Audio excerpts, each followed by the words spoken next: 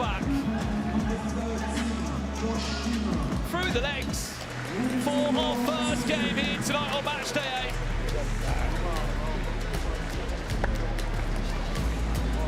8. It was a very close ending. For a split second, you just think FC rules the world. 50 more seconds in that game. Who knew what would have happened? But what we can say about that game. 5, 4, 3, 2, 1.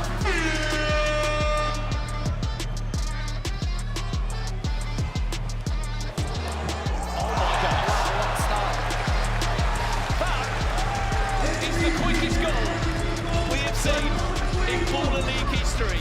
6 seconds from the kickoff. MVP United. Jake Chambers-Shaw, who's normally the man involved in creating the chances, becomes the scorer tonight. Oh, hang on, Eddie Micah, 2-0. MVP United are looking like they did in the first 4 weeks of Baller League. Santan FC haven't got going yet, and I think that's because MVPs haven't allowed them to. Again! Scores 2 goals in 2.5 minutes. What a celebration. We sort of lost him on camera there, but he just went down and sat on the VIP area. Reynolds Mackenzie-Lar, as good as he's been across the last few weeks, that's a save that you might not want to see again. Yeah, he should be doing better there, I think. I'd be disappointed. 3-0 down, Santan FC. This is by far their worst performance we are seeing. 4-0! Wow. We've seen scorelines in our times across these first 7 weeks, guys, but we've not seen a start like this. 4-0 in nearly 6 minutes played. Santan FC are all over the place. The transitions are killing them. This is Frankesi, who has just scored his first kick of the ball. And now they're back in the game. James Caton. Shot comes in. That's what he can do. At that time, Timmy Abraham is back on the pitch. Score that, you go into half time, only 3 goals down potentially. Timmy Abraham! How about that for a finish? That is incredible. They love him that much. He's a wild card that keeps on getting an invite.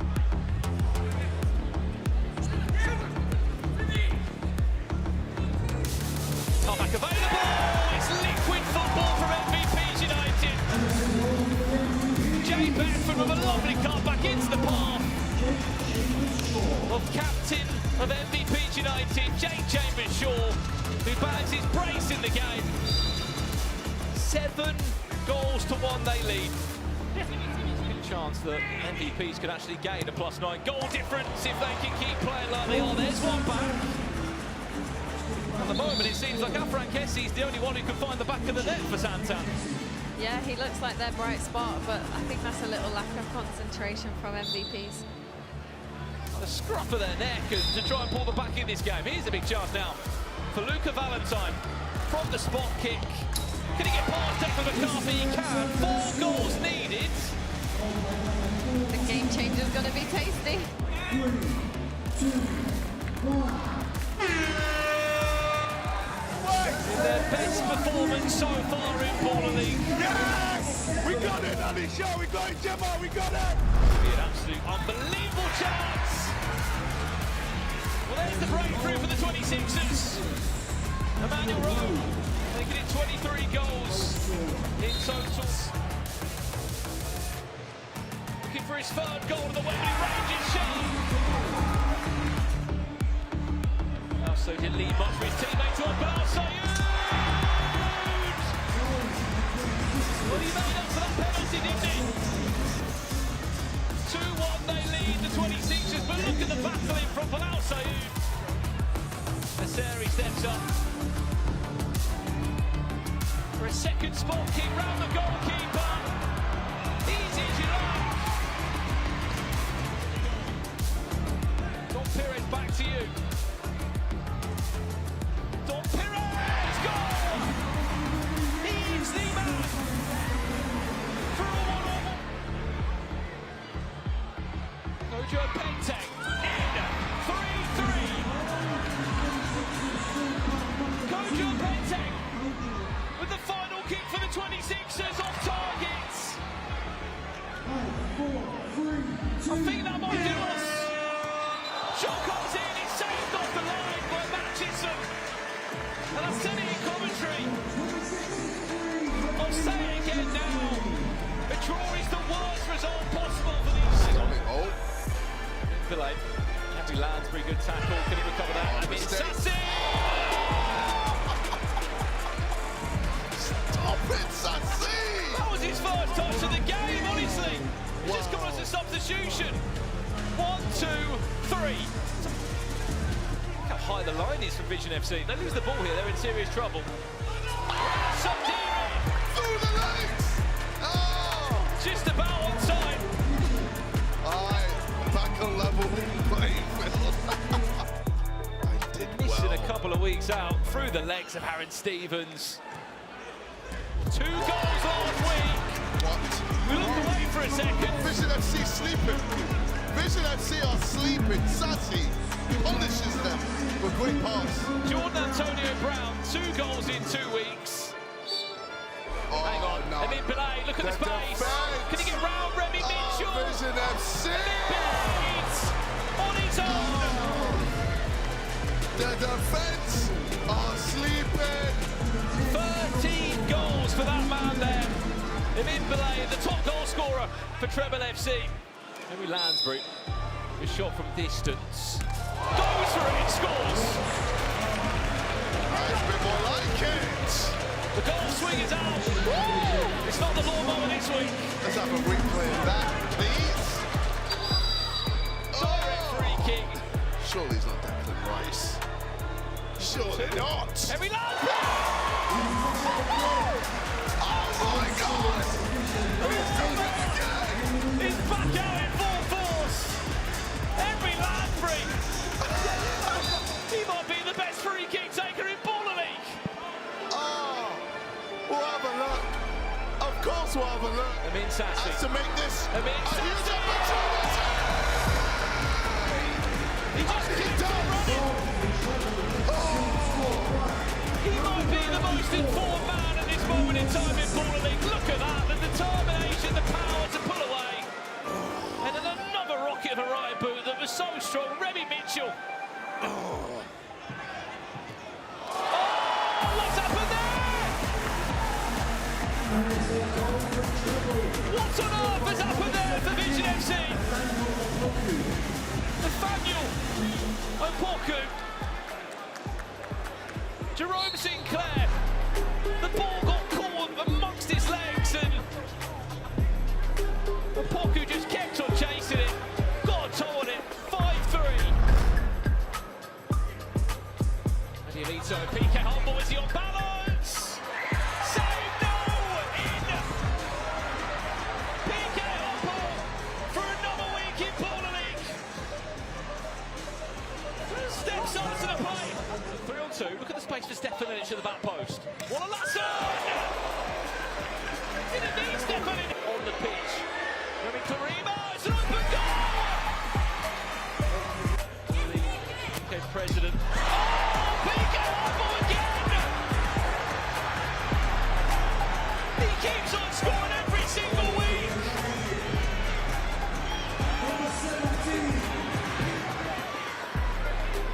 Final 10 seconds. Tyler Winston's with a massive moment. The first one looks like a foul there.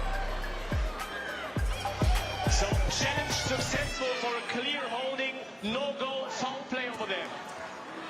There is challenge successful. Goal was down for Tyler Winters.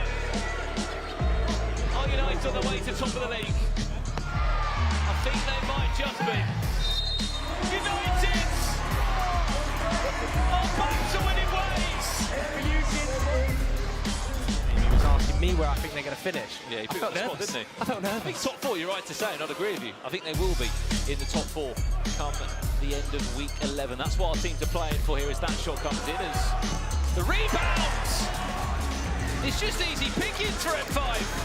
It's so sloppy. F5 have scored and it's not Brian Lee. It's Micah. Here's a chance to break. SDS have to make the most of this one. They do. Goal for SDS. We talk about how sloppy M5 have been at the back. That's the 41st goal they've conceded so far this season. How did he have so much room? Where was the defence? Parted like the Red Sea there. Deary me. Now Brightly. Surely not from there. Great save, Hap. Hang on,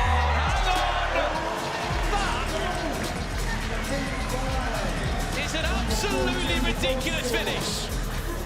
Micah Obero. The cheeky little back heel. He's on for a hat-trick, he's got it! Who is this man? Micah Obiero. First round pick. Oh, that's a great ball. Great ball by Kaz. Freddie! That did go in. 3-2. Felipe's also on for a hat-trick in this first half. What a fabulous ball by Kaz Sterling to split the line. It's about time somebody played. Well, here we go. We start with this then. Charlie Wakefield against Keziah Sterling. Oh, the step overs. Charlie Wakefield! Big goal. There's the shot! Finish from Bailey Brown. Keziah Sterling looking for an option. Finley Chadwick, can he finish? Yes! 4-4! They might have had 5 goalkeepers in 7 weeks, but that is another howler. No need to put the pressure on. No need to take that long on the ball and allow Finley Chadwick to slot it in at the front post. Nice. Is that one? Is there a cutback? Finley Chadwick! And then just teed up on a play. To Bailey Brown. Who grabs himself a brace for the evening. What exactly happened there? Was it just a great comeback or was it carried on? Big reaction in the SDS streaming booth. Faisal knows that's a huge moment. Oh, we see it out there today. What a finish! First time effort from range. Has Haf got to do better in goal? We might well have to. Who once won a time play for Tottenham Hotspur in the Champions League now steps up for SDS to win them again. Keziah Sterling! With all the pressure on his shoulders. They wanna test me. They wanna see who the best be. You ready? Yeah, you better be.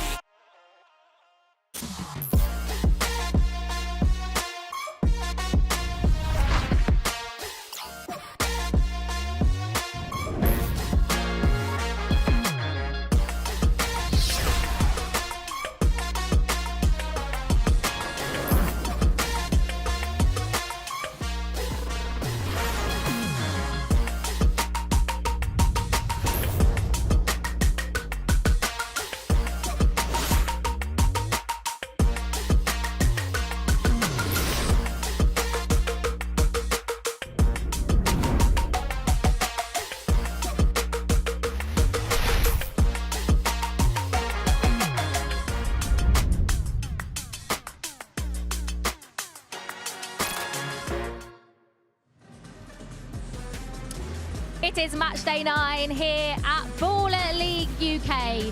What an 8-match week it has been so far. You can see Josh Harrop, Tobi Brown arriving there. The players are ready as they are every single week. And welcome inside the Copper Box Arena. Obviously, these two are by my side. I mean, we actually nearly lost one of them pre-show. Joe nearly did his back out playing football. Are you okay? Because he's been moaning honestly, for the last 10 minutes that he can't walk. I was trying to show off, score some goals. I've torn my back. Should we leave the football to the players? Please. It's disastrous. Chunks, you were getting involved as well. You calmed, cooled down now. Been doing this to Chunks for the. Do you want to hold your mic up to Oh, my bad. I scored 3 out of 3 penalties. I don't know why they're complaining. It was very easy. Sorry, Chunks, did you just forget what your job was for a second? I thought I was just enjoying myself. Nice, okay. Sorry about that. I am still enjoying myself. But I did score 3 penalties.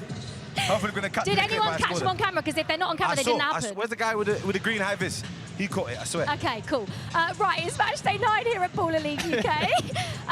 Obviously, we talk about how these weeks have flown by. There's only 3 before the final 4, Chunks. We've only got 3 match days left before the final 4. I'm gutted. I'll be very honest. Yeah. From game week 7 is when I start to get a bit worried because this is going very quick. Yeah. I am really enjoying this. It's the best thing to do on Mondays. So, yeah, I am sad. But, of course, excited for that final 4. And you guys can get your tickets. Yes, you can. And the beauty of this, Joe, is that there are so many teams that can still get in the final 4. Nothing is set in stone. Yeah, absolutely. I think it's going to be a night of upsets again. We saw a night of upsets last week. I think that could happen again. I wouldn't be massively surprised to see Deportrio, Yanited and Vision lose today. Oh, Joe! I really think there are teams outside of them that are red-hot form, and I'm actually predicting them all to go and beat the top 3 today. Well, shall we have a look what we have in store for you in match day 9? It all kicks off with Wembley Rangers against SDS. Then we've got N5 against M7. Obviously, Yanited against MVPs. MVPs have been on the rise. That is a huge game. At Santan facing RTW, and another game, 2nd versus 4th, Deportrio against Trebol. And we finish the evening with Vision against JT's 26ers. Let's just have a little look then at the standings and how we go into match day 9, because it all changed again last week. It's Yanited that are back top of the table on 19 points, but only there on goal difference. Deportrio also on 19 points. Vision and Trebol currently make up the current final 4. And of course, on the bottom, N5. They haven't moved there all season, have they? Wembley Rangers and RTW. Yanited. It's been up and down for Yanited. We haven't maybe seen their best performances, Chunks, but they just seem to get the job done. It's only because of the omission of Razak Coleman, and I'm told he's back today. He is back today. 3 weeks of no Razak Coleman, 3, I think, very difficult results, maybe a draw, a loss, and maybe a win. But with Razak Coleman back in that team, I am very confident they'll get the job done today. Yeah, really excited to see what he has to offer. Right, if you do not know what all of this is about, you should by now. But if you don't, this is Baller League.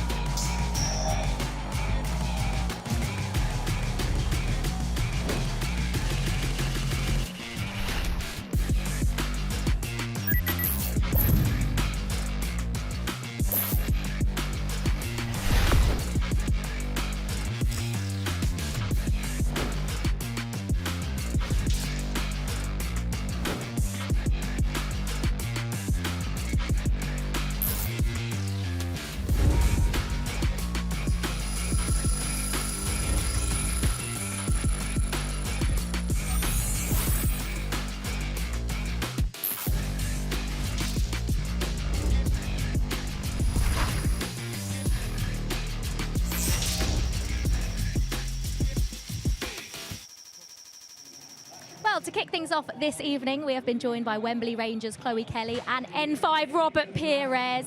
We're not in the safest of spots here, are we, Chunks? You know what kills it? It's 9 weeks and we still haven't learned our lesson. No, I know. We were raised on the first episode, weren't we? It was quite nice being higher.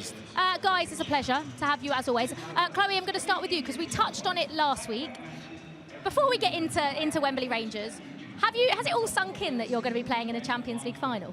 I'm really excited. Yeah. Champions League final on Saturday. I think we're in a good place, training hard, and it's an exciting moment, but I think I'm just going to enjoy it. Yeah, absolutely. And Robert, for obviously being Arsenal, obviously the men didn't make it this year, but what an incredible achievement it will be if the women can win Arsenal's first Champions League? Yeah, exactly. I'm very proud about this. I know, everybody knows it's very difficult, to reach the final, especially because it's a little bit dangerous, no? It is a little bit dangerous.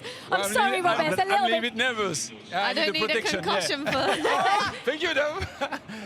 So yeah, very proud about this. Yeah, everybody knows it's very difficult to reach the final Champions League, but I believe on the girls. I believe on Arsenal. So this is my family. This is my team, of course. And it's your family and it's your team. Exactly. I was literally speaking to Chloe off camera about that. So very excited and see what happens on Saturday in Lisbon. I won't be there, but I will be at home supporting the girls. That's good. With the Kelly 18 shirt on. With a Kelly 18. Send me one. You haven't sent me one. I'll sort you out. Come on, man. Why? No, go and buy one. I can buy one, but I'm saying we're friends now. I'll sort You know what I mean? Come on now. Let's bring it back round to Baller League then. Obviously, Chloe, I suppose both of you, not in the positions you want to be, but I suppose until it's mathematically impossible, obviously you're going to try and win every game and do what you can to make your way up the table. Yeah, for sure. I think we've been building each week. We've been seeing what we're all about and what Baller League's all about as well. And I think we've got one eye on next season as well, but we want to finish well and hopefully get some points on the table. No, they're not playing each other, so we can't have any thingy between the managers, can we? No animosity right now. I think they're both Arsenal legends. You know what I mean? They're not going to really speak bad about each other, are they? What have you made of this experience, Robert? I know obviously N5 haven't done as well as you would have liked, but have you enjoyed the whole Baller League experience? Yes, of course. For me, it's the most important to enjoy all the competition. Today is the Baller League. You used to play many games. Sometimes you win, sometimes you lose. This is the football. This is the high level. But when we talk about especially the Champions League, of course, is the most difficult competition because all the team is very good, all the players very, very good, all the manager, they have very good strategy, very good tactic. So for me, always to enjoy the competition. This is the most important, yes. And just finally, before we go over to Brandon, Chloe, is there anyone you think is a standout that you think, you look at their team and think they might actually go on to win it if it's not Wembley Rangers? I've really enjoyed watching Brian Lai. He's incredible. Such a great finisher. Maybe brilliant. we can have him. You're going to let that happen, Robert? Why not, yeah. Oh, nice one. I'll tell Wrighty. No, she said that she wants to take Brian Lee from you. She said she wants Brian. Yeah, she said she wants Brian Lee from your team. Yeah, of course, yeah. Thank you very much. She's better. Because he's a gooner. She's better. Guys, it's been a pleasure. The very best of luck, Chloe. You're up first, and Robert, because you're second tonight. Exactly. It's been a pleasure as always. Right, Brandon. It's time to throw over to you. I mean, you like to jet set around Europe. Have you come from anywhere special today?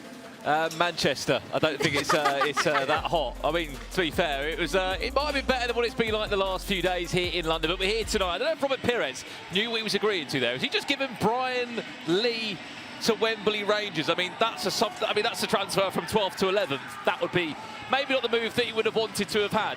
Anyway, about tonight, there's a lot of big games on the line. Two that particularly come to mind is Deportrio up against Trebol FC, because that's second versus fourth. And there's also a big game between top of the table United, who will take on MVPs United. 6 massive games tonight. Remember, we've got 3 more weeks of league play, including tonight. So tonight's action, then 2 more Mondays, and then it's all eyes on the final 4 on June 12th. 6 massive games coming tonight, and I'll be guiding you all through the matches. It's up next, live.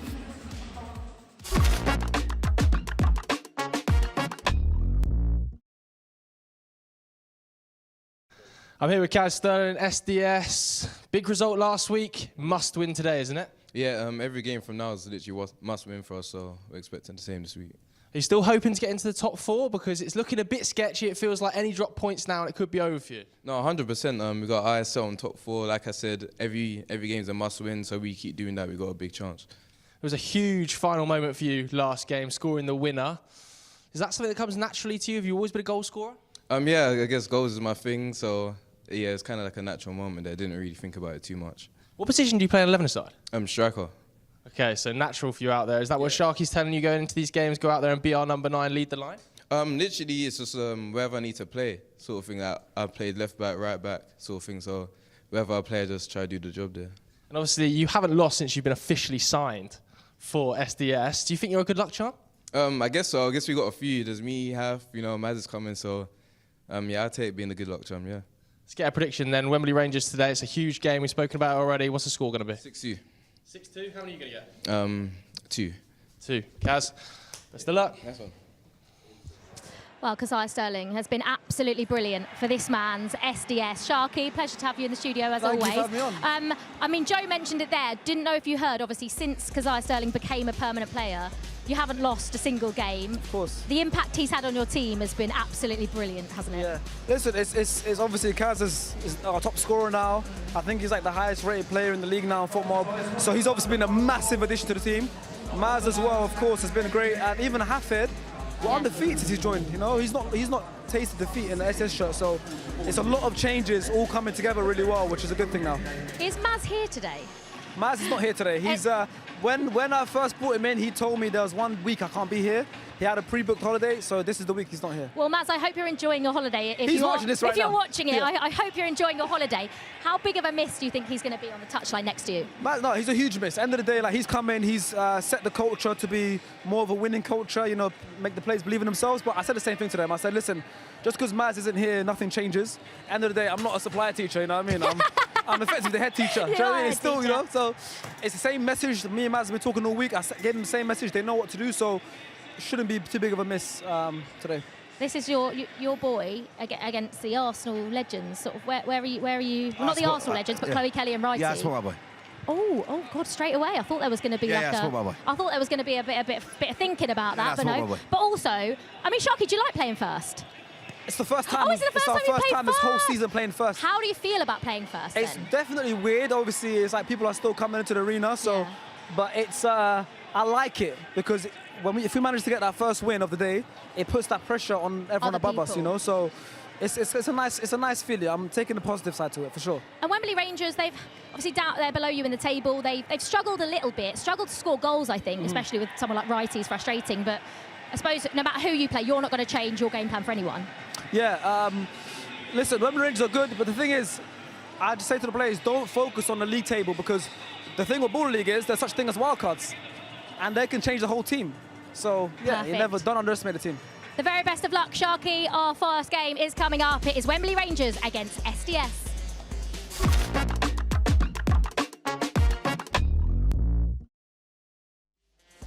Well, welcome back to another week here in Baller League. Week 9, you join us and myself, Brandon Smith, for 6 games this evening. I mean, look, we're getting closer and closer, aren't we, to June 12th, where that final 4 will be determined, and they'll be battling out to be champions of Baller League in the UK. Fun enough, over in Germany tonight, Season 3 Final 4 is also underway, and they are going into an incredible set of knockout rounds. We'll wish our good friends over in Germany all the best as we are moving slowly but surely through our week-by-week rounds of fixtures here. We kick off tonight with Wembley Rangers against SDS FC. 2 teams with very different situations in Baller League. Wembley Rangers sit 11th in the table and they haven't tasted a win since mid-April. On the opposite side for SDS FC, since Sharky's made some big changes, which has made a lot of noise on social media, new goalkeepers, new wild cards, new managers, to be honest, they haven't lost a game in their last 3. It's 7 points from their last 9.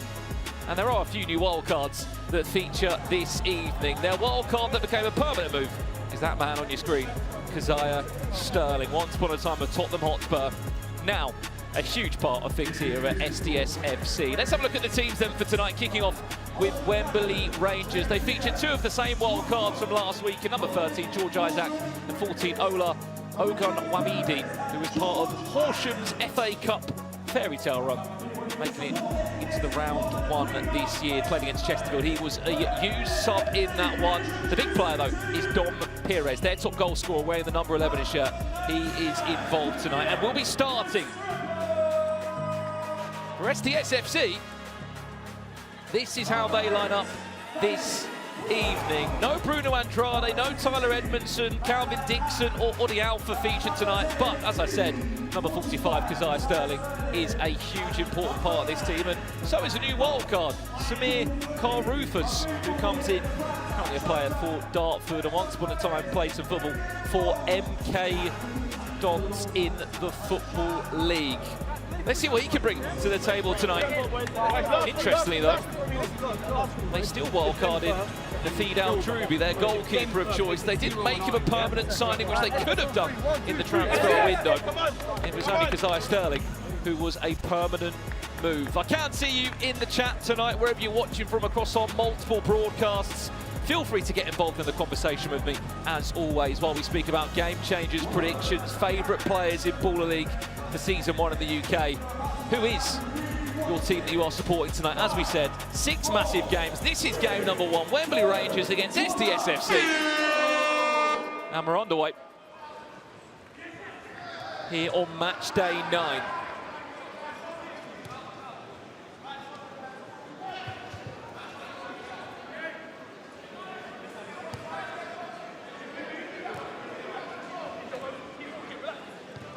Well, the question is, I think, firstly, to those that are watching, is can SDS pull off this dream story of making the top 4? As it stands, they're 7th in the table. They're on 11 points. Their team that are in 4th, to Trebol FC at the moment, have got a 5-point swing on them. If they are to get a win tonight, SDS, and to potentially pick up the pressure at the Pepsi pressure point penalty shootout again, that's 4 points. If United can go and do a job on MVPs, they can stop them gaining any more points on the gap that's already there between the two sides. There could be some movement. And as Sharky said in a couple of the sort of match day vlogs, one step at a time, one game at a time, and let's see what can happen. But for Wembley Rangers, the chance of the top 4 might be out the window. But that man there, Pires, is very much still looking to do what he can for this team as they win their first corner of the game. If it's your first time watching Baller League, there are no corners as such, but if you do give 3 corners, you will win a penalty. It's the old style 90 American penalties where you dribble it from the halfway line. Basically a 1v1 against the goalkeeper. All right, come on, what's this final third action?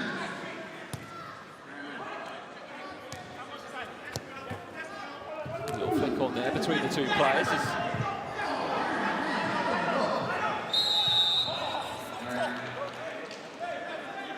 Morgan Griffiths and Naseri link up well. Nafeen Naseri scoring an important goal last week.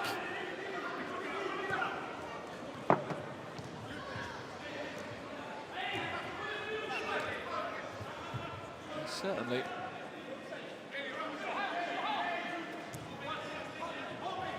Would have felt hard done by last week, Wembley Rangers. It was a 3-all draw against the 26ers. Here's Bailey Brown. I should say Michael Felivi on that occasion. Bailey Brown did score 2 goals last week, and so did that man there, Michael Felivi. He scored 2 of the opening goals last week. 2 front men in this 6-man squad there, just trying to provide a little bit of shape and structure into this press from SDS.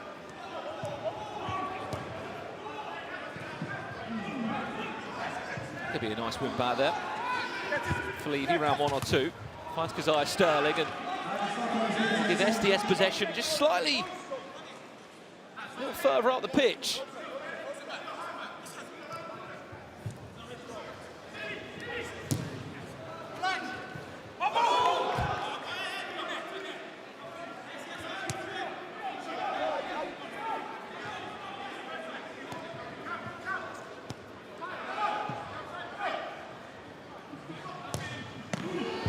Game from Camilla Restrepo. That's 1-1 on corners. Once upon a time of #United, now of SDS FC. There's the number 99 shirt, and he's pretty famous for a certain ball roll, which he always seemingly pulls out week after week.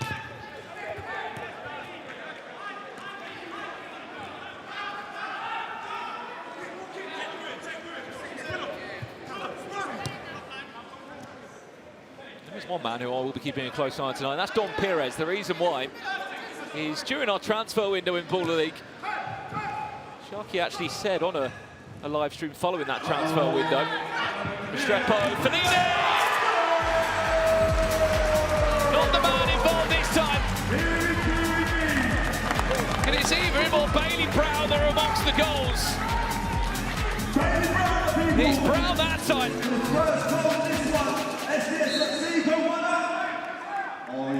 Continuously interchanging between the two of them. It's getting me confused on commentary. One wears the number 8, one wears the number 9. They certainly both play like a pair of number 9s, those two up top. But the point I wanted to make is that Don Pires was actually on the transfer list or target list of SDS FC. Sharky was open and honest and he said he actually wanted to sign the top goal scorer. That man there when you scream. It was actually Ian Wright and Chloe Kelly that said no to the move. They blocked it and said, no, we're keeping him, we need him. We need points on this table, not to get rid of our top goal scorer.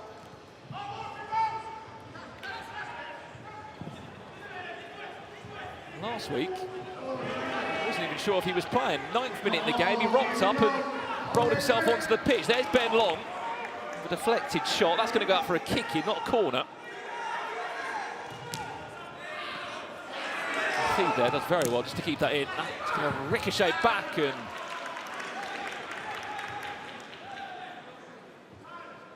the new goalkeeper since Big John. Still be a wild card, but I have a slight feeling he'll be here every single week.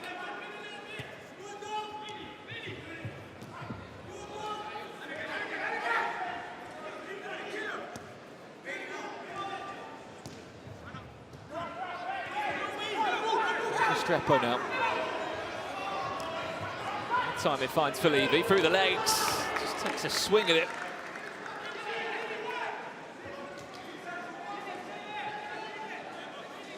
I don't know if this explains Wembley Rangers in the best way possible, but their player on their team that's actually helped them create the most chances is actually their goalkeeper, Oliver Cannon. Which I think tells you more than you need to know about where maybe they've been lacking those chances in the final third and a bit of inspiration or creativity.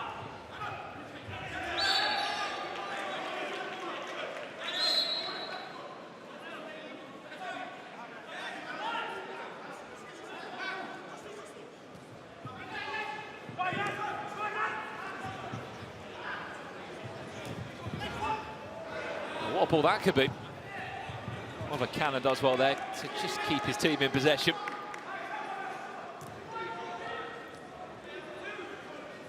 Here is Don Pires now. Coming on with the football top-rated player of last week in Ruben Jr. When Don Pires has not been involved, Ruben Jr. has had to really step up and he's been the catalyst. Sub there coming on in Stuart Cook.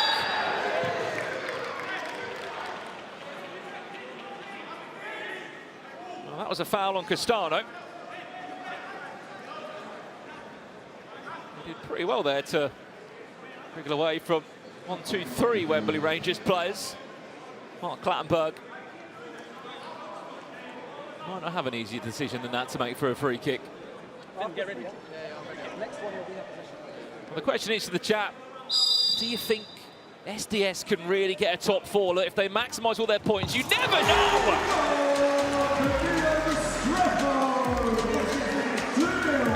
And if they can make moments like that happen, which look to be from the training grounds, why can't they keep on dreaming? Castano into Camilo Restrepo, 2-0 SDS leads, and Wembley Rangers just caught napping.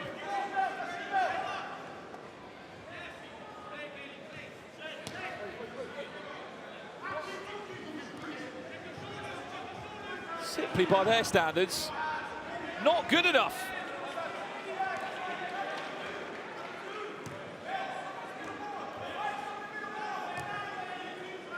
"33 goals conceded this year, minus 10 goal difference, and still only 5 points.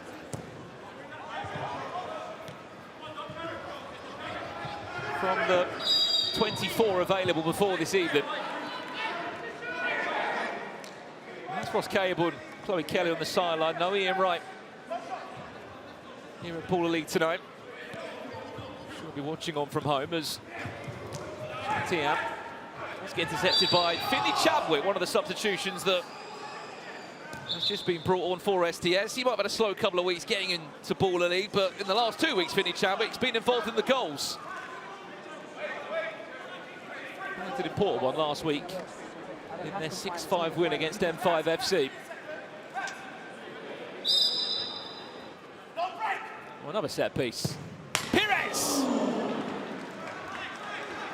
Off the post!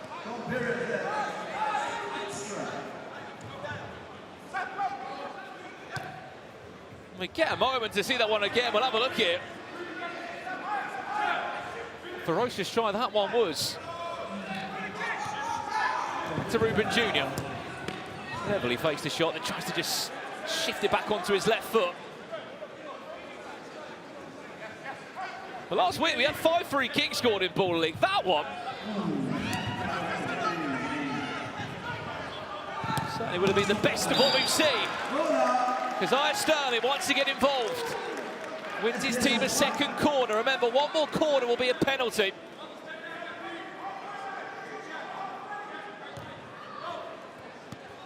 Game changer. 2 minutes away from our first game change here. If you haven't followed Baller League before, the last 3 minutes of both halves will feature something on the lines of a game changer, where the rules will be changed for the last 3 minutes. Just offside there. Was Bailey Brown. That was nearly the perfect introduction from the World Cup in Samir Karufas.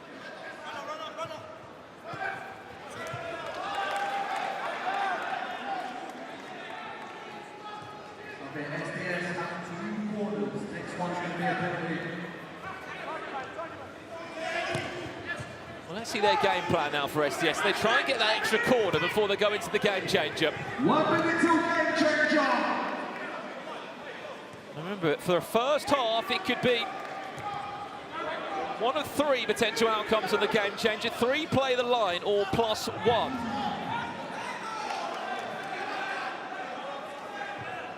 Like Ruben Jr., a little tug at him there. I'm surprised the ref didn't give him a free kick. Chance to break now. Don Griffiths, what a save! From Athene Al-Troubi. Like a destined goal for the World Cup. You know, Wamidi, who's just interchanged once or twice there with Chetiam. 10 seconds left in this one. 10 seconds away from a game changer. Shot really needs to come in before we get there. Someone needs to take the punt and goal. No. Game changer time. Let's take this thing higher than you ever been. Stand tall like Everest. I mean higher. You ain't gotta settle in. Go places that never been. We go higher, non stop. Take it to the top, even when a ball drops. My man, we go higher. It's time to go higher. Replay. Well, our first game change with Matchday 9 will be a 3-play. The game starts as a 3v3. Teams don't have to use a goalkeeper in this, which is something that's really important to keep a close eye on, because a lot of the time, the team that are in possession or the team that are on the attack will normally look to just do an overload. Get rid of the goalkeeper, have 3 outfield players on 2 outfield players on the opposite side with 1 goalkeeper. You see what I mean as this play does unfold. What's also important to note is you only get 30 seconds per attacking phases. Substitutions are key in this. And if you don't make them at the right time, well, you can be penalised. When you come up here. Well, let's kick it off though. This is exactly what I mean. SDS in possession, no goalkeeper in sight. They're looking to make an overload. And there is no excuse why they don't get a shot away at goal. Look at the space and look at the overload that's created every time.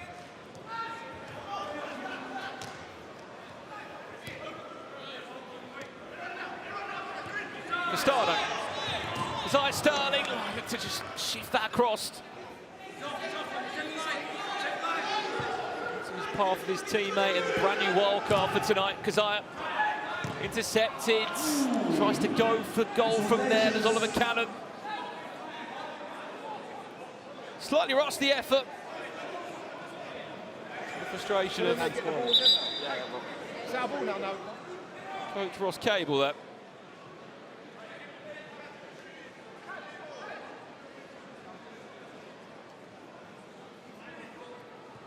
Another wave of SDS pressure.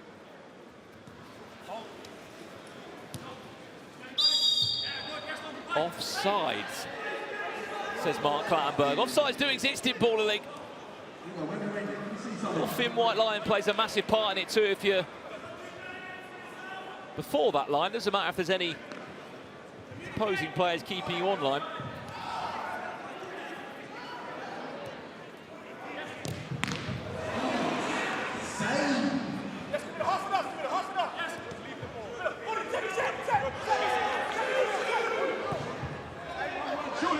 Oh my, what's going on here? Oliver Cannon just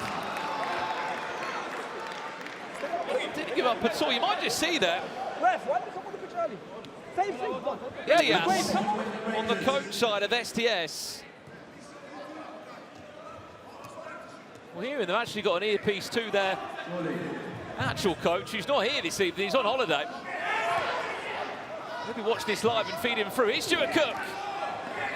Wembley Rangers desperate for a goal back in this game changer. Just needs to shift the ball. Oh, he squeezed it in. Forget about it.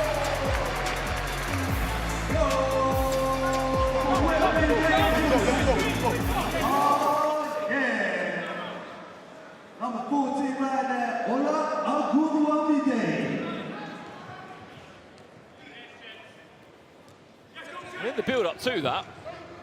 There is a goal back. It was the wild card that's just scored tonight. With the number 14 shirt, Ola Agubuamide. As I start through the legs of Oliver Cannon.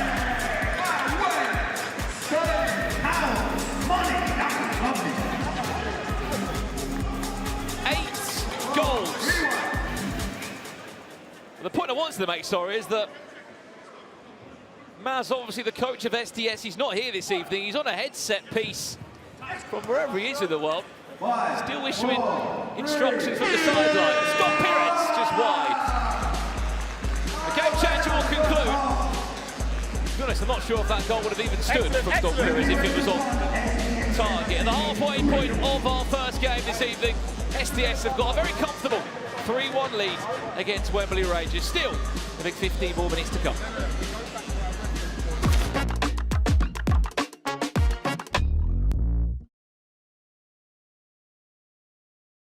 Look what I've got with me. It's the goal-scoring sensation, Micah Obiero. What a first week. A hat-trick in your first Ball League appearance. How did you find it? Yeah, it was fun. I literally just came in to have fun and see where I could impact it, and then I got 3 goals, luckily, so it was good, though. For the people who don't know much about you, tell us what position do you play? What kind of playing style have you got? I'm normally an attacker, but I've played many positions. But I like to just, entertain, because that's what people watch football for. Yeah, absolutely. I mean, you were wearing the number 14 shirt last week, moving a little bit like Thierry Henry in front of goal. Yeah. There were comparisons out there. Have you always been a natural goal scorer? Can we expect to see that again today? Yeah, I've always got in positions to score, to be fair. And there's no better feeling than putting in the back of the net. But not just scoring, I like to also help the team off the ball as well. So I can do a bit of both. Obviously, you're playing for some of the biggest legends in the league. I've seen Robert Pires out there tonight. What's that like? I'm an Arsenal fan, so it's massive for me. But just try to do them justice for the game, because they've brought so much to the game as well. So just doing the same on the field. Number 14, Thierry Henry, Arsenal fan, playing for Robert Pires. Keep your eye on him tonight. I'm the Baller League president, and they've got me here scrubbing ahead of the Final Four. At the O2! Get your tickets now! It's gonna be huge!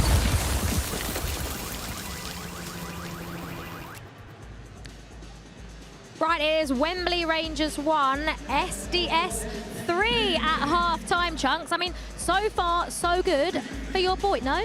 No, I didn't like the free play. They don't look very organised, to be fair. I think that's something to take away from this, because they have so much time to train, practice on these you know what I mean, game changes. So they didn't do too well, but of course, shout out to the boys. They are winning 3-1 at half-time. But we know game changes are very dangerous. If that 1v1 does come in, you know what Don Pires is capable of. So hopefully they manage to keep up that lead. And Ilyas speaking to Maz. Yeah, you can see with the headphones. Yeah. Not playing one game. Them man are not playing a game. I think Maz is on holiday, but he's just, I mean, make sure he's got his laptop ready for this one. Just making the subs and helping them. Yeah, absolutely. I mean, Camilo Restrepo scored a brilliant second goal for SDS, didn't he? It was a lovely, lovely move from a free kick. Yeah, just in general, he's playing very well, as you can see there. From Diddy himself, the man just hits it first time. Goalkeeper doesn't expect that, I guess. So, and it's too quick, isn't it? It's a very soft touch, though. You know what I mean?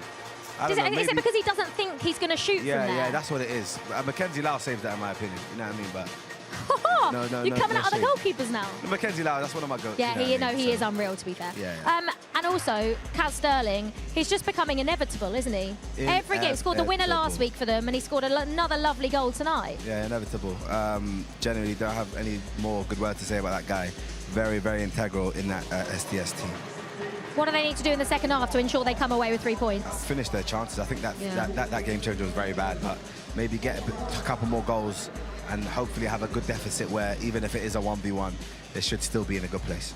Yeah, obviously it's a big second half coming up for SDS. They are currently 3-1 up against the Wembley Rangers. Can they put themselves in such a better position going for this Final Four?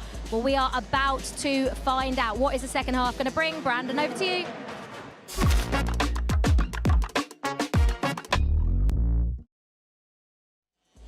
Well, welcome back to Baller League for the second half here of our first game. Myself, Brandon Smith, guiding you through the action this evening. Wembley Rangers, it's not looking like a season to remember here in Baller League. They're 3-1 down to the break. SDS, I'll ask the chat again. I can see you across all the broadcasts. Can they make a top four? They win this tonight, they go on 14 points. There is the Pepsi pressure point to come up a little bit later on as well. I know they won that before, thanks to Keziah Sterling, surprise, surprise. And then they've got 2 more weeks of league play left. Another chance, SDS!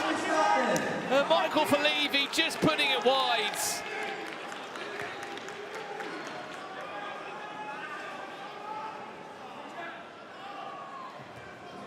That could have been 4-1. Up next as well, for those wondering, our next game is N5 against M7 FC. 6 games tonight.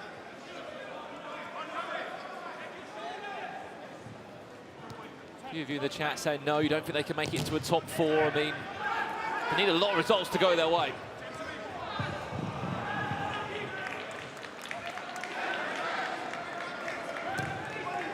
Who is your top 4? That's the bigger question. It currently stands on the table. Yanited top of the league, Deportrio in second, VZN FC in third, and Trebol in fourth. There is still, as we said, 9 points available, including tonight. And 3 big points from that Pepsi pressure point. If you don't know what the Pepsi pressure point is, at the halfway point every single match day, there's a penalty shootout where every team can put forward 1 player, and it's just a rolling shootout. Last man standing wins. That comes after game 3. Half there with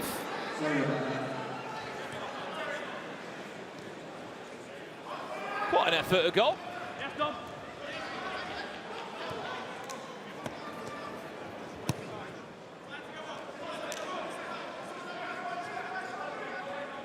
But I'm saying, if they win this game now, SDS, which on paper they really should, unless there's a crazy game changer at the end. If they can pick up that Pepsi pressure point, hey, let's see how the other results go.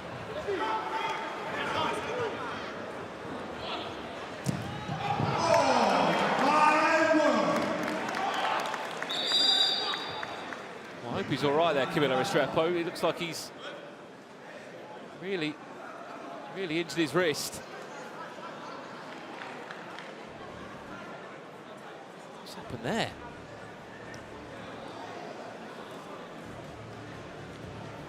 Oh. Did not look like a nice landing on his left hand there. Camilo Restrepo, who scored an important goal.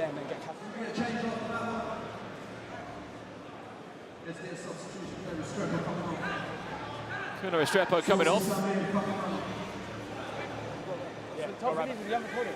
No, Felipe's not. You tell him. Felipe's on. You tell him. Yeah. Say Mardi getting his first minutes tonight. Coming on to pitch, that's 22.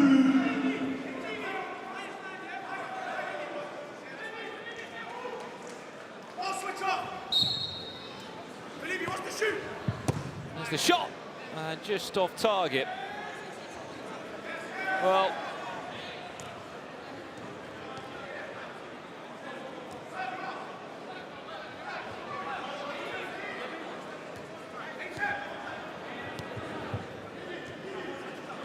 have to make more of those, Wembley Rangers. If there's any way back for them. Castano looked like he was bundled there. That man in possession now, wild card this week. Samir Carruthers started his career at Aston Villa, made 3 Premier League appearances. Off the back of that, had spells at MK Don, Sheffield United.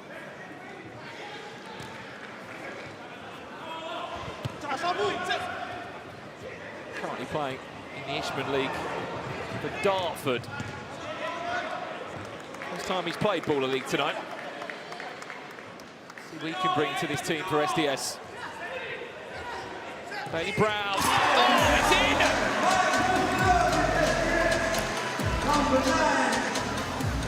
It's not Bailey Brown, is it? It's every time it's Bailey Brown, it's Michael Felipe. Well, I don't think it's Michael Felipe, it's Bailey Brown. They're both scoring goals. SDS are in front again.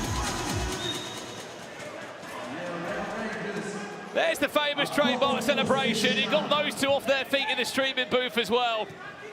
Michael Felipe bags another. And SDS are on their way to a big 3 points here, unless there's a crazy game changer. Which, don't get me wrong, it's been 1v1 last week with Don Pires. Got to ask questions there of Oliver Cannon. Didn't like there was that much power in the shot from Michael Felipe.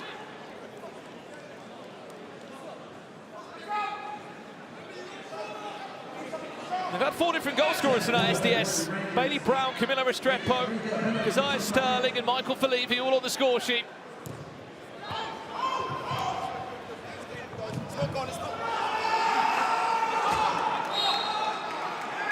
Is that a corner? It is! 3 corners means a penalty in Baller League. This might just get a lot worse for Wembley Rangers.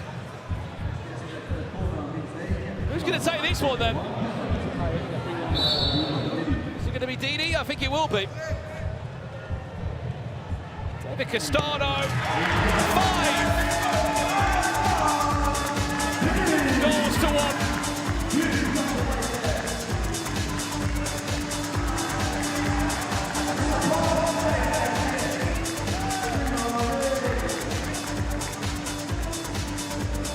They're loving it in that streaming booth as well. They have been live every week in from the cover box, and they've had to experience the ups and the downs in Baller League.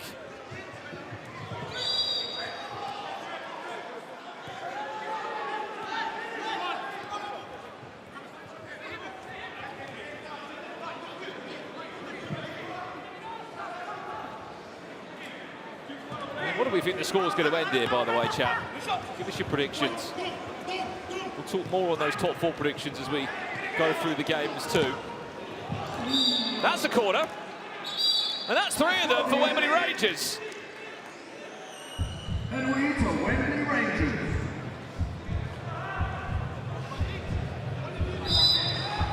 There is still 10 minutes of this game, just under that. Naveed Nasseri scored 2 last week. Can he get around the goalkeeper? He can. He couldn't get around the cameraman though. A little bit of a whack there. There's one back. The only way I see a way back in this Wembley Rangers is if they get an unbelievable game changer. And then you are also asking SDS not to score any of their one-on-ones. Score predictions coming in the chat. 9-2. You think SDS are going to win 9-2? 5-2. You think it will remain the same? I think one thing that a lot of you are agreeing on is that SDS are not going to lose this game.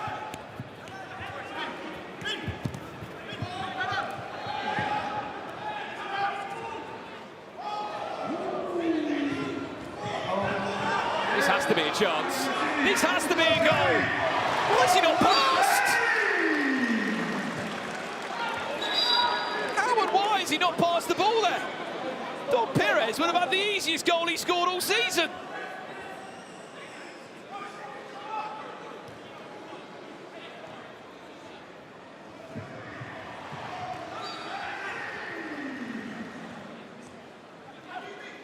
That should have been 5-3 with 8 minutes and a bit more on the clock.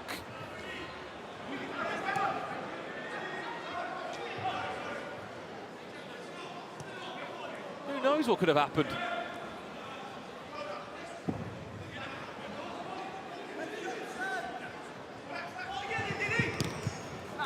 Oh, yes, yes.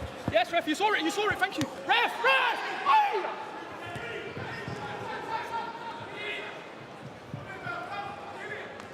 Ref, you look, you saw it, ref.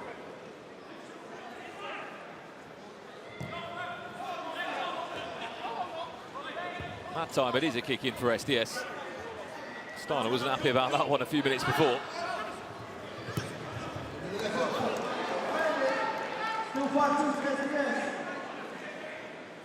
One just wide of the left-hand post.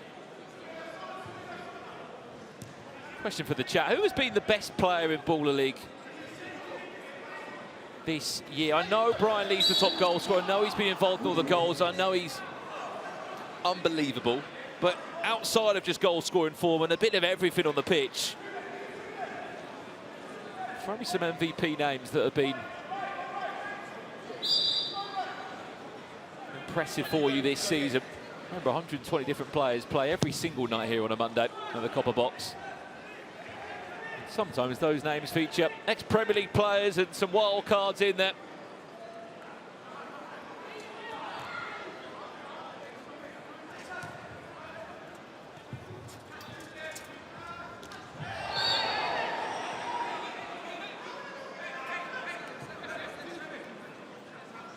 Wasn't very nice, was it, from Don Pires? That's a warning, a last warning from Mark Clattenburg. PK Humble getting a lot of love in the chat. Zaid getting some support as well. He'll be in action on next game. Here's Bailey Brown. Just needs to pass the ball across. That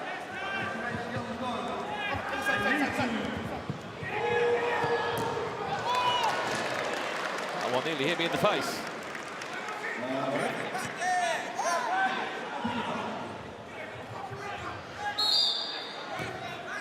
Chance just to slow the game down. The chat just absolutely exploded there after I asked for a player. Amin Sassi getting a lot of love. Tobi Ball, Zach Hassan, Max Pittman. Max Pittman, no doubt, I think might have been our best goalkeeper we've seen so far in Ball League, alongside Tobi Ball.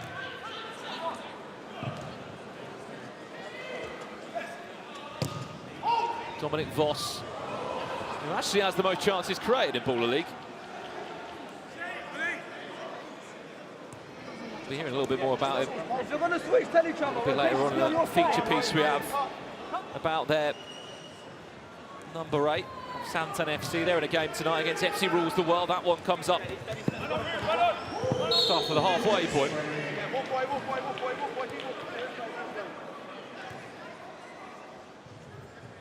Serbian sniper as well, Stefan Ilic. Who I did see on Miniminter's vlog after last week.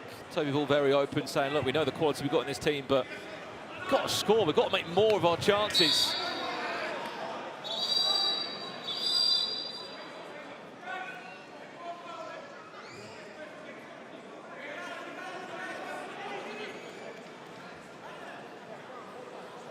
Free kick being given there. Not sure if there was going to be a suspension as well. Remember, no yellow cards in Baller League, but a 2-minute suspension we needed if the referee had enough. That shot coming in from Ruben Jr.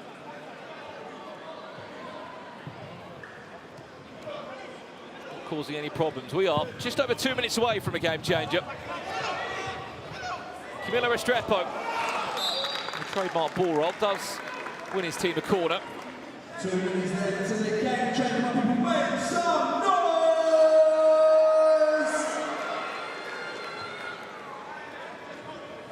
Just loving the chat for Ocean Barry. Well, guess what? He's not available tonight. M5 have had to use another goalkeeper. We'll talk more about that as we preview our next match after this one. Chance to break now, because Sterling looking for a sixth here for SDS. Has to be a free kick there.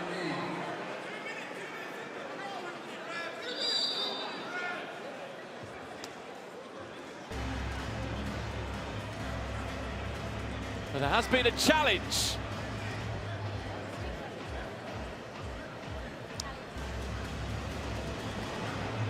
From the side of Wembley Rangers.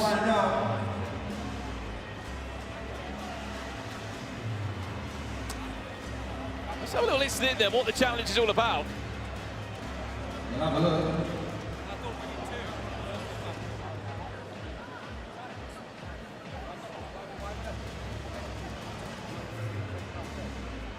What are they saying? That there was just no free kick? It's the point of Wembley Rangers.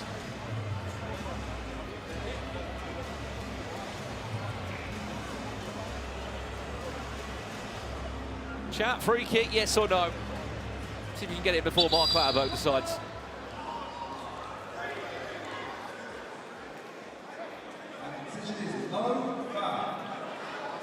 No foul. That is a successful challenge for Wembley Rangers. Free kick doesn't stand. If you're wondering what that was all about, by the way, each manager is allowed to throw in a ref challenge just once per game. They can challenge a decision or a goal or a moment.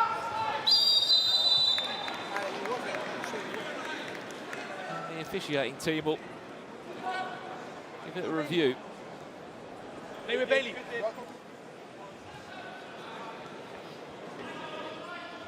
One minute to our game changer. Let's get ready.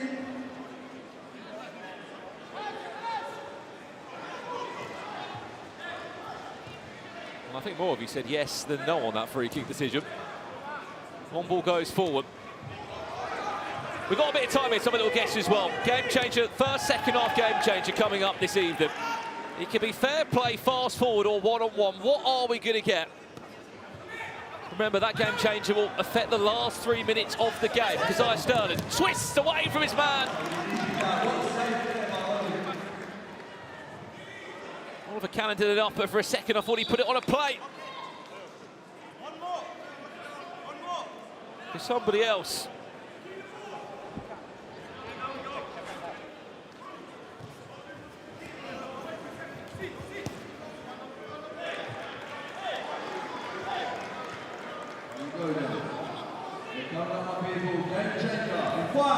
Here we go then. Game changer for this second half. Let's look what we got. Let's take the stage higher, higher than you ever been. Stand tall like Everest. I mean higher. You ain't gotta settle in. Go places that never been. We go higher, non-stop. Take it to the top, even when the ball drops. My man, we go higher. It's time to go higher. Fast forward will be our first game changer of the evening here on Matchday 9. Basically, after the ball crosses the halfway line, the player in possession may not play the ball back into their own half or dribble back into their own half. If they do that, the free kick will be given from where the ball was last touched. To be honest, that's what SDS would have wanted, really. Wembley Rangers, their only way back in this, in my opinion, would have come through a one-on-one. It's all about just maintaining possession for SDS in these last 3 minutes. Still wins the fight for the final 4.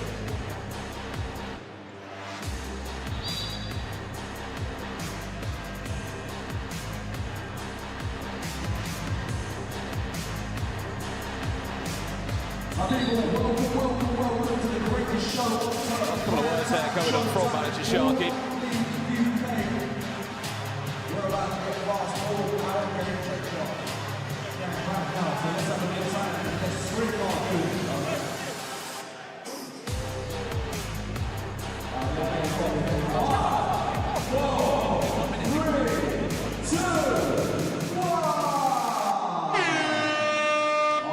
People asking about the game changer as well. Always selected at random. I mean, if we could choose game changers, I think we'd have one-on-one every single match. Fortunately, that isn't the case. Here we go then. 3 minutes of fast forward. As soon as the ball now, the SDS are in possession, they can't play the ball back in their own half. Why would they? Why on earth would they? Because Sterling makes it 9 goals in total in Baller League. What a player he's been. He came in week 4, was a wild card for 2 weeks. They loved him that much. And they said, you know what, come and sign for us permanently. He was their sub. Signing they made for Big John. And since he's been in the team, he has been a massive asset to them. They haven't lost in their last 3 games. It might be no loss in 4.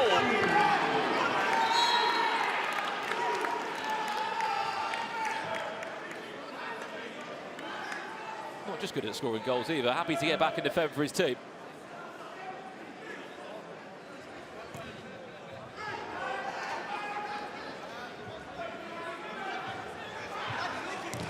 For Levy, deflection, one more of those.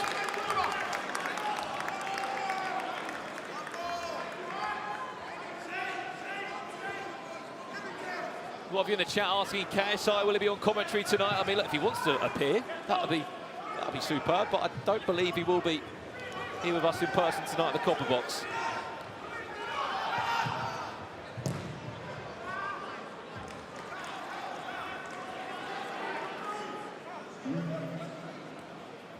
Well, we have to speak about it then for Wembley Rangers. 9 games in Baller League, 1 win, 2 draws, and it'll be 6 defeats.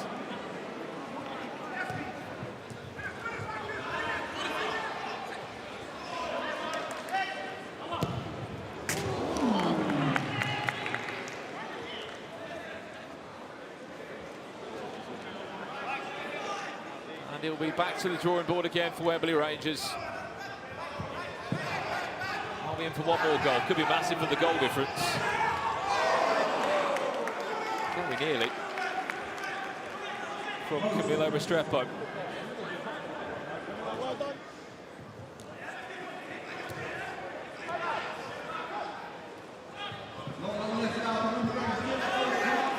They're up for 1 more goal. 3-on-1 if they can be quick. Castano. Can he pull away? Oliver Cannon does enough. And that will pretty much do us here. Last 5 seconds of the game. Free kick is given, but it won't be played. Sharky wanted the free kick, he wanted to play the extra 3 seconds, but surely he's happy with a 6-2 win. The dream is still on for Sharky's SDS. 14 points, they're 2 points away from the top 4. But remember, they've all still got to play their games tonight. There is a lot that could happen. A lot of it's buts and maybes, and a lot that needs to go their way. But if they could also turn up in the Pepsi pressure point a little bit later on tonight, who knows? Who knows what can happen for SDS? Well, let's take a look at the football player ratings from our first game here. Who got top spot then, I wonder? Well, it's 5 SDS players, and it is Diddy who gets a joint rating at a 9.1 alongside Keziah Sterling. Camilo Restrepo on the score sheet. Levy and Brown also adding on to the deficit. That's your football top 5 player ratings. And I believe that Joe Tomlinson is pitch side with 2 very happy faces from the SDS camp. A huge result for SDS. The top 4 push is still on the way. Yeah, listen, I told everyone, don't count us out until we're out. These shades by Nico is what got us this win. Do you want to try one? Hey, we can't. There is plenty of other sweet brands available as well, by the way. You know, there's plenty of other sweet brands available. It's good, though, it's good. Yes. But it's a big win, isn't it? Yeah, no, it's a big win. I said to the boys, there's little room for error, and actually no room for error. We are the outside shout, so we need to get every single win we can, and hopefully a couple pressure points.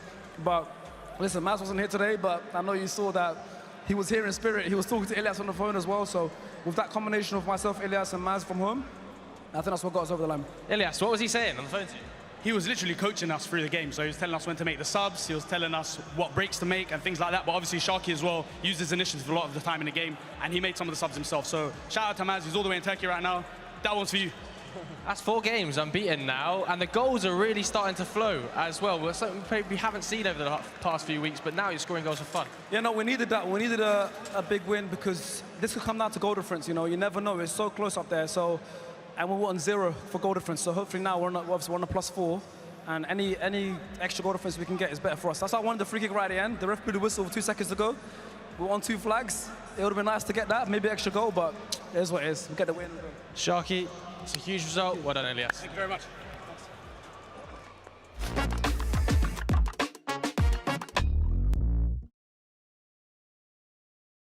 I'm the Baller League president, and they've got me here scrubbing ahead of the Final Four. At the O2! Get your tickets now! It's gonna be huge!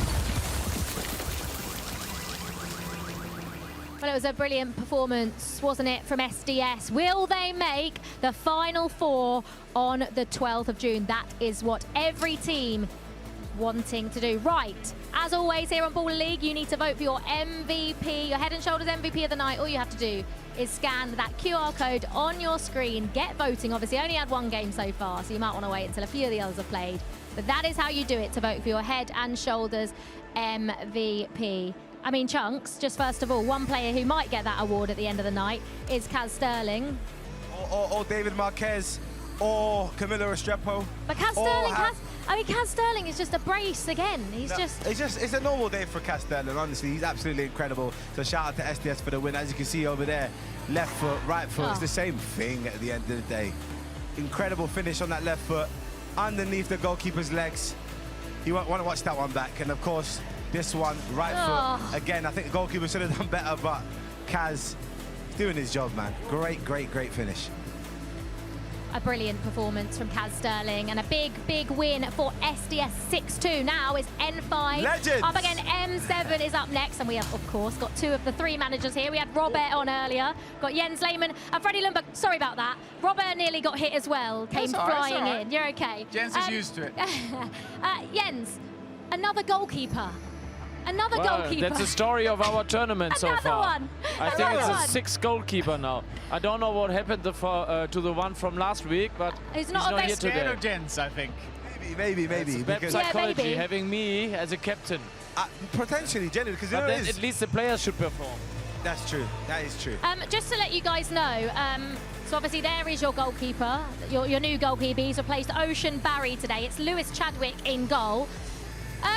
When we were talking to Robert earlier, Chloe Kelly was like, oh, I'd love to steal Brian Lee from you. And Robert said, yeah, that's fine. I don't think he understood. I don't think he understood. Yeah. But that, you two don't want that to happen, do you? You don't want to be giving Brian Lee to Wembley Rangers. Well, it depends. I mean, the system here works that we don't get any return for that. Exactly. No, exactly. There's no exchange, really. I'll be honest, there's no exchange in the whole league. I don't think that's happening. Freddie, do you think he's been the best player out of the whole Baller League so far?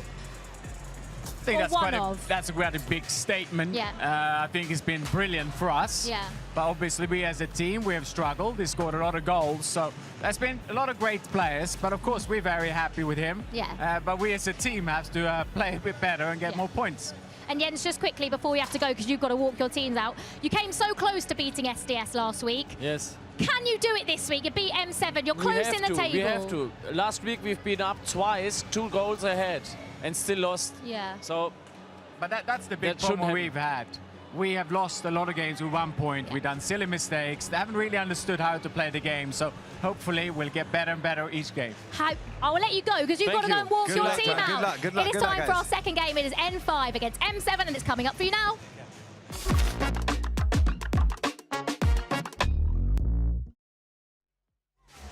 Well, I'm over the moon to say I've got someone joining me now, Lias of SDS FC. Come on, my boy. You may have seen him on the broadcast, on their live streams.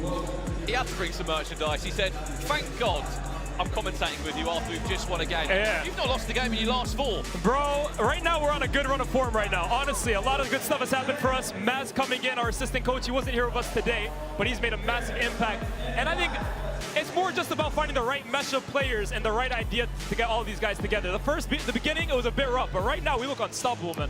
What is it about this ball league journey as well that you are all loving? Because SDS are so invested in this. You've been here every single, when it wasn't going well for you, you were here every week. You were dealing with Ginge in your streaming booth who was causing loads of mayhem, and now it's going well. You found your form, you found your groove. It must be quite nice to be on this side of it. You know what it is, right? There's a lot of great teams in this league, but I don't think any of them can say they have the support and the presence at Baller League every single week the way SDS does, bro. It's more than just a team. It's a family, man, and I think it's represented on the pitch and off of it. Absolutely. Well, look, you're going to join us for our second game. Yes, sir. Of tonight's action here in Matchday 9 as N5 FC take on Miniminter's M7 FC. It is the team that's currently 12th in the table, taking on Miniminter's side. This is our M5 look to kick off tonight. Brian Lee features again. He is the top goal scorer in Baller League, and so does a familiar wild card from last week in Micah. He was that good. He scored a hat-trick last week. He wears the number 14 shirt. Watch out for him tonight. I mean, Brian, we played N5 last week, and Micah was definitely a big player for them, but it has to be Brian Lee, the guy to watch out for, man. That guy every single week is a threat. On the opposite side, for Miniminter's M7, the new wild card comes in number 15, Lehmann Kasim, and Imran Uche features another time here this evening. Keep an eye on the Serbian sniper. There's a lot of love for him in the chat. Where's the number 10 shirt? Tobi Brown might be the most attacking goalkeeper I think I've ever seen in Ball League. He's not afraid to shoot. Jesse Wallace, what a goal he scored last week, alongside some familiar names there. Do you look at M7 here on the table? They're on 9 points. They're a long way off it, but how do you think their mindset is coming in to a game like against M5? Because really, last week was their week. If they wanted to push on for a top 4, you saw how disappointed they were after the result that they had. How do they go into tonight? How do they motivate themselves where maybe there isn't really a chance for a top 4? I mean, I can tell you the mood around SDS the last few weeks has just been one game at a time. You can only really control your own destiny and hope that results around the league kind of go your way. So as unlikely as it kind of looks right now, all you can kind of do is just focus on the game at hand. And I would hope that's what Simon's kind of telling his guys. Prediction for this game? Oh, man, I feel for N5 right now because they don't play bad football, but they just can't seem to get a win. And I think M7, they know it's do or die for them. So I got M7 winning. I mean, look, there's 9 points available still in this season. How big is that Pepsi pressure point going to be for you boys tonight? You won it the week you drew with Yanited because Sterling, surprise, picked up those points for you. If you can win that tonight, huge. It could change everything. Honestly, I'm not going to get too carried away, but those points are massive, man. You look at a team like Vision, I think they got 3 of them on the board this year. It's been huge for them. It's basically an extra win, isn't it? Yeah. For that side. Well, for N5, Brian Lee has probably had the standout season here, which is crazy to say for a player. It's bottom of the table, but he has scored 18 goals. Yeah, he's really taken the platform and just absolutely ran away with it. Probably the most impressive individual in Baller League this season, and he's a real handful. Last week, obviously, we played against him, and most of the attention does go on him because of how much of a threat he is. But I think as well, too, Micah joining him will take some of the pressure off of him. Someone else who's a bit of a handful is that man who was just in possession there in Zaid. Now Hassani, who's also getting a lot of love in the chat whenever he's been in. He was a wild card that was then made a permanent move. Yep. Your transfer window, I teased it in the last game. You were actually, you were after a certain someone, weren't you? Yeah. Who didn't want to come across, Pires. Yeah. We were in for a few guys, to be fair.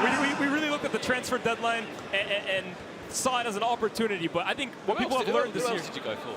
Oh, look, man, come on, it's done. I'm just a commentator. I can't disclose anything without Sharky's permission, man. This SDS is very lock and key, but we were definitely looking at a few players that could make an impact on our team, but it was difficult, man. It's very difficult. Absolutely, especially it was swap for swap as well, wasn't it? And no one really wanted to move their teams.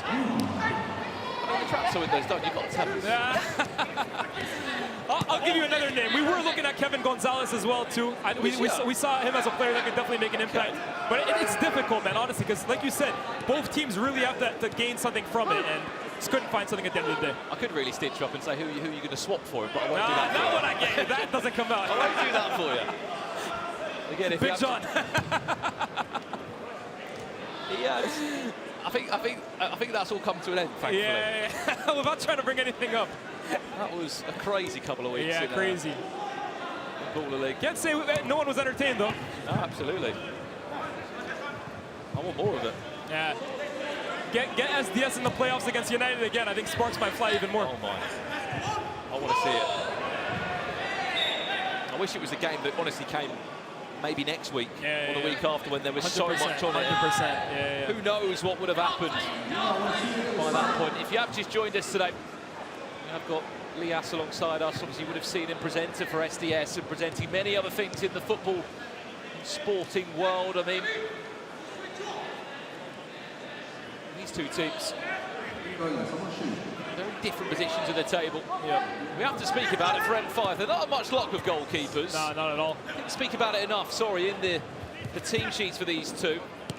Lewis Chadwick comes in as a wild-card goalkeeper. How many have they had this season? We're in week 9 of Baller League. They've had 5 goalkeepers. Oh my goodness, man. Oh my goodness. All the attention's on us about a goalkeeper. They've had 5 different ones. One thing I'll say about N5, though, is you cannot take them lightly. I think that's an issue that we had last game. I think we came into it with not enough energy, because I think we might have looked at bottom of the league and thought, that's a walkover. But they are a good team, and there's not a question of quality. But yeah, they just haven't had a lot of luck this year. Not at all. Brian Lee. Oh my goodness, he loves the strike, by the way. Loves the strike. I saw on his social media as well. He was peppering them into the goal at Bury. He had the chance to have a bit of a striker session there just last week or so.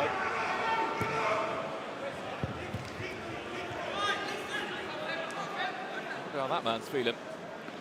I actually had a bit of conversation with Luke Chambers, the coach of M5. He messaged me on Friday morning saying, you wouldn't believe it, but we have to use another goalkeeper. I went, you can't make this up. I think at this rate, we can believe it, by the way.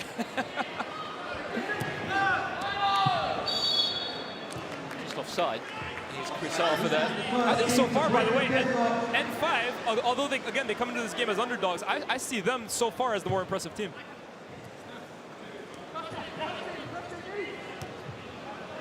Which is crazy to say, because there's been moments where they have been 1 goal away. They conceded. Yeah.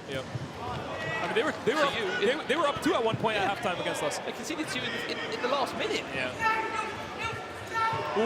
Then Al-Hassari there trying to interchange with Kim Wande. Maybe 5 minutes of this game gone so far. I have to be honest, I'm more impressed than N5 so far. One thing that hasn't been on their side, though, is their defending. Yeah. They've conceded 46 goals. Jeez. You're not winning much with that kind of defending, I'll tell you that. Compare that to the rest of the table as well. I mean, look, the second lowest off that is Wembley Rangers conceding 37. That's nearly 10 extra goals that M5 have conceded. I mean, it sums up the fact that they've had 5 goalkeepers, man. Seriously, real issue for them. This has to be one of Pires' first weeks on the bench as well, though. He has been before in Baller League, but it's for the first time tonight that all 3 of them are there, and Freddie Ljungberg actually has quite an interesting seat in the dugout. Yeah, he typically does. I'm sure we can get a camera on him. He's not really in the dugout. He normally stands on 2 packs of water and gets the best view from the house. You remember Bielsa used to do similar, huh? He used to crouch on his water cooler. It was a little water cooler, wasn't it? Yeah. Ljungberg taking a bit of inspiration from him.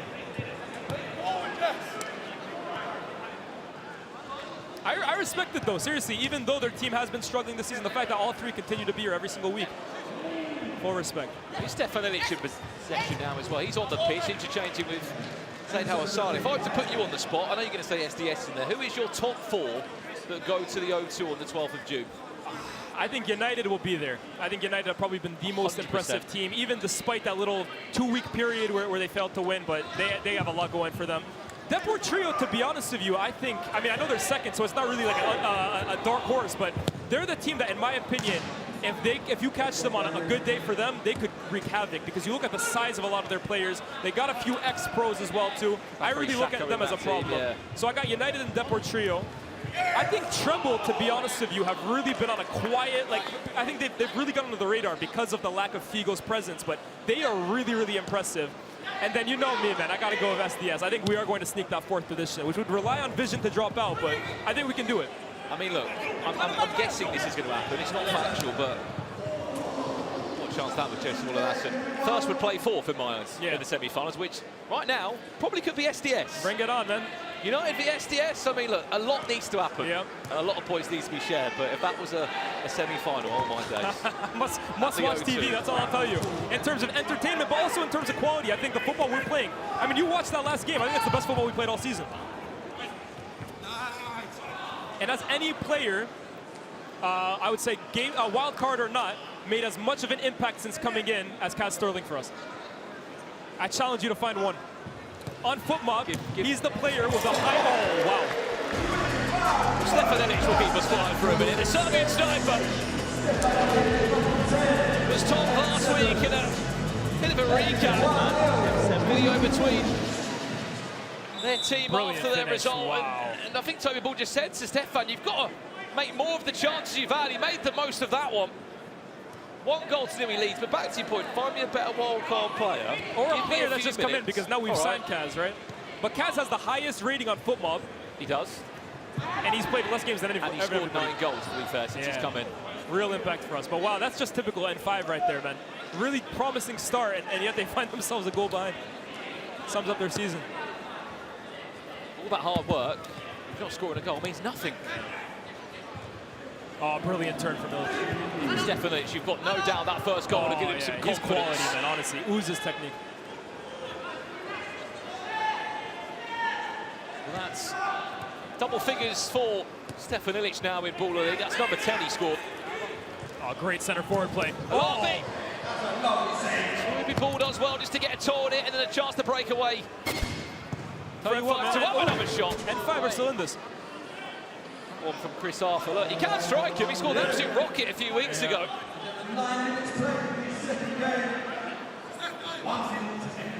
People asking as well, is Miniminter here at the Commonwealth tonight? He is in, I believe he is live. I'm doing it. Is he here? Stream. No, he's live, I think, from home. Ah, okay. Another one of their wild card picks. That one goes all the way through to Stefan Ellich. Sam Fitzgerald was the idea. He didn't continue his run. Great idea. I mean, this is the game plan for N5, man. Play it to the big men, get the rest of the team up the pitch. Someone in the chat's come at you. Amin Sassi of Trebol FC. It's not a bad shout. That's a great shout. That is a great shout. He has been very good and also very impressive in those big games when they were able to beat United.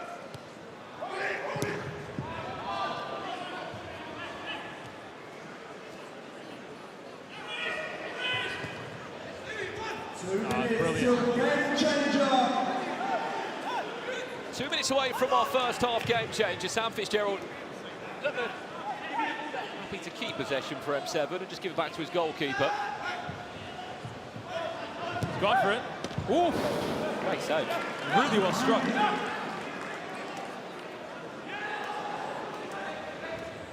1-0, huh? Low scoring game. Guess what? We've got game changers coming on. I'm sure there'll be a few more. Alabi. My goodness, a battering ram up front.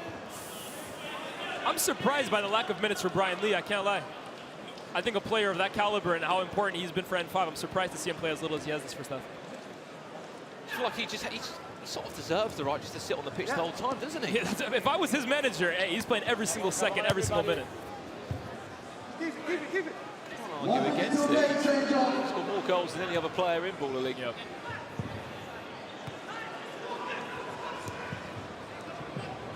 Play there between Tobi Brown and Sam Fitzgerald. M7 looking for a shot. That one just wide. How big have those 3 corners been, do you think, for you for SDS in those moments of the game plan from the coaches and the players involved? Because it's won you games, hasn't it? Yeah. And I think, again, when you talk about the way we've improved this season, when I look at the start of the season, I was of the opinion that we were a really good football league team, but we weren't a great baller league team because we weren't playing to the rules enough in terms of the game changes, but even in terms of when you're on 2 corners, stop trying to pass it around the back, try and get that third one.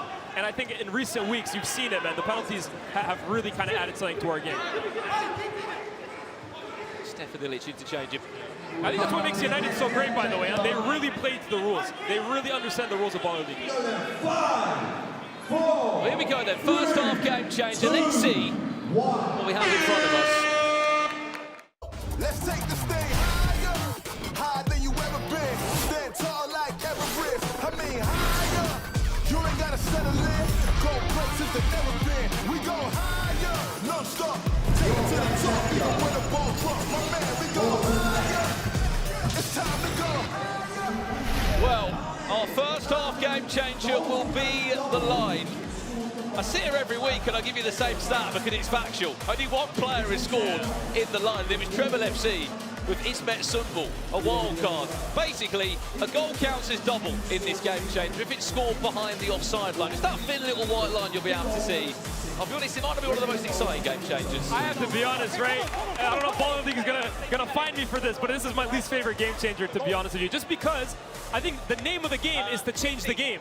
And I just, like you said, the stat speaks for itself. Yep. This isn't changing the game enough. Obviously, 1v1, 3-a-side, that's the one you want to see. But hey, you never know. Stranger things have happened. I mean, what is everyone's favorite game changer? Ooh, I'll tell you what mine isn't. Fair play. I think SDS got fair play 5 times in a row. But you like fair play?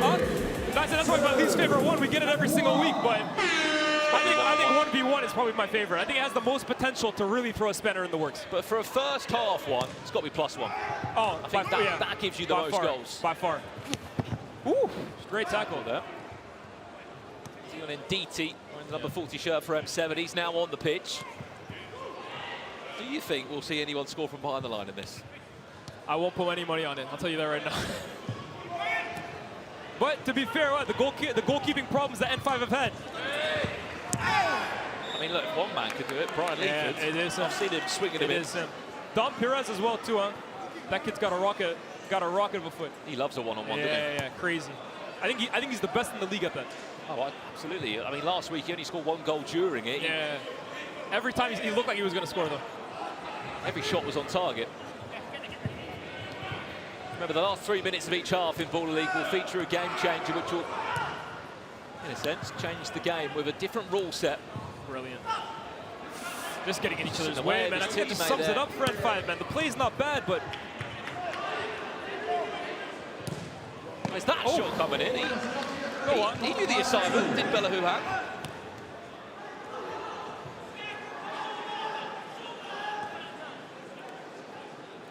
Following this game tonight, we'll see United against MVPs. Good feed from Brian Lee. He's so dangerous in these pockets. Oh, find the ball and pass to a teammate. No, he just can't. Onto that play. Just a little too much. I'm going around doing myself. 1 minute 15 seconds left in this game changer. Nice. Oh, brilliant. Ilic has been so good this first half. He's the only player that's scored so far in this 14 minutes.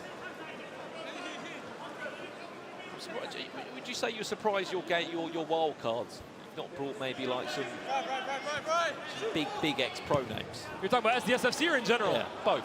To be honest with you, SDS FC, I think at the moment, especially what we're doing, we're really going with players that we know. I mean, Carruthers, to be fair, the player who played with us today, he has Premier League experience, of course, Aston Villa. Yeah, but I think typically, and especially as of late, we've really gone for players that our assistant coach and our coach kind of know personally and have that experience. But which makes a lot of sense. Don't be wrong. 100%. I would say though, for a team like N5, I was expecting, I don't know, maybe a cheeky call up for an ex-Invincible, an ex-Arsenal player. I was expecting, I think his name's been floated around, but Theo Walcott, Jack Wilshere. I was with Theo Walcott the other day, and I can tell you, he looks like he's still in shape. He looks like he could still play. Well, a few weeks ago, or many weeks ago, I thought he was rumoured to be here one night on in Baller League.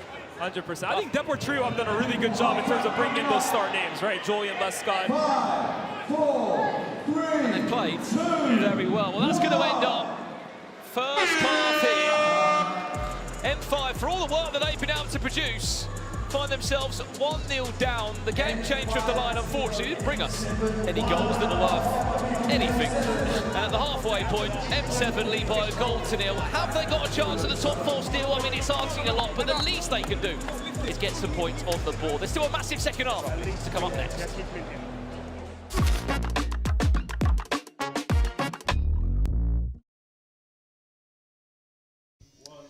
I've managed to find the MVP's captain, magnificent Jake Chambers-Shaw. Fastest goal scorer in Baller League history last week. How the hell did that happen? Oh, do you know what? It was a shock to me, to be honest. You could probably see in the celebration, I didn't do anything, I was just smiling. But yeah, it was a good start to the game, and we managed to get another 7 goals after that, so yeah. Unbelievable result. Don't shrug it off, man. This was incredible comeback to form for MVPs, because you have been a bit up and down this season. Yeah, do you know what? Them 3 games really humbled us. We had a really good start. The 3 games came about where we lost, and we needed a reaction. And last week was probably our best reaction yet, and it gives us enough confidence for tonight as well, going into United. So it's a huge game against United. What are you expecting?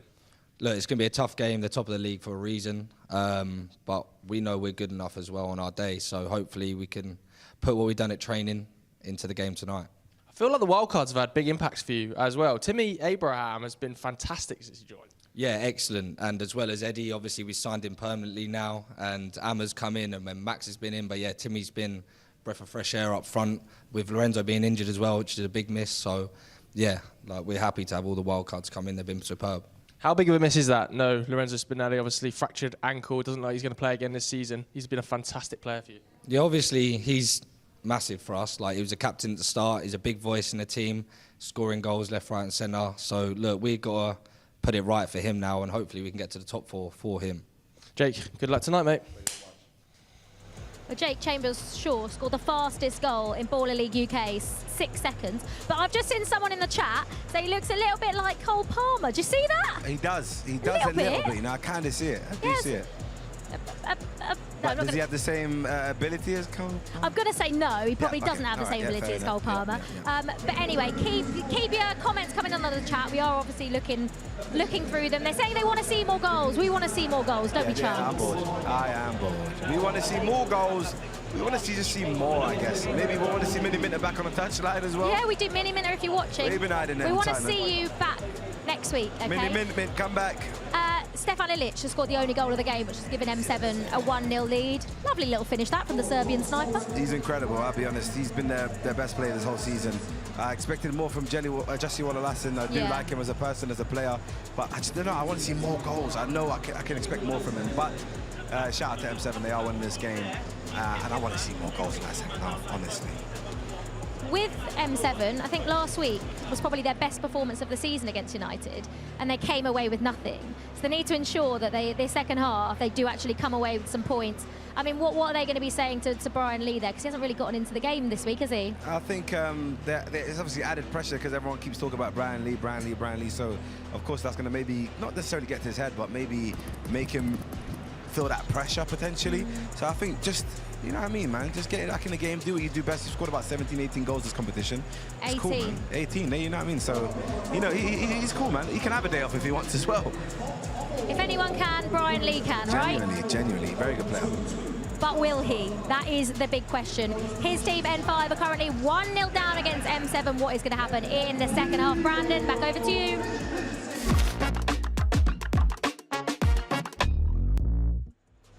Welcome back to Baller League for Matchday 9. Myself, Brandon Smith, and Lias from SDS joins me in the commentary booth. They've just won their first game on Matchday 9 tonight. They've definitely got a chance of getting into those all-important Final Four. But our attentions are on this game. N5, they played all right in that first 15 minutes, but they found themselves 1-0 down. That's the story of their season, man. It's the story of their season. They've played well in patches throughout this season, but I just don't think there's enough cohesion unless it's coming from that man, Brian Lee. I think that's the guy to watch out for in the second half. They didn't play as much as I thought he would in the first, by the way. I mean, for this second half, keep him on the pitch. 100%. 100%. For the full 15. But for M7, I think it's just more of the same, man. Like I said, just take it one game at a time, and in fact, it's even one half at a time. Good effort there.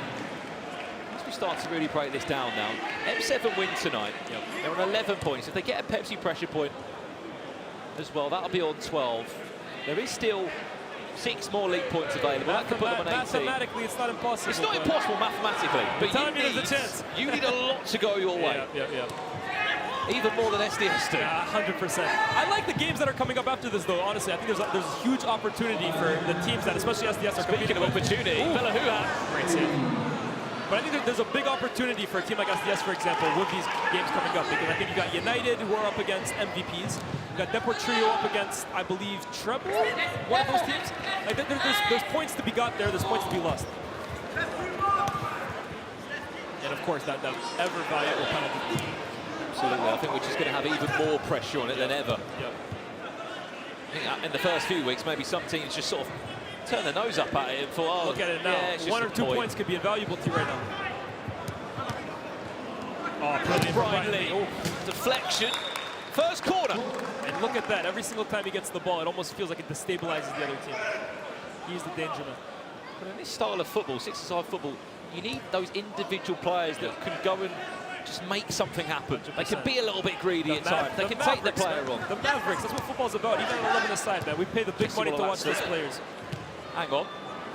Lewis Chadwick. Oh, that's a brilliant pass. I mean, if it was a shot, he turned it into a pass. Great defending. But yeah, I just find it, even at 11-a-side, man, players like Brian Lee, that's what we pay money for. That's what we get our seats off for. I think he was that good in the transfer window that if anyone wanted to come in from you, you've had to swap 2 players for him, at least. Yeah, 100%. He's invaluable for them. Be interesting to see how it goes for next season. Brilliant pass. That's a long ball over. That's a great pass. Charlie Wakefield. Hey, Rule 1 football, it's not dead yet.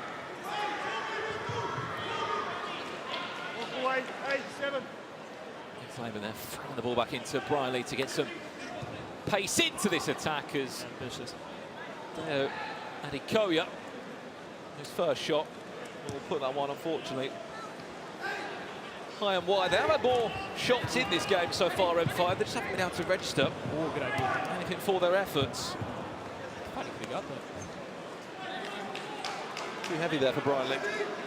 Just a lack of cohesion up front from N5. I think that's their biggest issue, to be honest with you.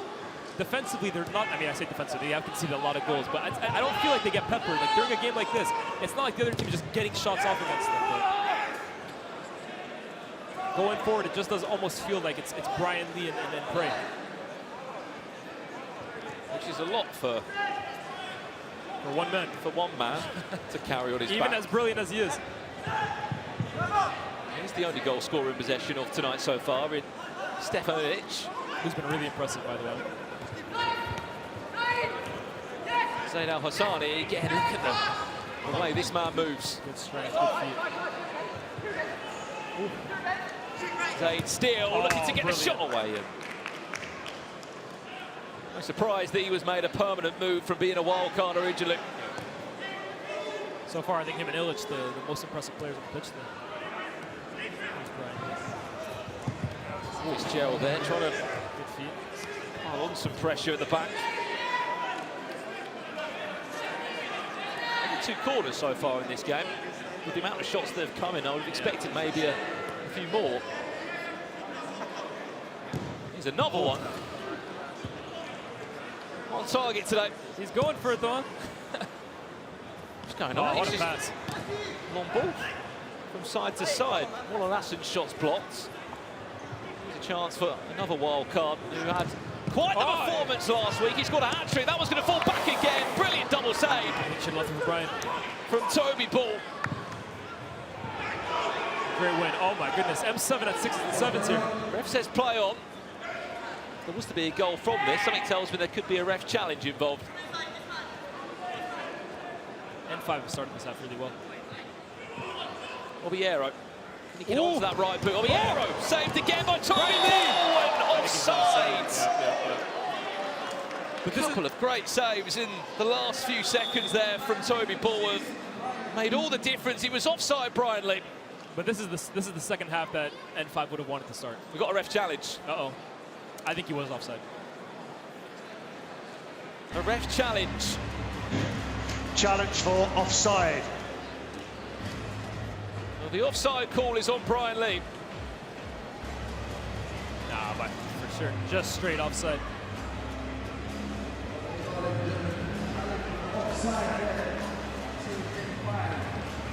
Well, during each match, each manager can throw in one ref challenge each. It's an opportunity to review a moment in the game such as this. I'm just not sure if I would have done it for this one. I feel like N5 had a lot of really good momentum kind of building up there, and I think this is one of those obvious ones, to be honest. I'd be shocked if it's got over. The question is it offside, Brian Lee? That's what they challenge him. Here he is. Yeah, I think he just strays offside. Referee's challenge is unsuccessful. Offside, no goal. Ambitious. Yeah, it was asking a lot, wasn't it? Yeah. It's one of them, though, from your point of view of watching from the sidelines of SDS and speaking to Sharky, does he feel like he has to use that ref challenge? I don't think he does. In fact, I think there's been very few times that Sharky has actually used his ref challenge. And it's interesting, he used it one time, in fact, just so he could get a word with his players because he was so pissed at the way they were playing. Not because he actually thought it was the wrong decision. Oh, Charlie Wakefield striding forward for M5. Oh. N5, it's a brilliant start from them in the second half.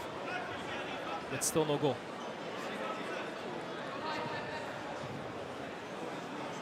Well, low scoring game so far in ball. Brilliant time from Brian Lee. Fitzgerald there, who just gets turned.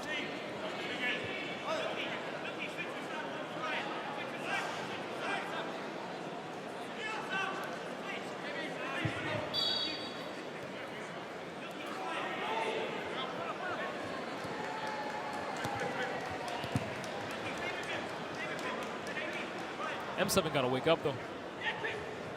At the moment, it's one-way traffic.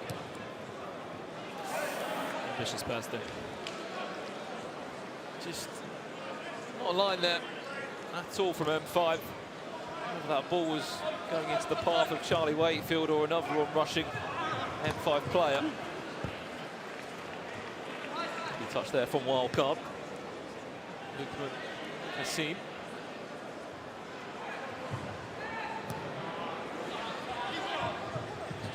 Desperate, isn't it? They got a lot of time, too. No need to be lumping it up the pitch like that, especially to a guy like Brian Lee. Brilliant player, but hardly the tallest. Got a lot to do, let alone try and get up a few extra inches. I get the memo. Get him the ball by any means possible, but it's got to be a little better than that.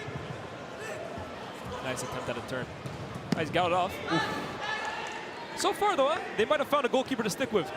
Decent performance so far. Let's see if he's available next week. That's the first question. Good feet from Charlie Wakefield defensively, popping up and down.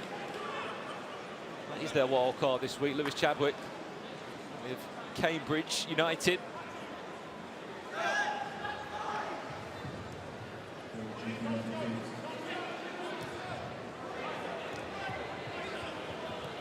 Nice. Done by Callum Charlton there. Imran Kiani.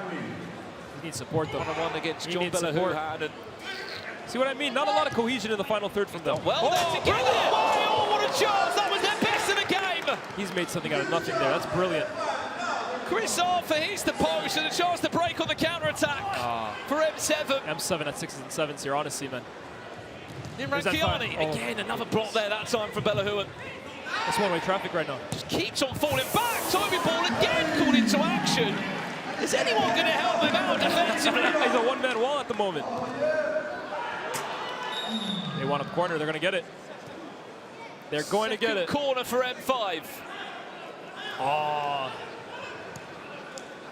Desperately close.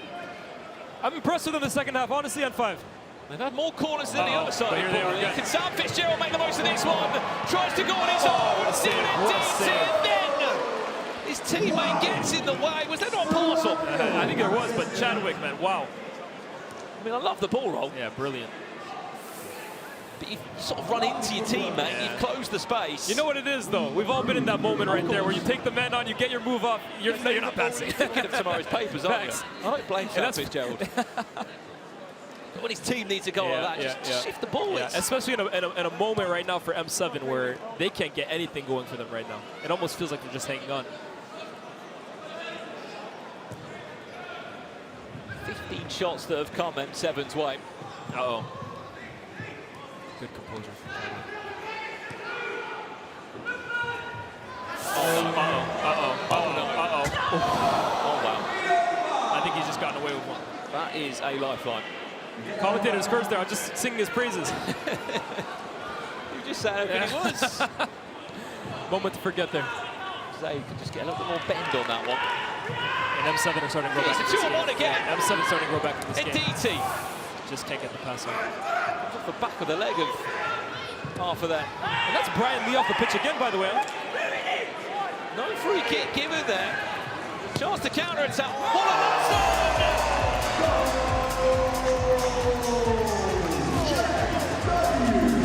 I don't think he can even celebrate that one. The curse of the commentator in full effect, man. I was just singing the praise of Lewis Chadwick, and that is atrocious, man. That is atrocious. He's been so good today as well. And it really has been the season of goalkeepers for M5. Their 5th goalkeeper in Baller League. They're going to start being called N6. Bring another one in. Jens Lehmann. He might be the 6th. He might be the one that's got to go in that next week. Can you grab your gloves? The team needs you. It's all falling apart for N5. But you know what? This honestly encapsulates what I was saying, man. They played well for so long of the game, so many patches. And it's hard to take as well because Chadwick has actually played pretty well until that for real, point. honestly. One mistake like Spot that. on. Anyway. Yeah, you can't believe it. The only positive they've got is they're only 2 goals down, which I know sounds crazy for me to say, but there is a game changer on the way. 2 goals down, corner as well, 2 away from a penalty. It's not over, but they've given themselves a mountain to climb. And we all know, if it was to be a one-on-one game changer, that is very much possible. 2 goals. I think we've seen 4, 5, 6s. Yeah, Brantley back on those 3 minutes. Great feed.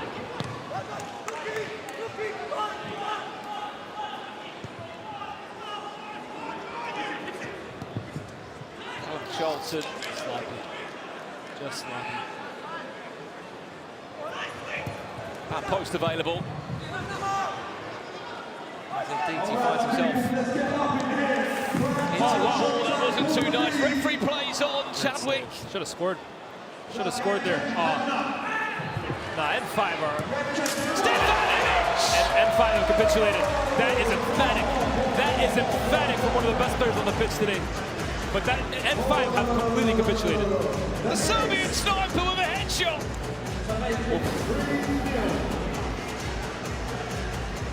I mean, there's no hit marker needed on that one. Top hits. 3-0 they lead. That's just not the area of the pitch you want to be losing it in, though.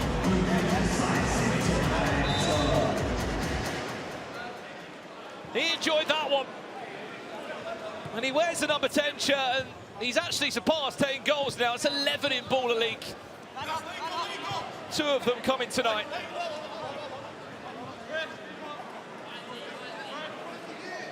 And for M5, unfortunately, they are 2 goals away from conceding 50. You wouldn't bet against them. Season. You would not bet against them at the moment. They have completely capitulated in the game, especially in the second half, where they looked so good. Brian Lee. You say you wouldn't bet against them, you wouldn't bet with them. No, I wouldn't bet with them. My money is safe and sound in my pocket right now, man. Well, Brian Lee, could he save the team? Could it be a game changer to remember? Let's take the stage higher, higher than you ever been. Stand tall like Everest. I mean higher. You ain't gotta settle in. Go places that never been. We go higher, non-stop. Take it to the top, even when the ball drops. My man, we go higher. It's time to go. 1-on-1 will be our game changer for these final 3 minutes. Could it happen, Lias? Could there be a comeback? Brian Lee's had a quiet game so far. He's got 3 minutes. I'm guessing he's going to be stepping up to score 3 goals to turn this around. I mean, it's a mountain to climb, but mountains are there to be climbed, and with a player like Brian Lee, he might be the guy. And if anyone's going to do it for N5, it's got to be him. But again, I'm just shocked at the lack of minutes one-on-one. That's the dream right there. In case you don't know what this game changer is, by the way, I know we're getting very excited. It's by far the most popular game changer. It's basically a one-on-one, obviously, but you shoot from within your own half or just inside your opponent's half on the edge of the O2 logo. Yeah. You're not allowed to use your hands in goal, so there isn't really, in my opinion, much point of using a goalkeeper, as much as teams do that. You can't use your hands. I know a goalkeeper's used to the ball hitting them, but for the quick reaction you want them just trying to have a shot straight after. Never really understood it. However, it looks like M5 are going to go for that. Stefan Ilic steps up. You get 15 seconds per attack as well. So as you can see for Stefan Ilic, they're not in a rush. Yeah, of course. Run down the clock. They don't need to be in a rush at this moment in time. I think for M7, it's all about just managing the game now. It's in your hands. Can Stefan Ilic make it 3? No, he can't. Finley Chadwick, this is the transition you'll see. And I think there's a lack of communication here from M7. Well, this is interesting. Have they left themselves at a bit of a disadvantage here? There's Brian Lee. Because Ilic is in goal. Brian Lee just needs to get this on target. He should score. Oh! It's the inches. Brian Lee. Another change made. Sam Fitzgerald comes on. Chadwick back in goal. That goes in. Maybe we start to see a bit of a difference in this game. Maybe to use Sam Fitzgerald. Finish the game off. Can he score? Ooh. Off the body, but that's going to bounce back. These guys don't know the rules, man. This is the problem when you get a wild card in. They don't always know the rules. If you save it, which is great, but then you give it back to the team past the halfway line, they get another shot and goal. Fitzgerald with another crack at it. Can he score this time? He was on target before. Oof. That time he knew. He chested it away the opposite side. And Brian Lee's going to come back into the equation now. Brian Lee. Again, M7. Again, though, M7 decided to keep Fitzgerald in goal. Sam Fitzgerald. One of these has got to go in. Can he stop Brian Lee? That's poor. That's he definitely can with that. He's he might be able to lob him. He might be able to find the back of the net. Oh, he's still not. Equally poor from Fitzgerald. Hang on. Brian Lee. Off target. So poor. So poor. We've got a ref challenge. I think Brian's going to be so annoyed at himself there. That's a massive opportunity gone missing.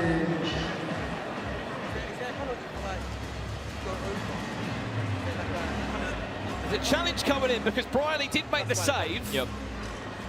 But then his touch took the ball past the halfway Referee line. challenge for the ball crossing the halfway line, but still within the neutral zone.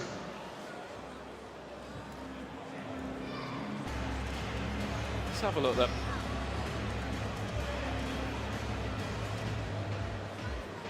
This is M7's challenge here. Absolutely, he makes the block, but because it's technically still in the neutral zone, which is just inside your opponent's half there. Yep.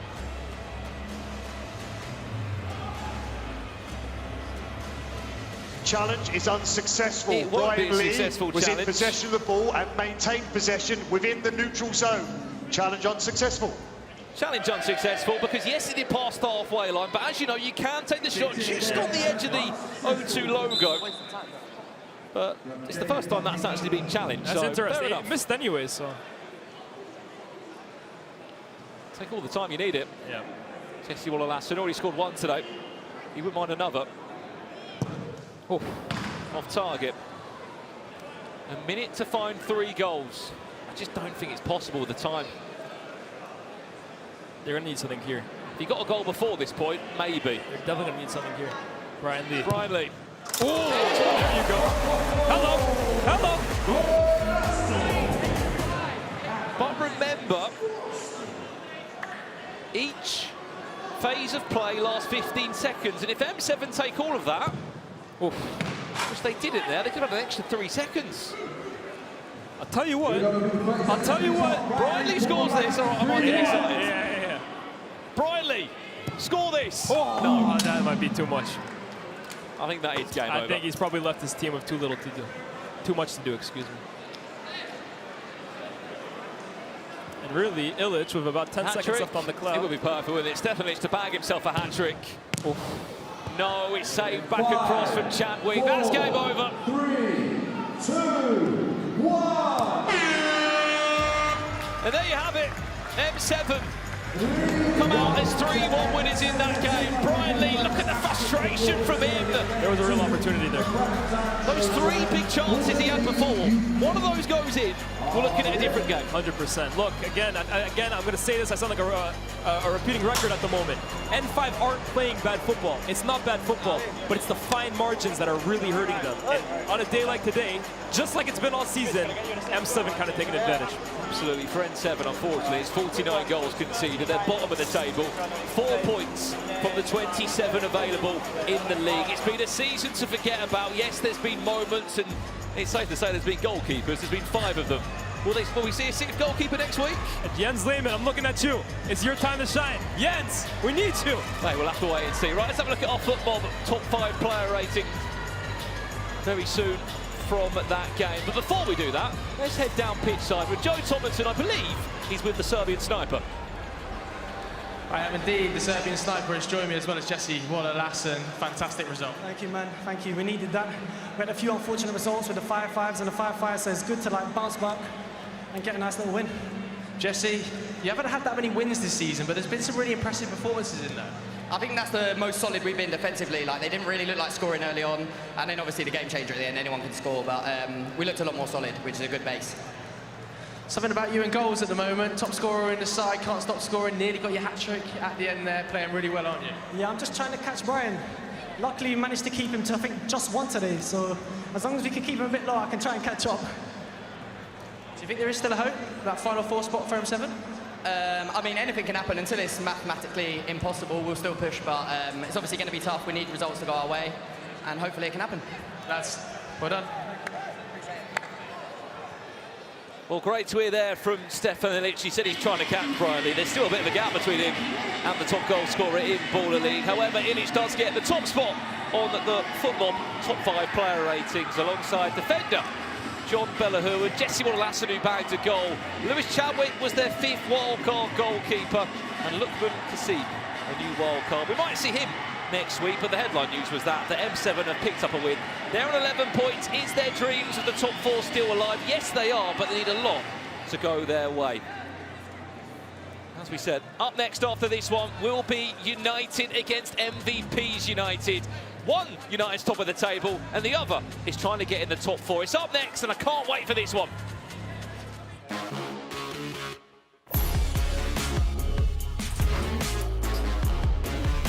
I think they know each other well and play. Oh my God!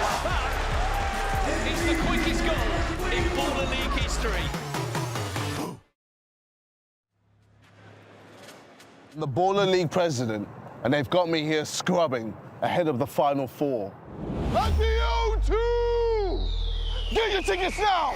It's gonna be huge!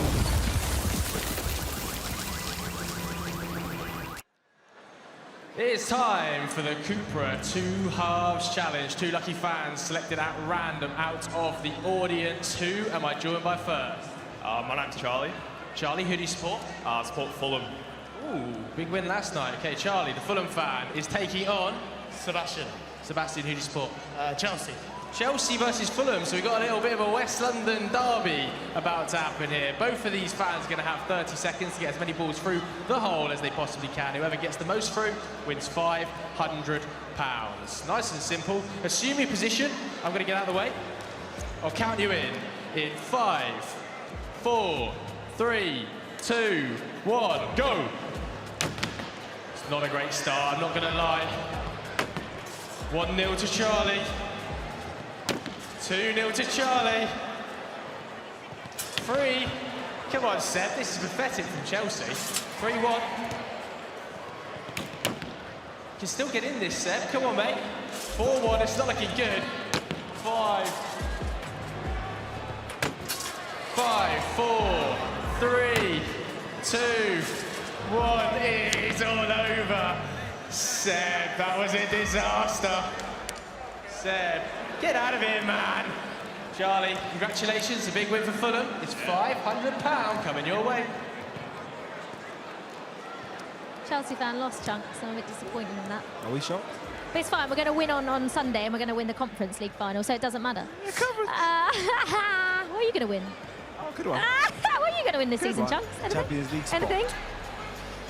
Champions League place. Oh, that's what you're celebrating now, is it? Yeah, I am. Nice. Okay, a huge win that for M7. Brian Lee scored again. He's on 19 goals this Baller League season. Absolutely brilliant, but his team just not. Honestly, from last week's performance with N5, I thought, you know what, they're finally getting to the groove of things. Even though they did lose against SDS, I still saw some type of fight. But today was shocking, I'll be very honest. They didn't look like they were ever going to win this game. And of course, M7, the team that is always so close, managed to put one away today. Of course, it was against M5, but you can't take it away from them. Great win. Now, we have got a very, very big game coming up for you. United are top of the league chunks, but they are facing an MVP side who have just been on the rise recently. I want to be shocked if MVP do sneak it. I'll be honest, Steven Sammer, that coach, is the most passionate coach in the whole of Baller League, if I'm being honest. And I don't know, it could slightly work. I think they could win. If they do win, as it stands, they go on to 18 points. They would go third if they were to beat United, and that would switch things right up, wouldn't it?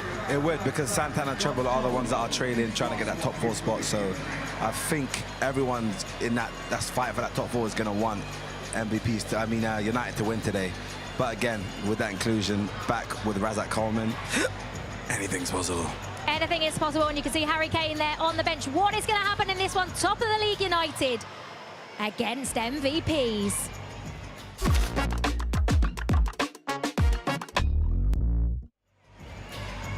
Well, welcome back to Baller League. You join us for match 3 of the evening tonight. United are back in town. They're top of the table, only on goal difference so far, though. No Angry Ginge here tonight. I know he's streaming. If he's streaming right now, Ginge, good evening. Hope you are well. You are up against MVPs United, who we have to say have also been on some serious form as of late. Two very different scenarios at the moment. MVPs trying to get in the top 4, but for United, they're trying to stay way away from any of the rest of the pack. They can pick up some big points tonight. Deportrio don't. A gap could start to appear. There was a gap before. As we know, United lost and drew a game. This is the top 6 as it currently stands, for those that are wondering how tight it really is. United were averaging about 6 goals a game in the first 1 to 6 weeks. Because of that, they've got a plus 15 goal difference. The Deportrio's plus 8. VZN FC, we know, have dropped points in the last couple of weeks, hence why they've dropped down.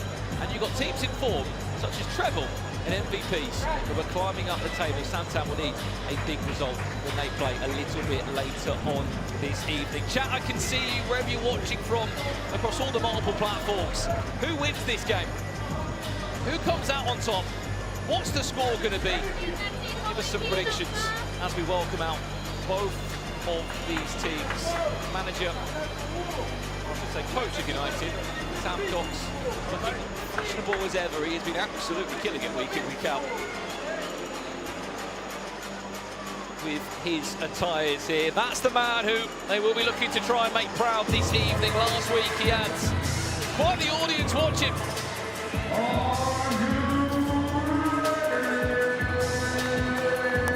We are ready. His third match of the evening.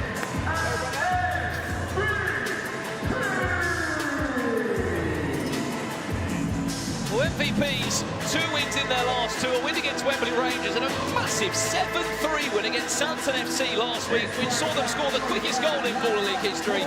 Jake Chambers, sure, who wears the captain's armband, scored in just 6 seconds. We'll have to be alert. Ready to go today. Well, let's have a look at the sides coming into this one. Kick it off with United. They'll be happy to say their wild card and Razak Coleman is back in the team this evening. Mohamed Mayouf still not back in the squad. He misses out tonight. Emryo Chang is not in the team, and in comes Harry Kane off the back of having a slight injury the last few weeks. He is there. PK Humble, he might have been an IB for the last few days or last week at some point. He's back in the team, and every time he seems to play, he is always on the score sheet. On the opposite side for MVPs United, although they've been out for huge injury-blown Lorenzo Kevin Spinelli, who will watch from the sidelines tonight, they are joined by Ross Durham, Alfie Matthews, who's been on fine goal-scoring form, but someone else who's been so impressive is Timmy Abraham, wearing the number 13 shirt. Whether his shirt is ripped or not, he has been a huge part of the side. He wears the number 13 shirt. And a wild card that became a permanent signing, Eddie Micah. Also a massive name for them.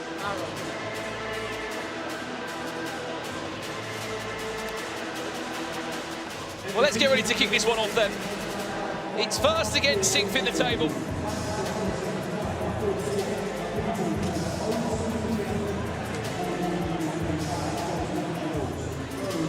Let's get some predictions in the chat, please. Someone saying 10-0 United. PK Humble. He's in his gloves again. Never fails to entertain, does that man, does he?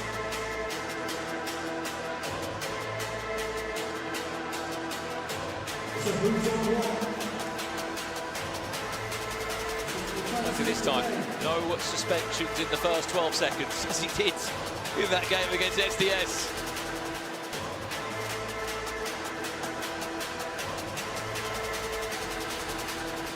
Well, Mark Ljungberg. Let's get this one underway.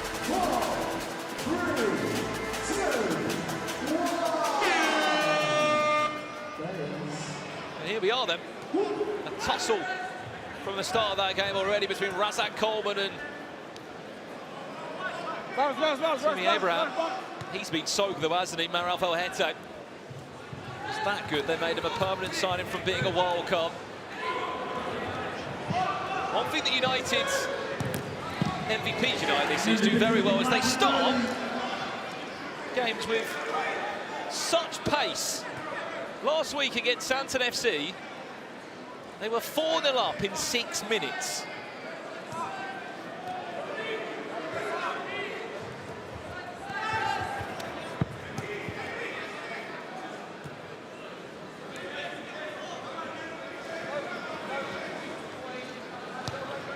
People asking as well, is there a trophy for top spot in the league? No, it's just all about getting into the top 4. The final 4 is where you need to be. Come the 12th of June at the O2. We'll see knockout football here in London to recap season 1.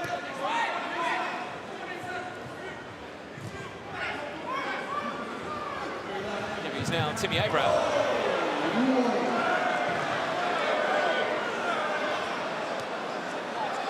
That one wasn't his best work. That man there, Stephen Sammer, one of the most passionate coaches we've had here in Baller League.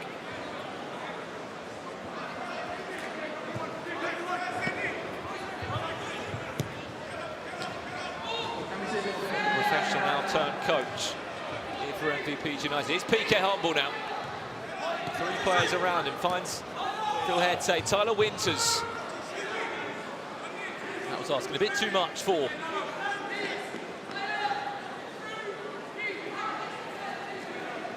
United's top goal scorer in Baller League so far.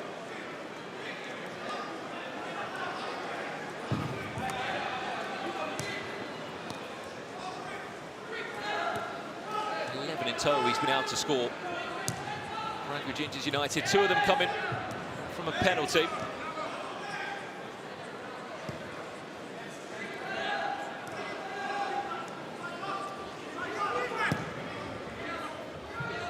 It's a long ball over to Jake Chambers. Sure, he does a good job there of trying to keep it in.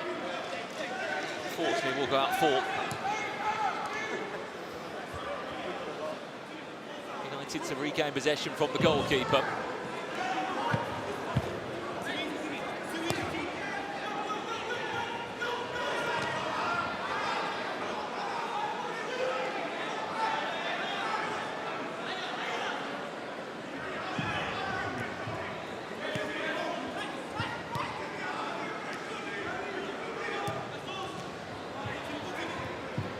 There are the 2 #United players battling out there between the 2 of them, picking up forward for Soke. Won't be the only battle that #United players will have here in Baller League. Zach Hassan, of course, from the 26ers.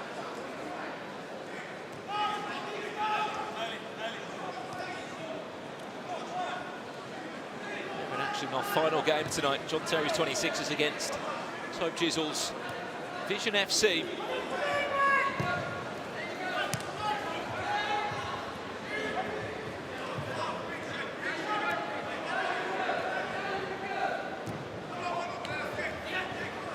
McCarthy finds the feet of Eddie Mieko. Lovely little turn. Suddenly this attack could open up. Callum Butcher on the toes though of Timmy Abraham. Finds Razak Coleman, who clears the stand.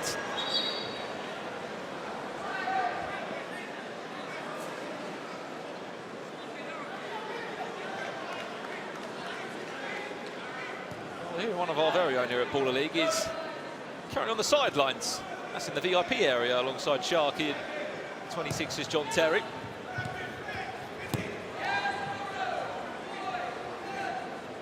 Discussion, no doubt, about SDS's chance of a top four.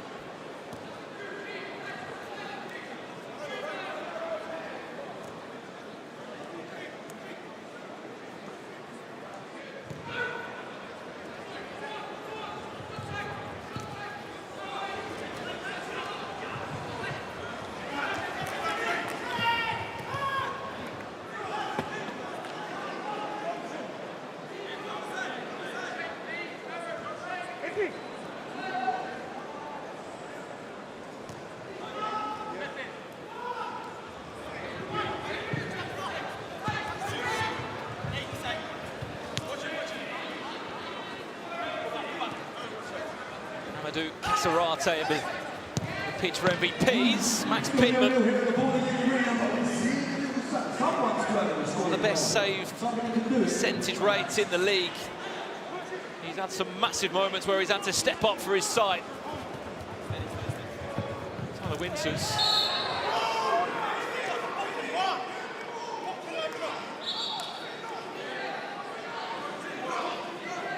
Looked like he was clearly fouled there by Timmy Abraham. Apologies for the unsavoury language you may have heard come through. It's okay. Watch BK, Josh! Josh! Well, he said he was passionate and loud. Comes in. That's DJ Humble was pretty much pinned to the ground. They have a chance to move away. Razak Coleman then, snatching the ball of Eddie Mieko. Still Razak Coleman now.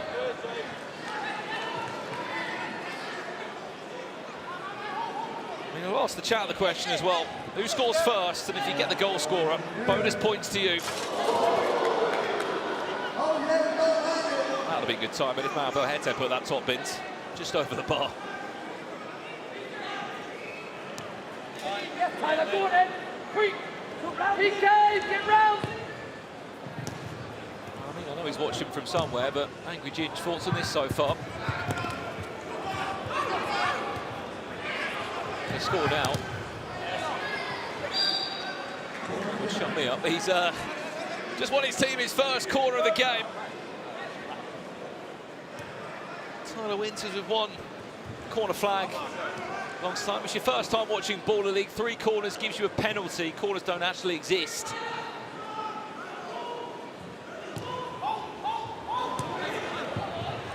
Any touch from Callum Butcher. Alfie Matthews on the pitch now. He's been on goal scoring form for Dover. The save from Max Pittman. He can't get to the rebound though. MVPs United with the first breakthrough. Max Pittman did so well with the save, but then it just fell to the path of Eddie Mieko. Patient now, it's the patient game. He's in double figures for the season. A wild card made permanent. Here we go, they're going to get a response from Yanited. And let's see what that does to the table now, because we know that there is a charge on for this final 4. MVPs United jump up from 6th into 3rd. And suddenly things start to look really interesting. I know there's a long old way to go in this game, but they'll be 1 point away from United.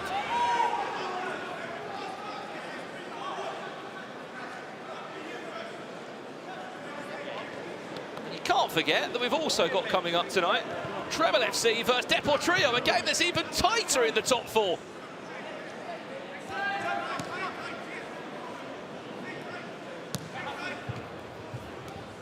Tyler Winters in the off angle. target.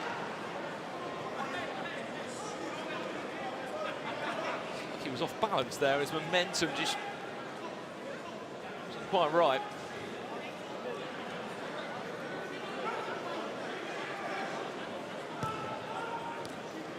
Minutes per half for those that have joined us for their first taste of Baller League tonight. Last 3 minutes of each half will see a game changer coming, which will change the rule set for the last 3 minutes. Great from Peak Humble there. He gives MVPs possession. Also gives a chance for James Caton to come back onto the pitch. Picked up an injury in the first few weeks, and to see him back. He's a player for MVPs on and off the pitch. Alfie Matthews. Tidy feet.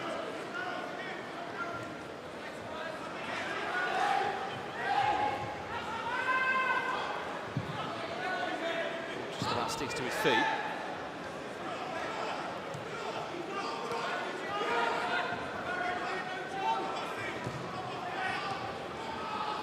Abraham. Can he? Nearly.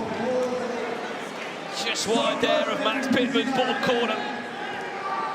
Harry Kane, his first real involvement there, was really up against it. Straight down the other end, that's taken a deflection. That's 2 corners for United, one more of those. They'll get a penalty. He's looked good, hasn't he, since he's been back in the side.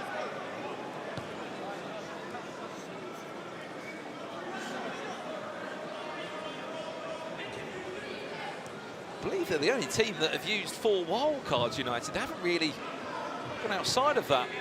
I saw Lee Angle last week come into the side, who will play for Morecambe in League 2. Other than that, they've had Callum Butch, Shamarov Elhete and Razak Coleman. Speaking of Elhete,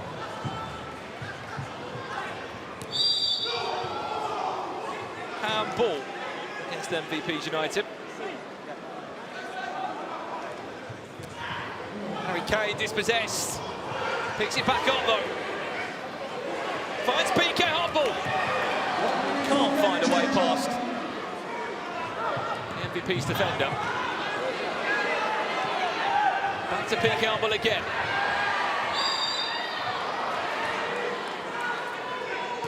He tries to resume play quickly. That goes far as Razak Coleman. Tries to shift it onto his right boot. 3 corners, penalty. Big chance for United. And it's going to be Tyler Winters to take it. He's had a quiet first 11 minutes. Pressure's on his shoulders. To tie up the game at 1-1. Their top goal scorer in Baller League. Pressure's on his shoulders. Can Tyler Winters score? Can he get round Declan McCarthy? No!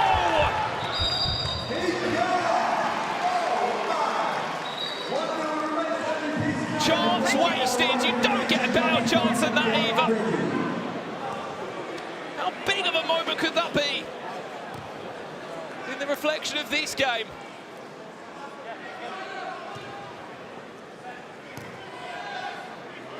I would have thought if anyone was going to score from there, it would be him.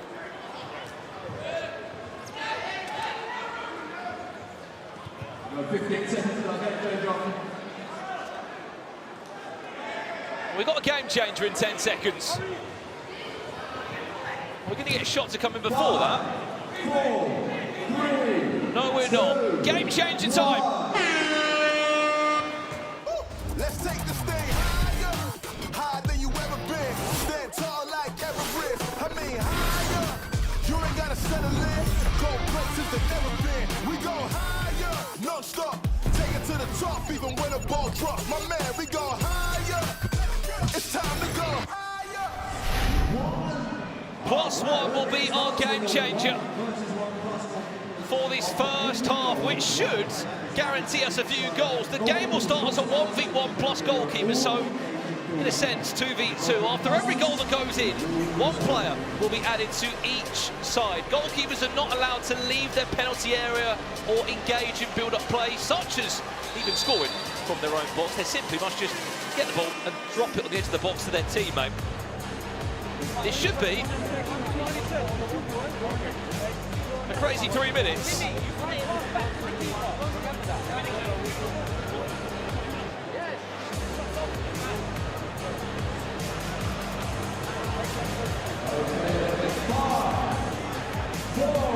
Someone who hasn't come on the pitch yet is Michael Hector. The wealth of experience that he has. I'm sure we'll see him in the second half. Well, let's kick off +1 then. Razak Coleman against Timmy Abraham. As soon as the goal goes in, another player's added. Timmy Abraham, good save, Max Pittman. He's got the back of his leg onto that one.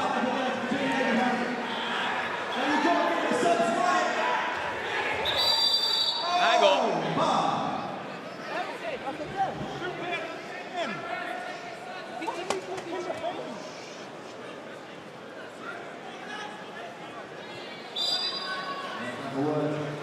Penalty to United. I'll explain why just in a second as this comes in. Razak Coleman.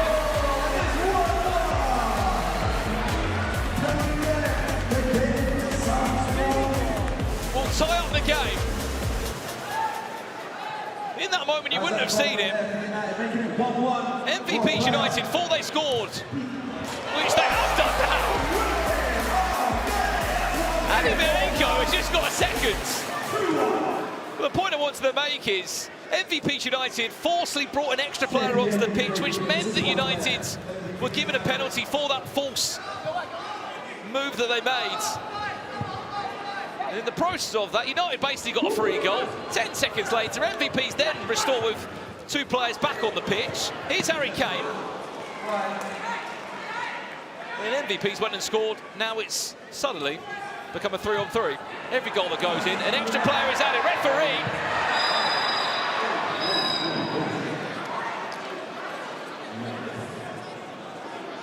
It's a penalty kick. Penalty. Denied of goal scoring opportunity. To United. Eddie Miyako, he might have just been the hero.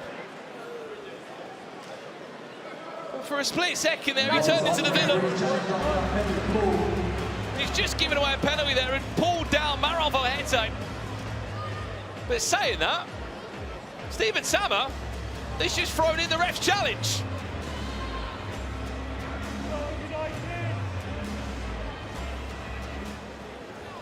They're challenging for the foul. So and therefore, if it's not a foul, it wouldn't be a denying of an obvious goal scoring opportunity. Well, let's see there. Mark Ljungberg called a penalty. It was a goal scoring opportunity that looked obvious. Stephen Sama throws in his ref challenge because he doesn't believe that this was a foul. On the second one, it does look like he gets the ball there. It's just the first tug here. The challenge is unsuccessful. It's denied of an obvious goal scoring opportunity, so now for a penalty kick. Well, there was a touch of the ball. The pulling of the shirt. Mark Ljungberg saying it's the pulling of the shirt is why he's giving it as a penalty. He's not interested that he got the ball a bit later. Tyler Winter's not on this one. Maralvo Hete is. United back in the game at 2-2.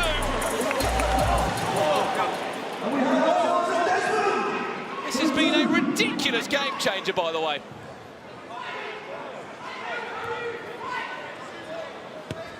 You've been able to keep up with it, because I'm trying to keep up with it as well. Razak Coleman.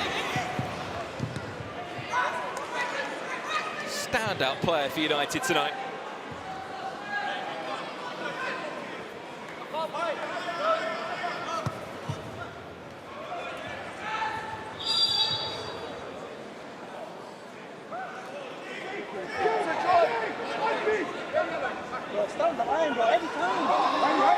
I'll play there, United to bring us back in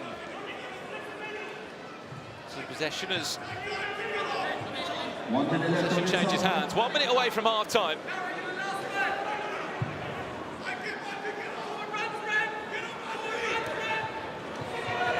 It's Harry Kane. The angle there would have been a bit too tight. Looks to cut it back inside. Couldn't quite find Razak Coleman. That will be a foul to MVPs United. It's safe to say that decision, that penalty, has made this chat explode. Loads of your opinions coming in, I can see them. Can we argue with Mark Clattenburg? Just over 25 seconds. It's a Chloe pass. Very nearly was an even better finish. Corner for United there. Clarima doing enough to get his side one. On the opposite side, there's another one for MVPs. And that will do us for half-time in the game. What a half it's been. MVP scored first, then they went back in front again, 2-1. But this is set up perfectly for an exciting second half. A win would put them in the top 4 for MVPs, and it could take United off top spot tonight. If United win, who knows what can happen. Still 50 more minutes to come, and it's up next.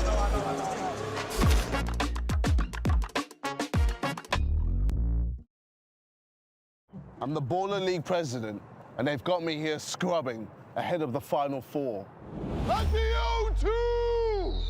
Get your tickets now! It's gonna be huge!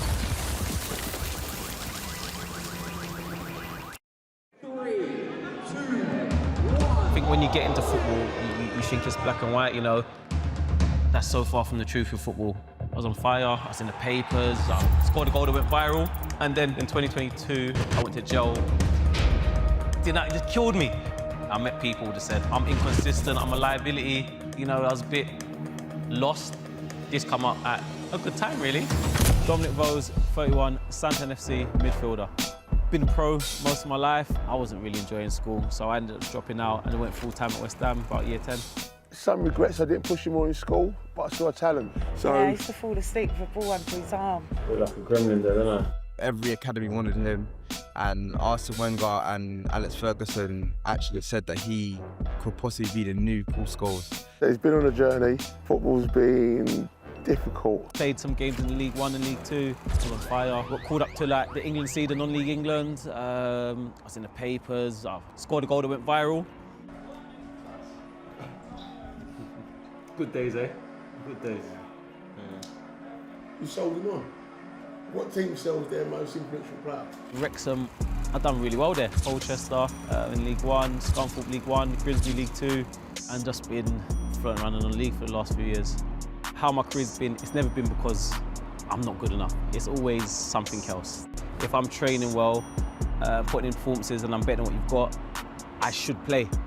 But what you realise, that's so far from the truth in football. You know, face fit, nepotism, favouritism. These are factors that people don't want to talk about.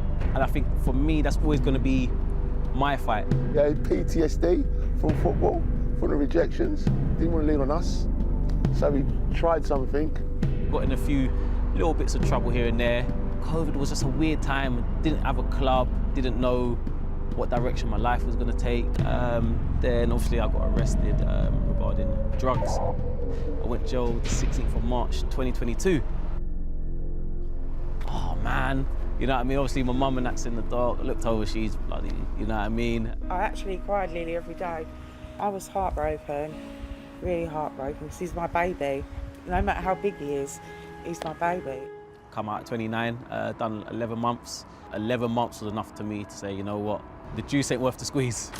This come up at a good time, really. Kind of got me back in a decent headspace. It's fun. And I think that was like an eye-opener for me.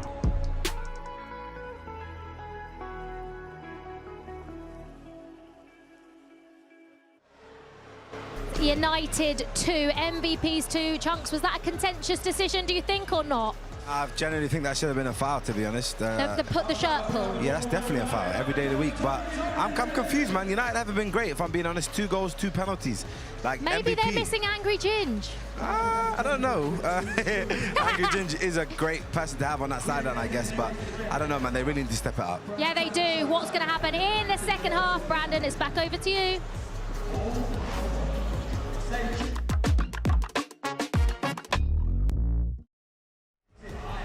Welcome back to Baller League for Matchday 9 here as you join us for one of our big games of the evening. MVPs United versus United is a 2-2 scoreline at the halfway interval. And it was quite a crazy ending in the game changer.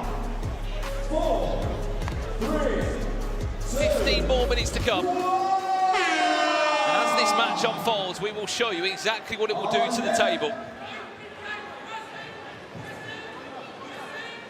MVPs United one corner flag away from a penalty here.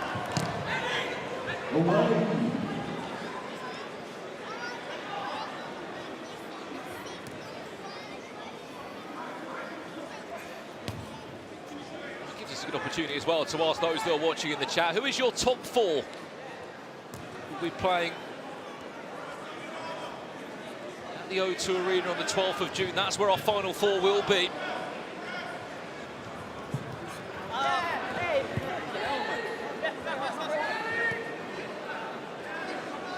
Missed the first two games of the night as well. M7 did win their matchup. Thanks to a few goals from the Serbian sniper.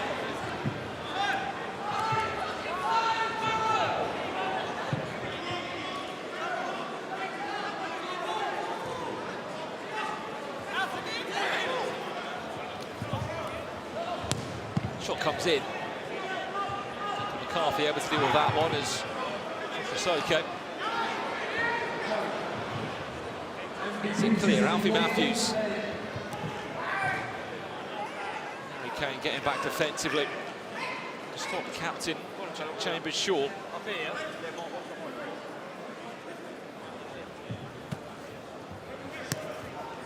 Alfie Matthews.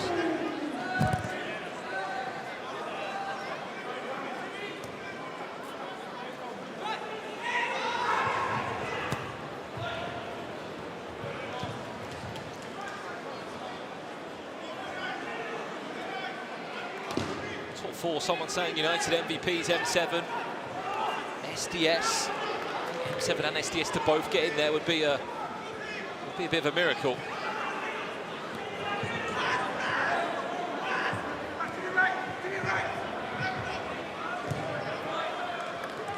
One of them certainly could get in there. It's a clever pass to the back post where Harry Kane was very close to getting onto the end of that pass.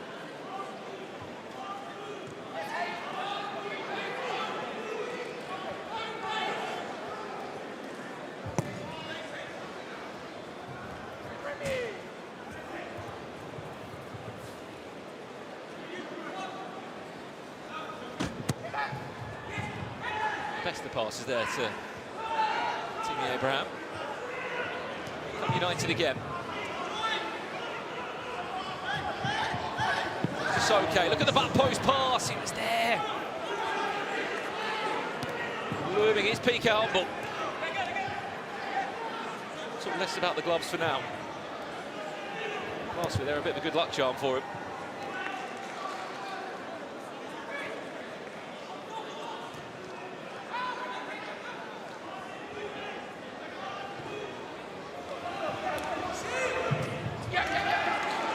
We've got the final touch on that one. The United player did. MVPs with a penalty. This could be a chance for them to go 3-2 up in the game. Remember, 3 corners will be a penalty. Up steps Alfie Matthews to put his side back in front.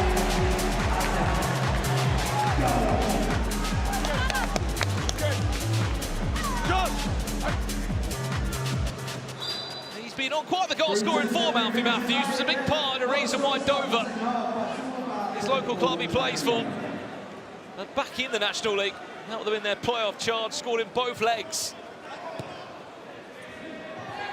That makes it 7 goals in Baller League in an MVP shirt.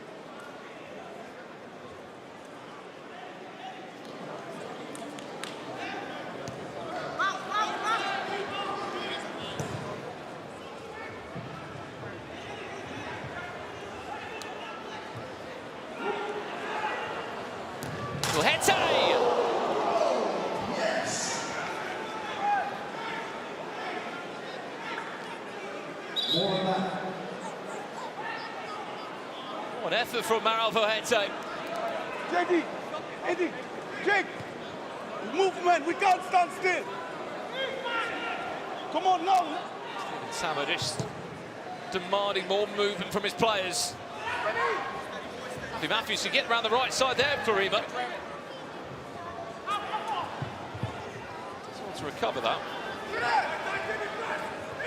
The Elito on the pitch, getting his first couple of touches on the ball. Joshua Soke, Max Pittman called into action.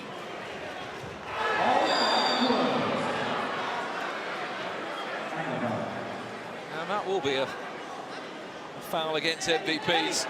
Just move it.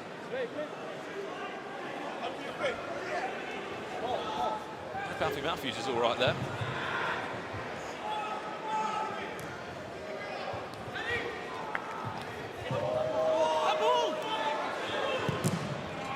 What that one is. Casarate, Steven Samba, very animated there on the side. Not happy with a few of his players. Follow.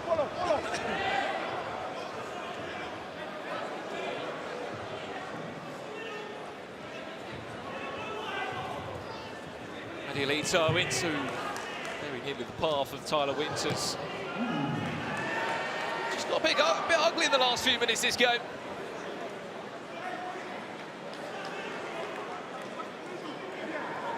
We will give you a live table very shortly. It's actually a chance for a former United player to see what he can do tonight. Daniel Wood on the bench of MVPs was originally drafted in the side of United. It's been an unused substitution so far. Well, that's the table as it stands now.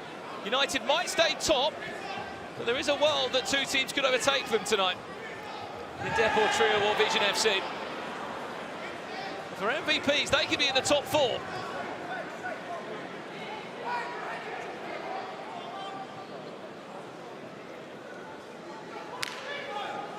On 18 points. McCarthy.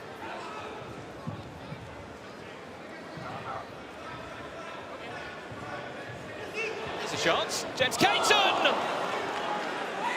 Has Max Pittman got a hand on that? I think he has, which made all the difference there, because that would have been a really easy pass into the path of Timmy Abraham. Free kick for United. Only one goal in this, and there is a game changer, which will come in on the 27th minute.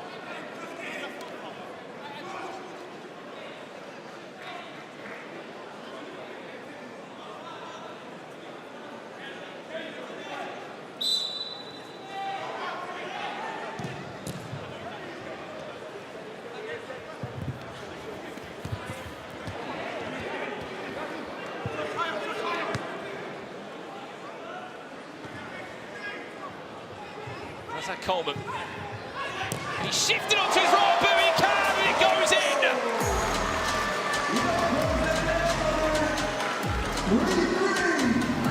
He won't want to see that one again in a hurry, will Declan McCarthy.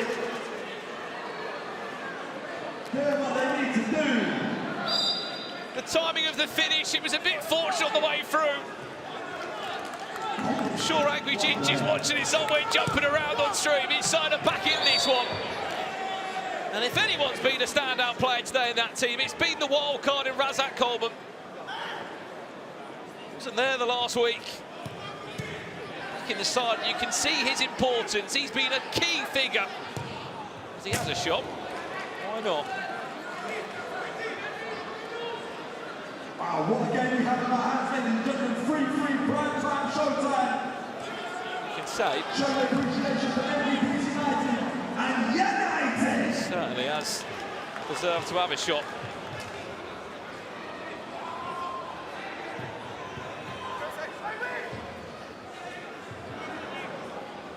Stirrer back in. And MVP's shirt back playing again. There's a corner. 3 of those will be a penalty. Tyler Winters, ball rolls inside, then tries to find a finish.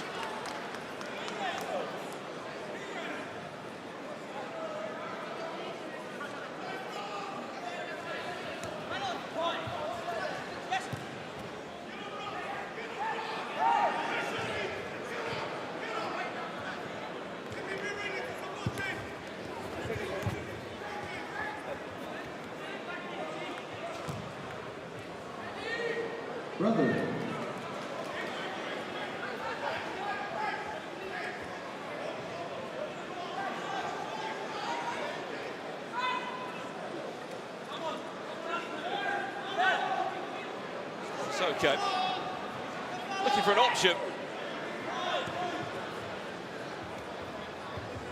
This could be a chance for United. Can they make the most of this? Marafel heads out. Can he find the lead? So on his own. And it's not causing any problems with Declan McCarthy. 3-3 the score at the moment. Chat, how is this one going to end? What's the score going to be?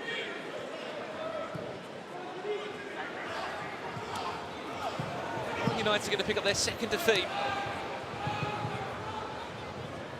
Oh my. Razak Coleman! Oh, where's that ball bouncing? I wasn't sure where the deflection was going, but Razak Coleman is putting on an MVP performance tonight.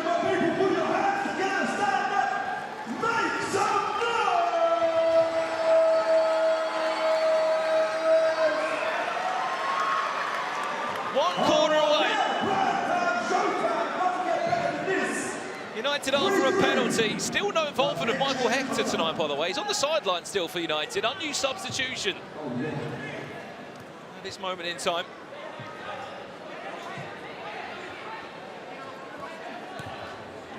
Medialito. Tyler Winters wanted to get it on the volley. The ball just spun away. Given the connection he was looking for at all.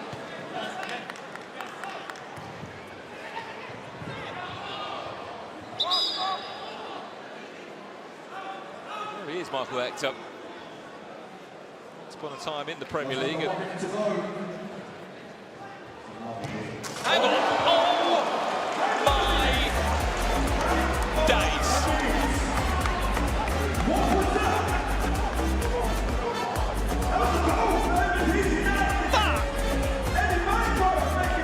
Absolute rocket from Eddie Micah.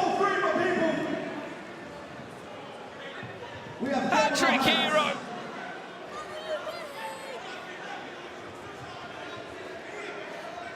What a way to round out your hat-trick.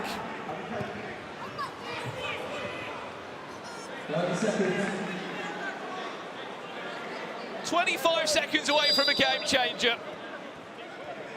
And that man's just pulled out one of the best we've seen in Baller League.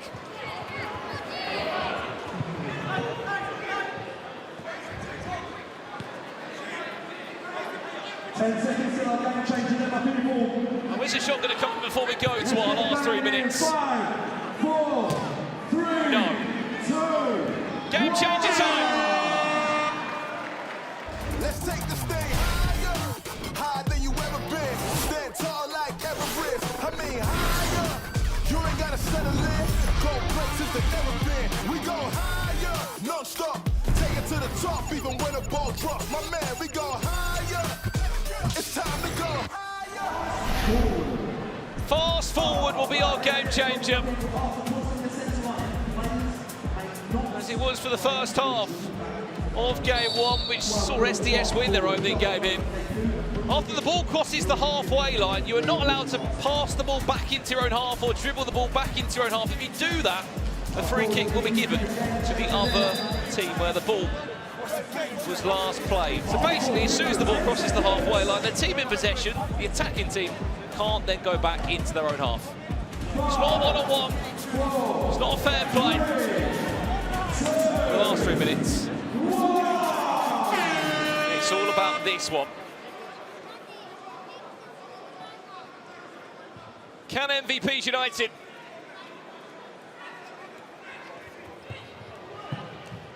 two enough, which would give United their second defeat of Baller League? It would do their wonders on the table, Judge. Put them 1 point behind United and Deportrio into third place.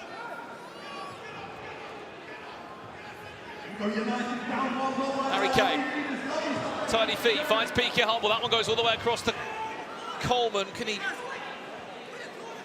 try and recycle that chance back in to a man? Harry Kane, inches. Even centimetres wide of that left-hand post.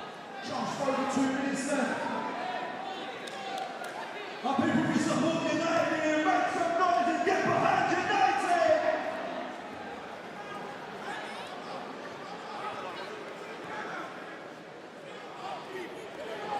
2 minutes away. Tell you one thing this does. Well, there's an example of it. United were in possession in their opposing half. Their team's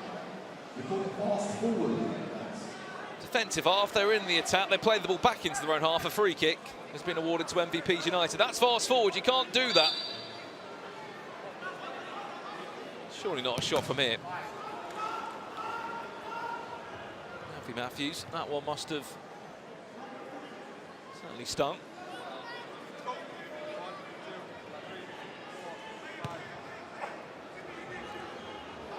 What a turn. Stephen Sammer letting Mark Ljungberg know about that one.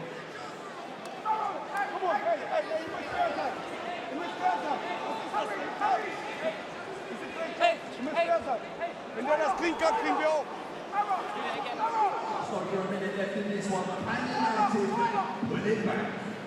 1 minute 20 seconds away.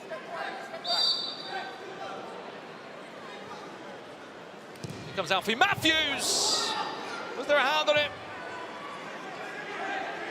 Yes. This could be a really exciting ending, by the way. Both teams 1 corner away from a penalty.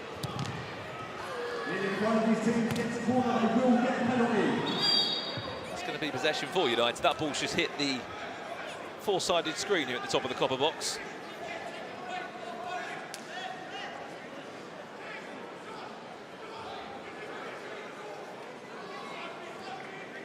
Just over a minute.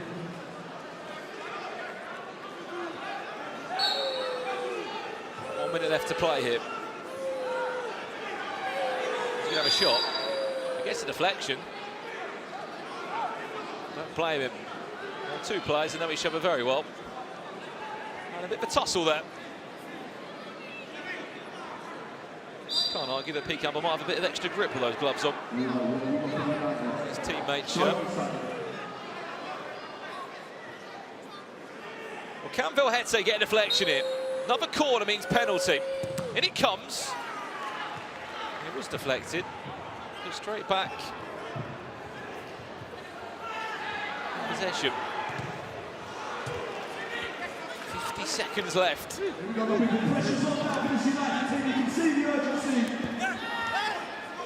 Who's going to be the hero for United? That one goes all the way across.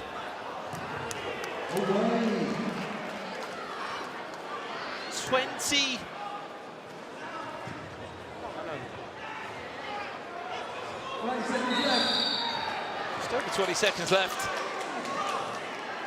Every second counts here, and MVPs United are going to take all the time they need. Timmy, come back. 3 wins in a row this will be for MVPs. 9 points from the last 9.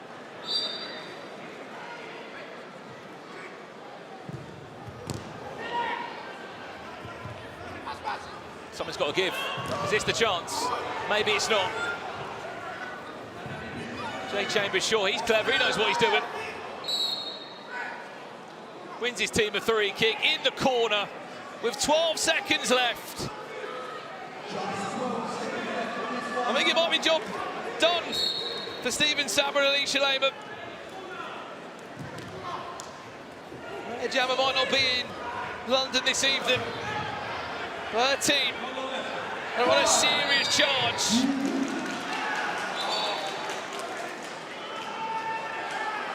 For the top 4, that's a free kick that's gone MVPs United way.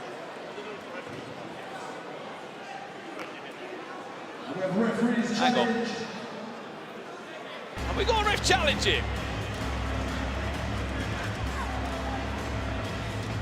We only got 4 now, isn't it? Forced him over the line. The challenge in the foul before the fast forward.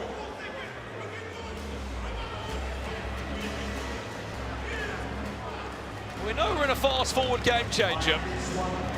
There's already been a couple of free kicks given, but they're saying there was a foul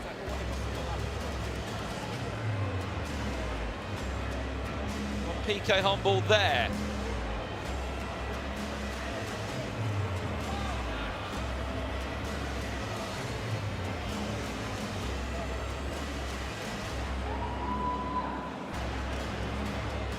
Even if it is a successful challenge, I don't see how they can get the ball into the opposing.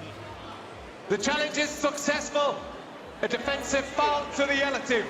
It's a free kick. Challenge successful. They do get possession, but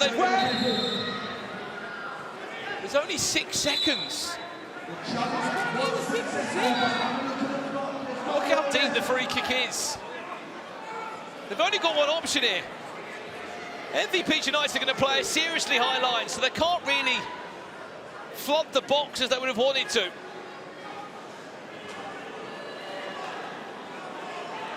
One long ball into the box to snatch a 4-4 draw. In it comes from Razak Coleman. Can they get a deflection or a flick on it? Last 2 seconds. MVP United. 3 wins in their last 3 games.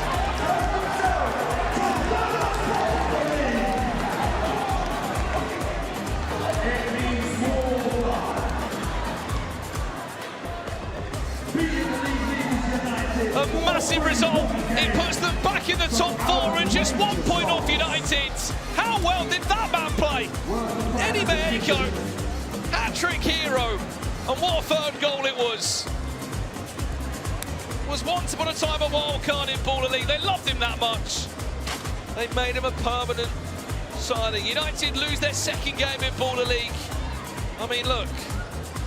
Selfishly, it makes this top 4 charge even more exciting. Let's take a look at the top 5 best-rated players from that game with Footmob. I've got a feeling that Eddie Meiko might get top spot. Yep, there he is. 9.6 this evening, thanks to his hat-trick. Razak Coleman was so impressive also, a wild card that returned for Angry Gingers United. Maravel Hete, wild card Amadou Kazarate and captain Jake Chambers-Shaw making it to the top 5. Well, let's head down to pitch side as Joe Tomlinson is with the managers and coach of MVP United. What a huge result for MVPs. Alisha, what did you make of that? You know, from all the wins we got, it's the best. Is it a bit extra sweetness beating Angry Ginge? No, we just focus on us. We have the best managers. Alisha, Jama. Listen, we can only work hard for these 2 girls. You know, they're brilliant. They support us with everything we do. I remember 3 weeks ago or 4 weeks ago, we had a downtime. I don't think there was anyone in this arena that believes in MVP. Today, you know it. I said before, we are back. And I mean it, we're back. Alisha, this is some man. You're into the top 4, you're 3rd right now. The final 4 seems a real possibility. No, of course. I feel how we play now is amazing, and I think we deserve to be top 4 because we have great players and we perform. I want to speak to you a little bit about Eddie Maiko. Another absolutely amazing performance. Him and Timmy Abraham really seem to have lit up over the last couple of weeks. Look, them 2 are brilliant, but the squad is brilliant. It's not just one player wins us the game. We had a sick goalkeeper tonight, and the save he did, fantastic. So the whole team is pulling in one direction. That's what we need. Guys, congratulations, MVPs, right into the top 4.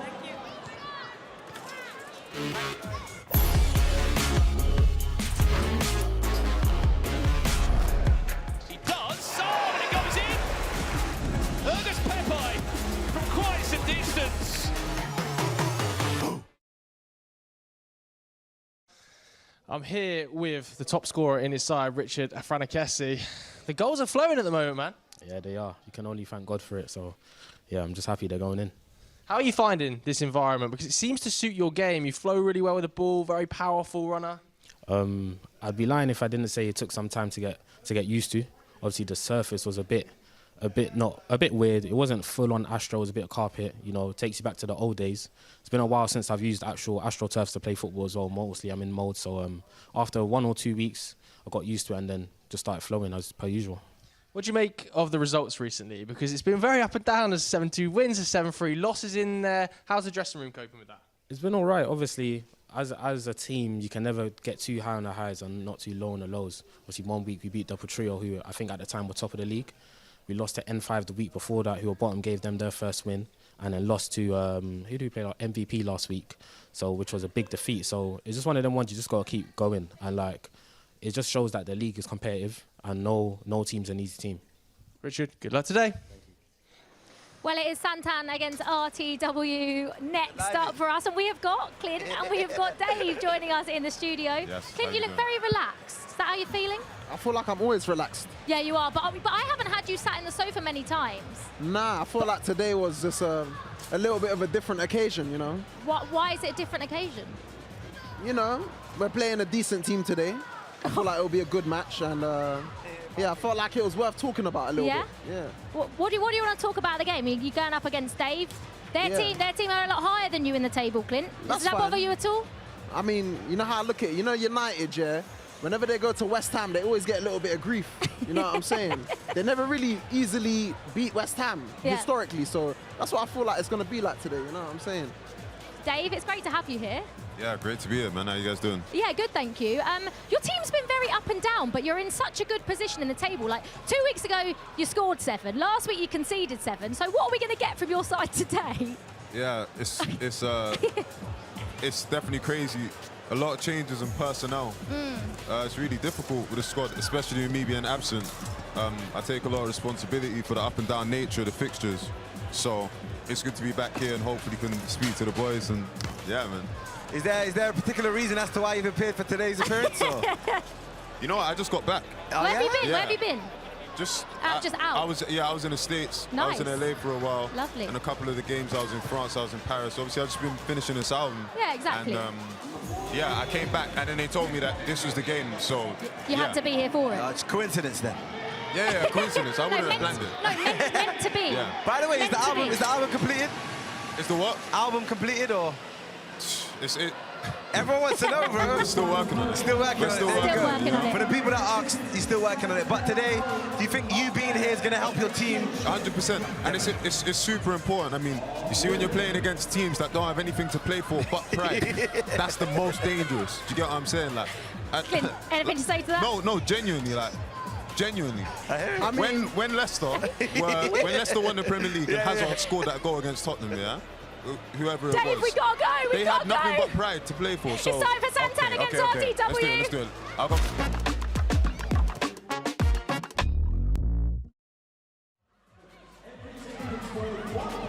Well, we will be seeing that game in a little while, because before we do that, it is probably the most important time of the night. It is the Pepsi Pressure Point Shootout. If you haven't been following this, you really need to tune in for these next few weeks, because there's an extra point on the line for one of our 12 teams here in Baller League. If you're unfamiliar of what Pepsi Pressure Point is all about, it is a non-stop penalty shootout between all 12 teams here in Baller League. And for teams like VZN FC, who have won it 3 times already, they've basically given themselves an extra win on the table. Hence why they're in such a dangerous position. All 12 teams involved in this, but who wins? Chat, I'm speaking to you in the multiple streams where you're watching. Who is going to win this one? As Stuart Cook will step up for Wembley Rangers, Camilo Restrepo will take the spot kicks for SDS. Micah for N5, Jesse Waller-Lasson for N7, Tyler Winters, who missed the penalty as we saw in the last game. He steps up for this one. Ross Durham for MVPs, who just beat United. Abdullah Javed for Santan FC, who are in action next. Ergus Peppo, who's an absolute expert, by the way, at Pepsi Pressure Point. He steps up for this one. Marvin Sordell, former Premier League forward, will represent Deportrio. Nathan Opoku of Trebol FC, Montel McKenzie, who's won it before, and Emmanuel Rowe for the 26ers. Here we go then. Pepsi Pressure Point, who's going to come out on top? You miss, and you are eliminated from the competition. As Stuart Cook is there. Camilo Restrepo, no ball roll this time. It's an instant save. Imran Kiani into the next round, must be said as well. There are 2 goalkeepers, neutral goalkeepers in Dimar Laoz and Michael Beck that will interchange and swap. Here's Tyler Winters, missed his penalty earlier, scored that one. Could be a massive point, by the way, for United if they can pick one up here. Mostara out. In the first round. Javade. Saved onto the bar.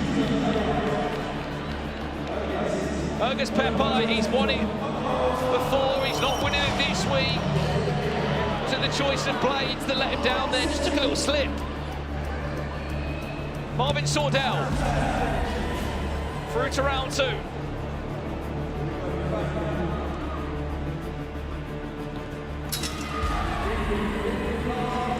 Nathan Opoku. Montel McKenzie for VZN FC. They've already won 3 of these before. I expect them to go far. And Emmanuel Rowe for the 26ers, who's been on fine goal scoring form behind Bilal Sayoud and Sak Hassan. I'm expecting a ball roll to the left. No. Out. Imran Kiani for M5. No Brian Lee, by the way. Interesting. He always takes penalties normally. So far, so good, though, for Kiani. Walla Lasson. Sold the goalkeeper there.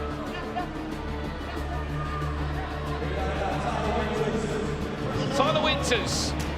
Out. 0 points this week for United.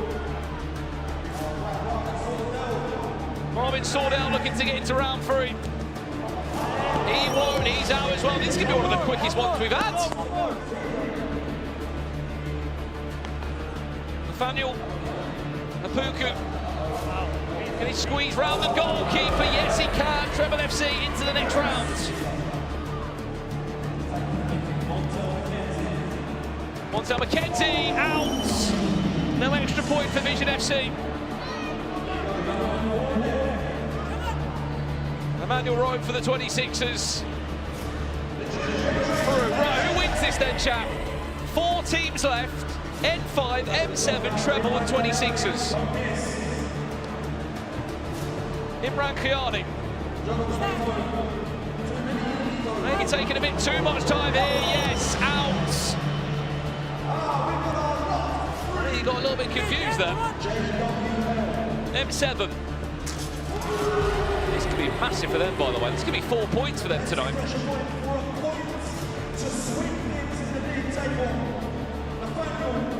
And Poku.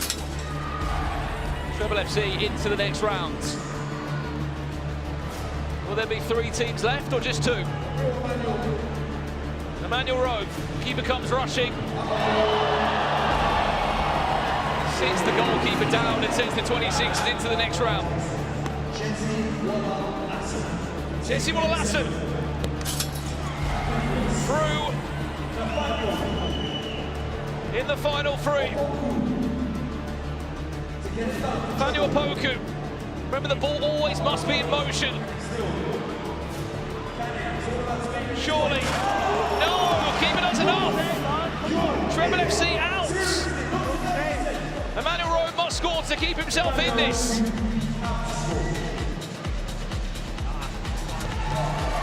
Final 2. M7 or the 26ers. Walla-Lasson misses. All he has to do is score. 26ers score. It's their win. If he misses, we go again. Emmanuel Rowe. Game over. The Pepsi pressure point goes to the 26ers.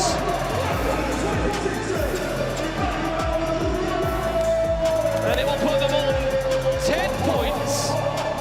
Heading into their game a little bit later on today against VZN FC. They play in the final game of the evening. But that's match 9. Pepsi pressure point concluded, and the 26ers pick up their first win. I think he's just become a little bit of a star here in Baller League. Congratulations to Emmanuel Rowe and the 26ers. They'll be in action a little bit later tonight. Well, that could be a very, very big point. Emmanuel Rowe stepping up in the Pepsi pressure point penalty shootout to give 26ers a point before they've even kicked a ball. They face VZN FC in our last game tonight, but John Terry will be very happy with that, won't he? But next up for us is Santan against RTW. Now, we had Dave and Clint both looked very relaxed ahead of their game. Santan, this is a really, really good opportunity. United having already lost, and of course, MVP is having won. Deportrio playing Trebol a little bit later on. So can they get all 3 points against Clint's RTW? The teams are in the tunnel, ready to be led out by Clint and Dave. Dave admitted there probably hasn't been here as much as he would have hoped, but he's here tonight and he's hoping that can be a positive thing for his side.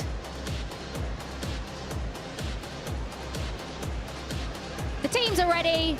Let's head over to comms and Brandon. Looking forward to this one, Brandon. Thank you very much, Liv. Yes, we can't wait for this one. I've got the absolute pleasure of saying that I have got a special guest in commentary. I'll introduce him in just a second, but before that, we'll look ahead to this one. Santan, who's sitting sixth for the moment, against FC Rules the World. Chunks joins me for this one. Chunks, I mean... Hello, hello, hello. How are you, first and foremost? Can't complain. Very well, my brother. How you doing? Interesting Pepsi pressure point there. Yeah, it was interesting. I think it was a nothing point, to be honest. Fair play to Emmanuel Rowe, but I don't think that's going to help them too much with the table because it is difficult. Of course, never say never. Absolutely. It was difficult. SDS, if they won that, who knows? Who knows? What could it have been? Much closer. Look, we've still got 2 more league weeks for this one, but these 2 teams here, Santan FC, most definitely have a chance to get a top 4 still with the form they're showing us.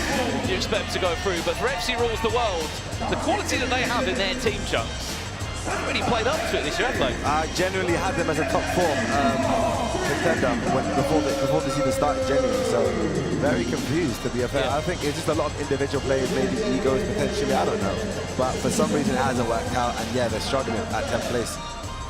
I was speaking to them earlier on camera, and it's a big match because obviously they're good friends. But Dave said that when a team has nothing to play for, they're very dangerous. So yeah, he did throw out that little dig. Was that a dig? Yeah, that was a dig, it was. So he could be right there. Again, let us know your predictions for this game. It's our 4th game of the evening here. If you just missed it, Angry Gingers United just lost to MVPs, who have just climbed up the table. Let's have a look at the teams heading into this one this evening. Kicking off with Santan FC, who have brought back a familiar name as a wild card. Number 12. Once upon a time of Newcastle United, Nile Ranger will feature tonight. I mean, we have to see more from Santan FC. They were not at the races at all last week. A 7-3 defeat to MVPs. They were 4-0 down in 6 minutes. On the opposite side, for FC Rules the World, one man was back in the squad, and I'm so happy to see it as well. Michael Enduini.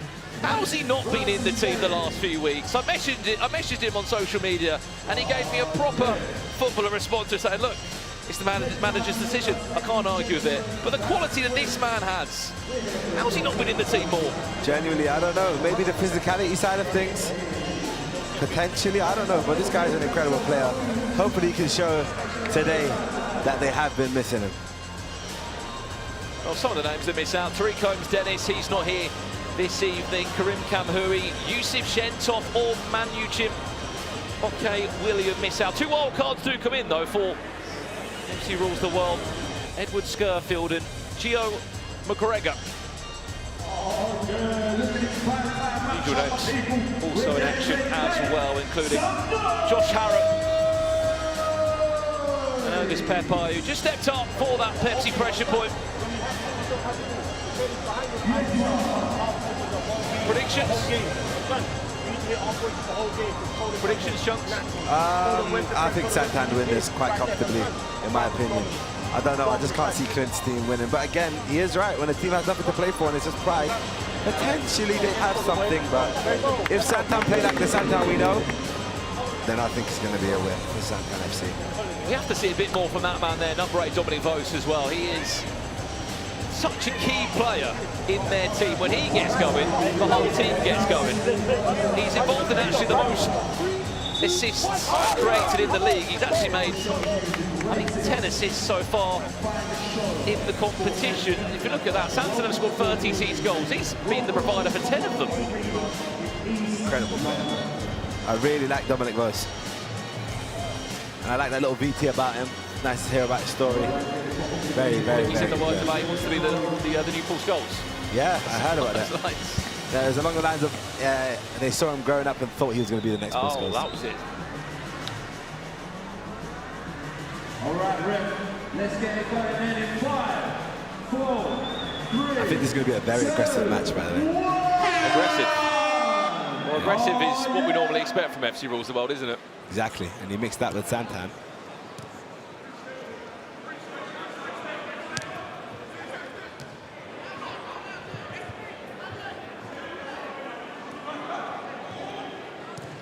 Question to you, Chunks, is for a team that are in the bottom 3 or 4, it's a difficult one is to ask what the motivation is now, isn't it? Honestly, I think obviously we have next season coming up, so I think they're going to be maybe trying some new wild cards, trying to get a philosophy. There's no pressure on them, so they can potentially perform. But yeah, there is nothing to play for, honestly. They're all on the beach.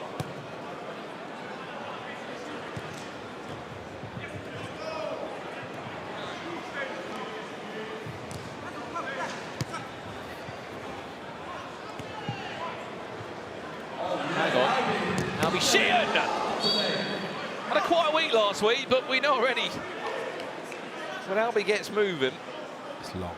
He's pretty deadly. I don't know how they let that pass happen, man. That's crazy. It's already the first corner a minute in.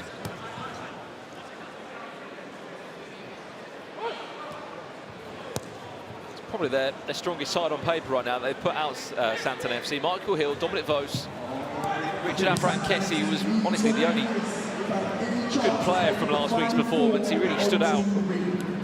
What wasn't a good performance at all. David Soledemi and Albie Shearer. Is he onside? Josh Harrop goes for a cheeky chip. No deflection on that one, was just a heavy finish.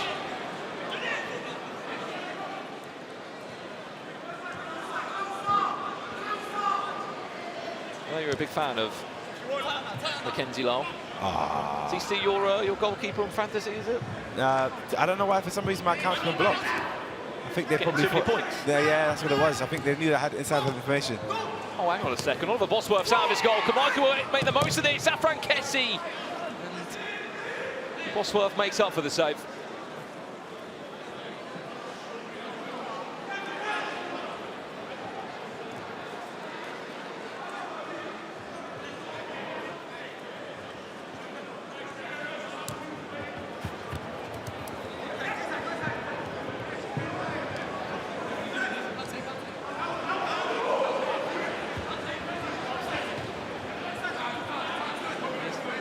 Harrop now. Once upon a time of Manchester United, Preston North End, where he was last playing professional football. Where does he play at now? Nowhere. Is it? Ball League was his chance to fall back in love with football. Which team's going to draw first blood here?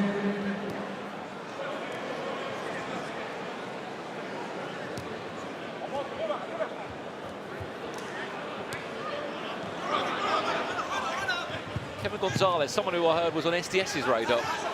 Yeah. And look, he's so creative, isn't he?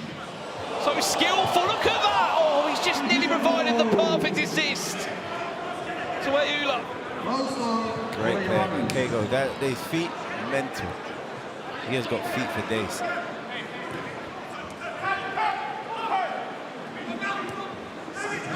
David Soledemi.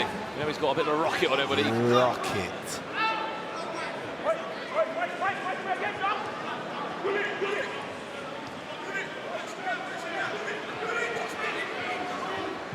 People in the chat saying Santan are a physical team. I mean, have you seen Rules the World yet? They're very physical. To be fair, saying that, they start with Harrop and Figo, which don't look the most physical, so I don't know. Is Harrop limping, or that's just me? It looks like he's either tired or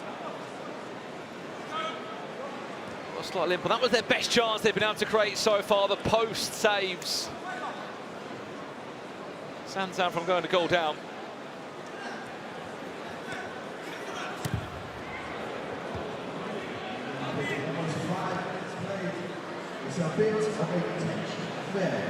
I mean, as great as he's been, Mackenzie, last week was really one to forget, Chunks. There was a lot that was coming his way, and by his own standards, he was parrying a lot and was not at it at all last week.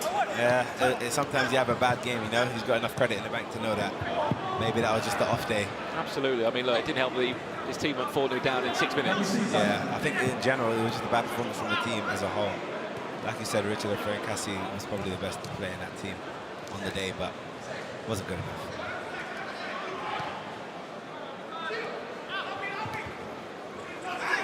Michael Hill is on sides. He had time. I think he could have done more for him. Just peeled away from his man on that right-hand side, and it was difficult from that angle. So that left-hand side's getting exposed from Clint's team. I'll be honest, I've seen it a few times already. 2 times this game.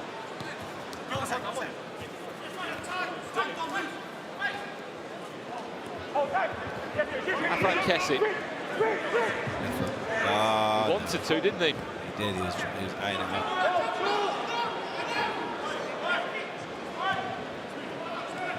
In case you missed the Pepsi pressure point for those that have just joined us, what an effort!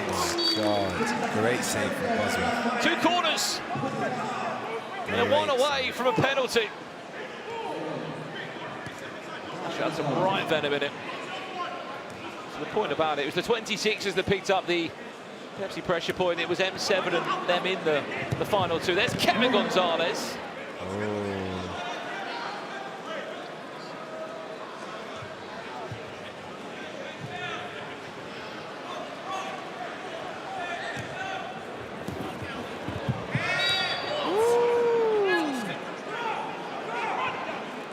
Free kick? I think 5 weeks ago it wouldn't have been.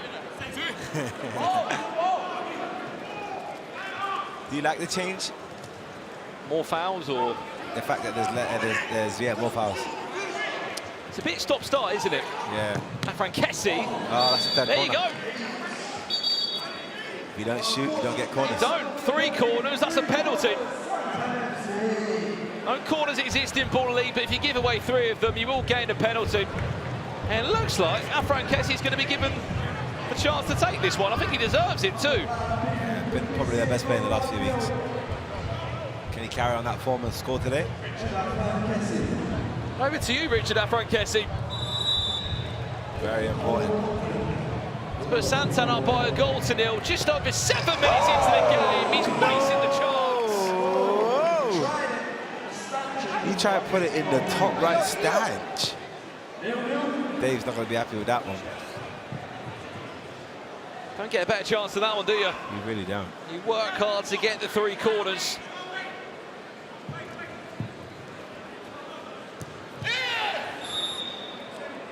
Can't take a kick in over knee height, hence why... Why don't they know this? It's game week 9. And these are regular players. That was Solidemi, no? That was Solidemi. Whoever it was, just giving away a kick in the opposite way.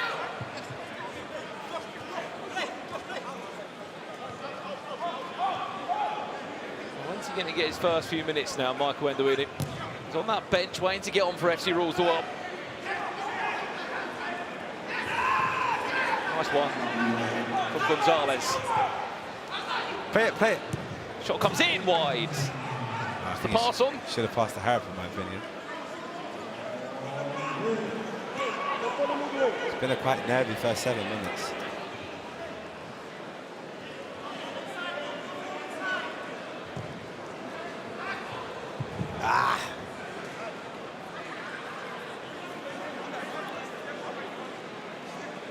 Well, you wouldn't believe that so far in this game, for the penalties and the chances that Santan have been able to create, they've only got about 35% possession so far, Chunks. They have struggled to hold on to the ball. Yeah, hasn't been a great game from either side, to be fair. As you can see. Whoa, that camera almost got broken. Someone just got a free ball. Michael Hill. Oh, no.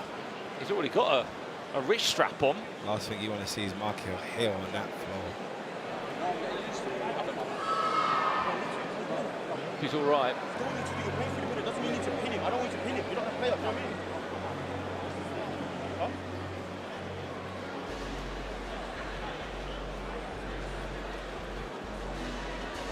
I think we stay locked in for the greatest show in sports entertainment, Baller League UK. We're building right now. I think he's all right to carry on by the looks of it. FC rules the world. Been playing well, though. We'll find out who's really on what. Here we go. Do you ever rock a chain like that? Never in my life. I think only the rappers can pull it off, you know, rappers and footballers. I tried to rock a chain like that 2 years ago. Let's just say I sold the chain. Did it get worn at all? Or? Yeah, I wore it twice, but that was it, to be fair. What even is that, a sword with an angel? Must have a meaning behind it. What's going on there? Bodies all over the place. It's a fight every day of the week. You know, I see Garnett at the back of fouls, left, right, and center. I would love to see who gets the most fouls, you know. Surely you need to give us a list about who's made the most fouls. Is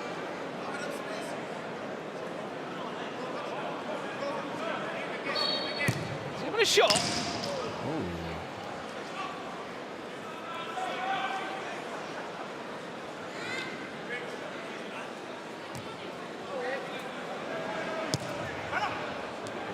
The first time we've had Dave back in the combo box for a good few weeks. Sylvie hoping that his team do a bit more. I was speaking to Dave, and he said that he is trying to complete his album, for people that want to know, because there are a lot of people in the comments that were saying, has Dave completed the album? And the answer is, not yet. You tried to get an answer Yeah, out, didn't you? I did. He wasn't giving me much.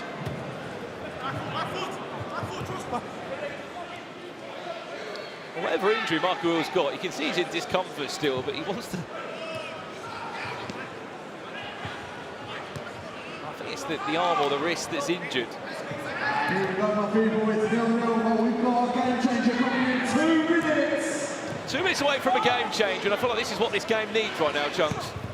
Yeah, honestly. +1 or something. Michael Hill's done that. He's holding up his left arm.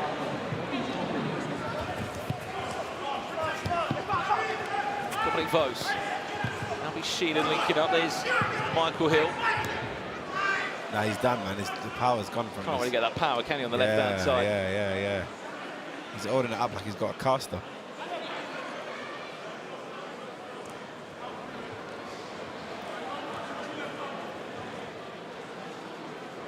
I mean, does it get to a point where he just subs himself off?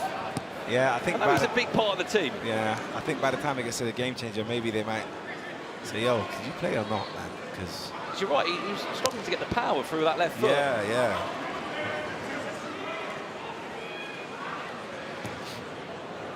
I kind of did expect this from this game, to be honest. Because both managers... That's not good for him. Oh. That's not what he needs. He does have a cast on. He's got a bad arm or a cast. Doesn't need to be bundled to the floor. You sure you should be playing, Michael?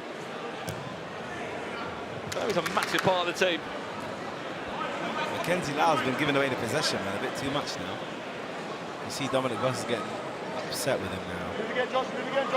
Hey, move again. You guys move again. Here he is. He's on the pitch now, number 9. Michael in the wedding.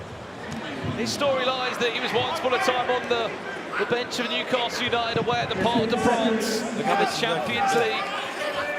Look how much he's working. He is trying to show them that he can play. Who knows how many minutes he's going to get? We've got a game changer to look forward to in the next 3 seconds. Shot off target, game changer time. Let's take the stage higher than you ever been. Stand tall like Everest. I mean higher. You ain't gotta settle in. Go places that never been. We go higher, non-stop. Take it to the top, even when a ball drops. My man, we go higher. It's time to go. I got this in my Spotify playlist. It wouldn't be a week without you singing in jokes. Right, here we go. It's the line for our game changer. If a goal is scored behind the offside line, it will count as double. The goal will count as 2. However, that never really tends to happen, Chunks. Only one player's done it before. It was Trebol FC. You know who scored it a long time ago. Other than that, everything else stays the same. Still 6v6, still the same rules. It's just if you fancy a chance from distance, a goal will be worth 2.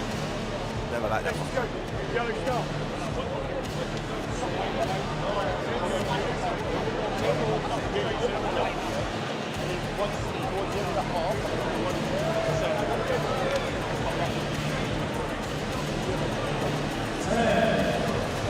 Well, let's get this game changer. Come on, Michael, man. Yeah, you see? He's off. He's having a rest. Yeah. As expected. I need Endo to score, man.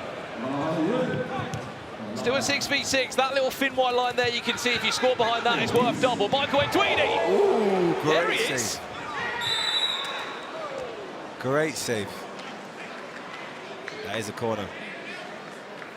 Just saw Shearer and Kenzie Lyle there just sort of tackle each other as they were trying to stop that being a corner.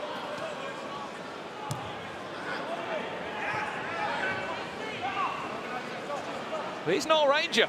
He's on the pitch now. A wild card for Santan FC. That makes 2 former Newcastle players on the pitch.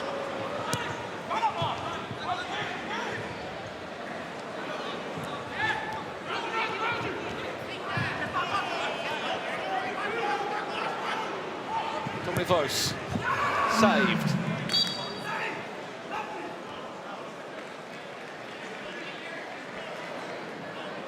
Nine shots. We'll make that 10 now for Santan FC. So just the 3.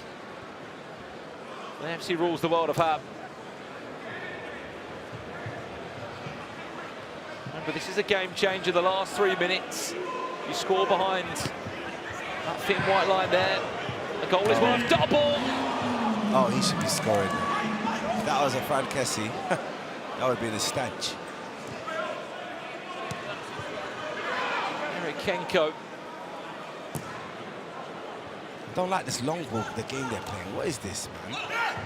Show me football. Look at that. Look, that's what I need to watch. Yep. Bad pass. Why is it straight from Bosworth? Sends it up. See what happens.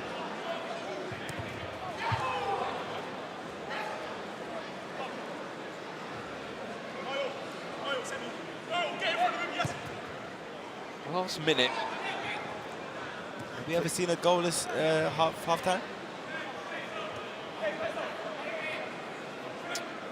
So you have to think. I generally think I think we might have actually had to wait about 16, 17 minutes before for a goal. Goodness gracious. All right, lock in, my people. Just over 30 seconds left. Hang on. Is he onside? No! He was onside, Michael Entwini. That save? Was he saved though, or has he missed? Oh, he's missed it. Missed the chance. 10 seconds to go. 10 seconds left of this game changer. It looks like we're going into half-time at a stalemate and 0-0. 3, 2, 1. Well, there we have it. Half-time, Chunks. Did you enjoy that one? No, I did not. I did not enjoy that at all.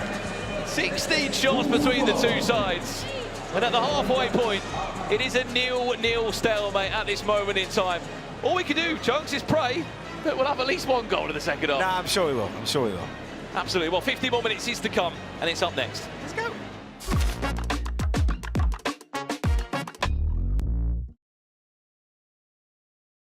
Francis Mampolo joins me today. Man, what have you made of the season so far? Because you started so well and you're still kind of on form, but the goals have dried up a little bit. I feel like we started well together as a team. We were playing well, enjoying ourselves. I was expressing myself, and I feel like we hit a bit of a bump in the road, and you know, just, you know, it's been up and downs really, but I feel like we still have a chance. You know, we're still in the top 4. I'm still playing well. I'm still enjoying my football really. I mean, it doesn't mean I have to score every game, but I'm still playing a big part in the goals. I know Francis here was not happy with my pre-match prediction, where I said I think Trebol might get a win today. But it's going to be a tough game, isn't it? Nah, for sure. Trebol are a good team. I think they've won about 4 to 5 games in a row, so I feel like they're doing well for them. But it's Deportrio. Come on, man. How dare you question us? What's it like to play for Micah? Because he seems like so much fun out there on the sidelines. He can get very serious though off the field as well, can't he? No, for sure. But I feel like on the sideline he gives us a lot of energy. I think if you've seen the game where we lost to Santan, we missed that a bit of energy on the sideline, pushing us and shouting us. I feel like he's the one that brings the team together, you know. So it's good to play for Micah. I enjoy it. You're very confident, so let's get a quick prediction, score prediction against Trebol. 3-0, Deportrio. 3-0, you heard it here first. Gaffer, how are you? My name's Rafael Garcia, I'm 22 and I'm a striker for Deportrio.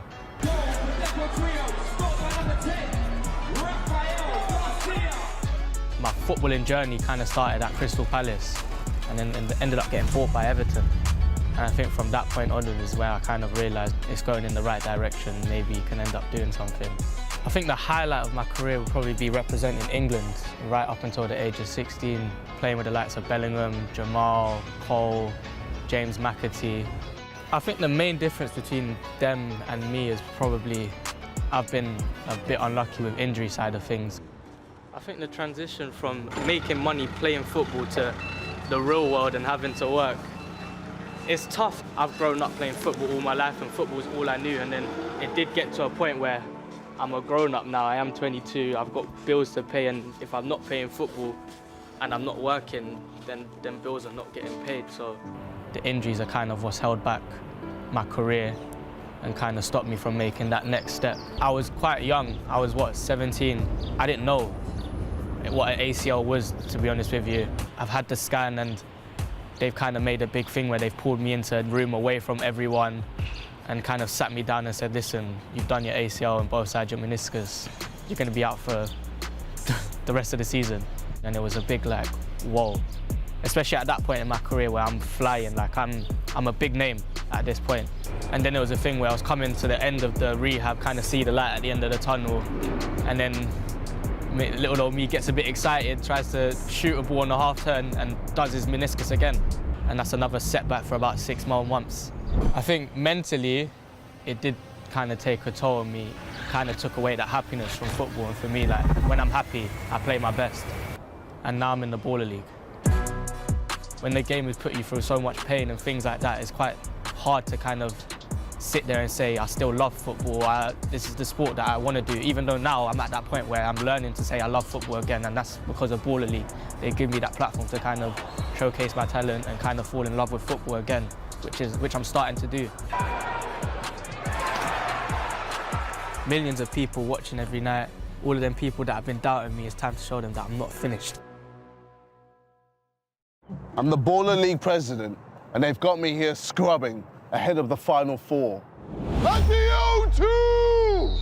Get your tickets now! It's gonna be huge! Well, it's currently Santan 0, RTW 0. Sorry, sleeping. Sorry, just woken up. Yeah. This is a real opportunity with Santan, and they haven't taken it. Yeah, absolutely. I don't know what's going on. They're just not flowing, are they? They are the 3rd top scorers in this tournament coming into this game week. Somebody's got to start hitting the net. Richard Frankesi not firing on all cylinders. Second half's going to be huge for him. Yes, Brandon and Chunks, please, please, please pray this second half is better.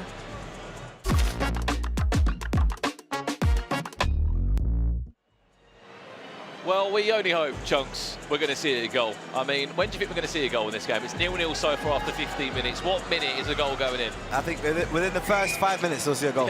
Yeah. Santan Dave. Is Richard Frankesi? He is not. He's not. If he comes on. I'm going to say Dominic Voss to score the goal at the 90th minute. Well, welcome back to Baller League for Matchday night. This is game 4 of the evening. 6th place Santan. Against 10th in the table, FC rules the world.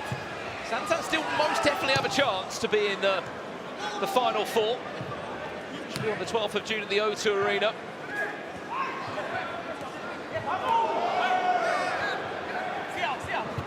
See what Michael Nduini can do.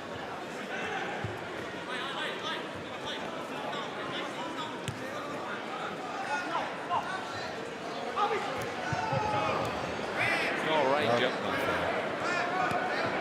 Bundled to the 4 by Addison Garnett. FC rules the world. 1 corner away as well, by the way, from that all-important penalty. Come on, man. Don't stop playing.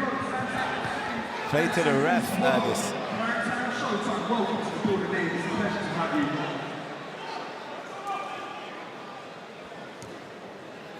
Bubakari there with the pass that wasn't so good. Headline news tonight, if you have just tuned in, United lost their game. MVP's United back in the top 4. SDS won their first. They won game 1 here tonight, alongside M7 picking up a result as well. The charge for the top 4 definitely still could be on.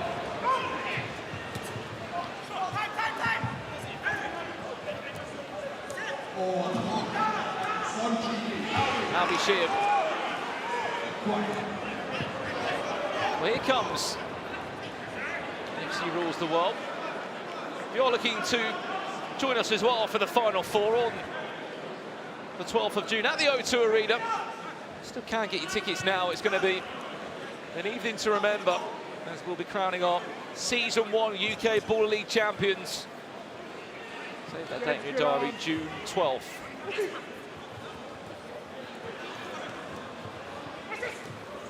My question to you, Chunks, is who is going to be that top 4, do you think? I think today is what solidifies it for me, because now I think MVPs is going to make it, because they're on a mad run right now, last 3 games. Yep.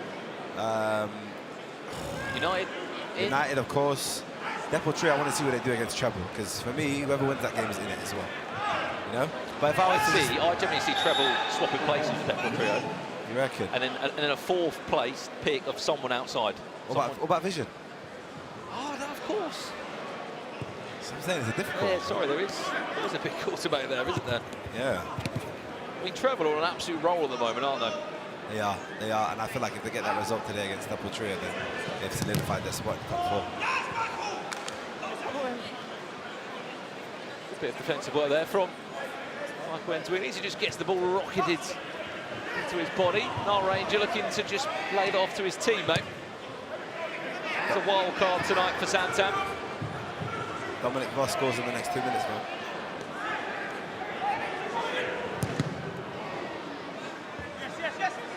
It's just going to be a kick in. Here it is. Here is Dominic Voss.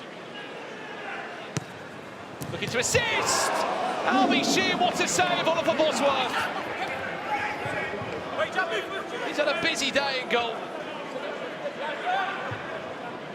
Oh, that assist was near enough perfect, wasn't it?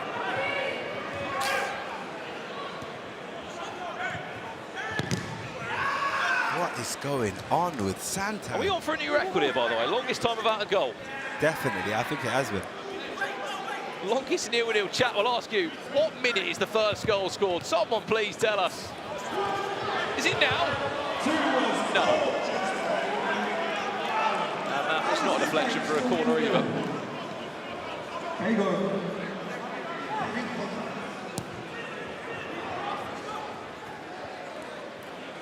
Goodness gracious, great balls of fire. I've got 34 seconds left until my prediction's dead. We'll need a new time from you. Yeah.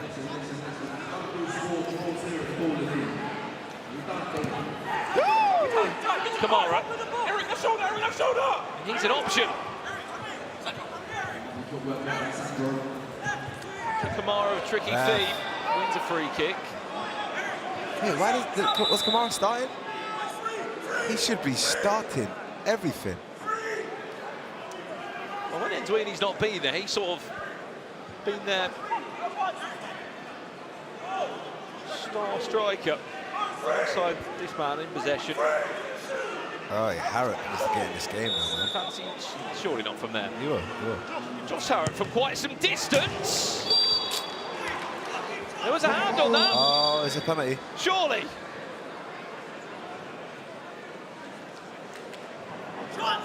corners, it means a penalty. Deflection off the wall, there's the deflection. Is this the breakthrough for a goal? Ergus Pepe, surely puts arm injury. There you go. I called the 19th minute, it's just the wrong team. You were 2 seconds in.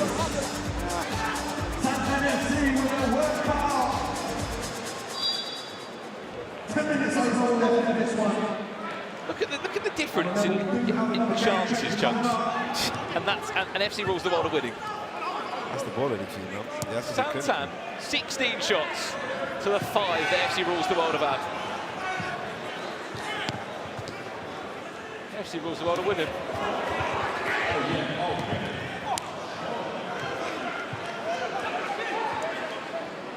I don't think there was a deflection off that. It was just not a great shot.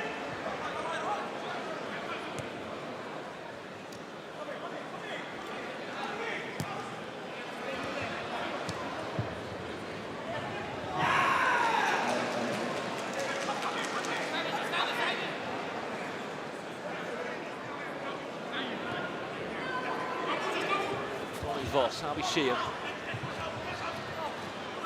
Kenko there was should run himself out of play.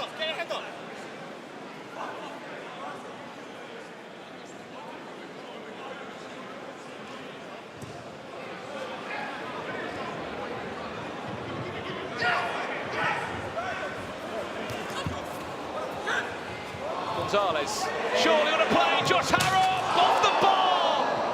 Goodness me. No one wants to score tonight, do they? Too much power on it, man.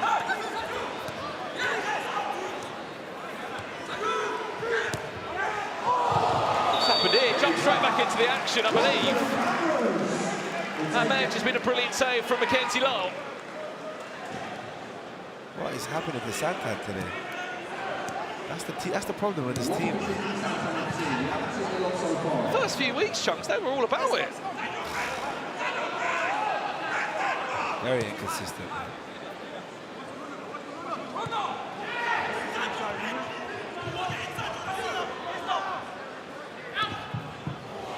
Their first 5 games, Santan, they won 4 out of their first 5. They were on a serious roll.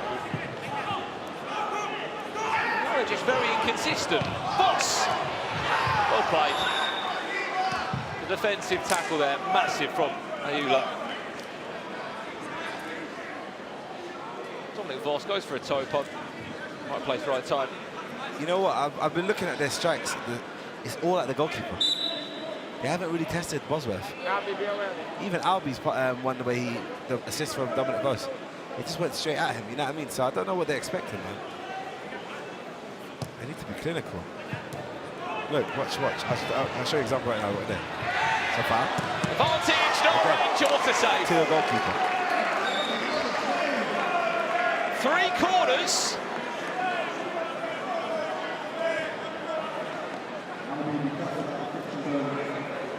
Was that corner number 2, sorry? 2. Well, that was 3 for a second. No Ranger. I think that was a great save, to be fair. Who was that?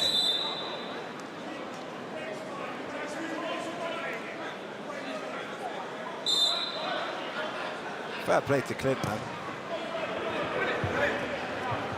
Well, yeah. They might have been joking about those teams that don't really have much to play for, but it's coming into fruition. What they're doing.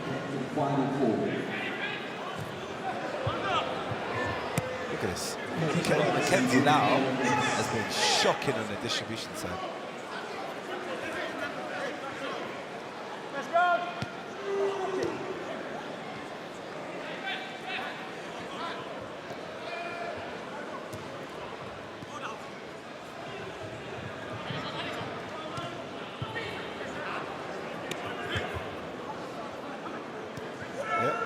Keep the ball at the back. Not going to force things. Look, if they want to see out a 1-0 win, why not? Go for it. Nice touch there from Alisha. Nope, not far. Oh, that's a foul, huh? That one has to be a foul on our Ranger.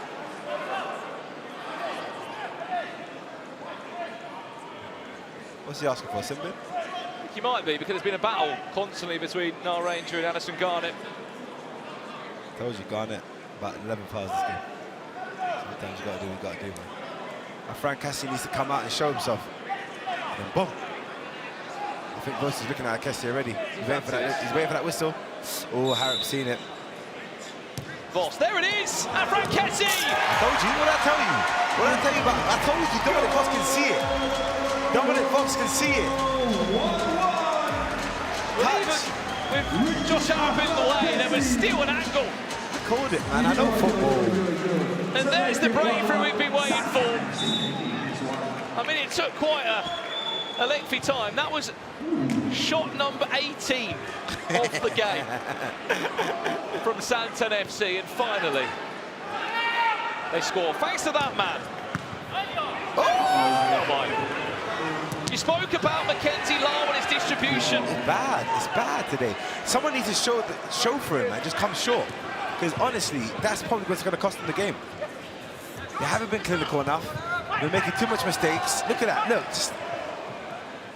Mark Hill's back on the pitch. Is he fit enough to be? Oh, that's a bad one. Every time he is. It's a difficult one. I can see what you're saying about his wrist, but if he's got an injury, he shouldn't be playing. Shouldn't be, but that's the commitment that he has for the team, and I love it. Go on then. No Ranger. And Frank Cassie! He's the main guy. I told you, he's the main man for Santan. You know what kills it? You know he couldn't buy minutes early on into the season. You don't remember? He couldn't play minutes. And now, main player of the whole team. And Frank Cassie. They might have lost 7-3 last week, but he was a massive part of that game still. He was the only player that looked up for it when his team were 4-0 down in 6 minutes. Tonight, it might have taken a good 20+ minutes, but he's just bagged 2 goals. And that is what it does for Santan, by the way. Into the top 4 they go, Chunks. Wow, Vision and Trebol are going to be licking their lips. No Ranger. Took too long. Why are you taking that long for? Frank Cassie was crying for him. And Frank Cassie might still get it. There it goes all the way across. Dominic Voss! Yes, that's it. Oh, he's tried it. I like the ingenuity. But unfortunately, it came off already. What was wrong with Ranger there? I think he was in too much. He's done such a good job, Ranger, of just being the pin man and just shifting left and right, left and right. That was the perfect example to do that. Oh, here we go, another mistake. Never are you going to strike him there. Falling apart now. Yeah, that's a foul. Figo got too excited there. 1 minute to the game changer.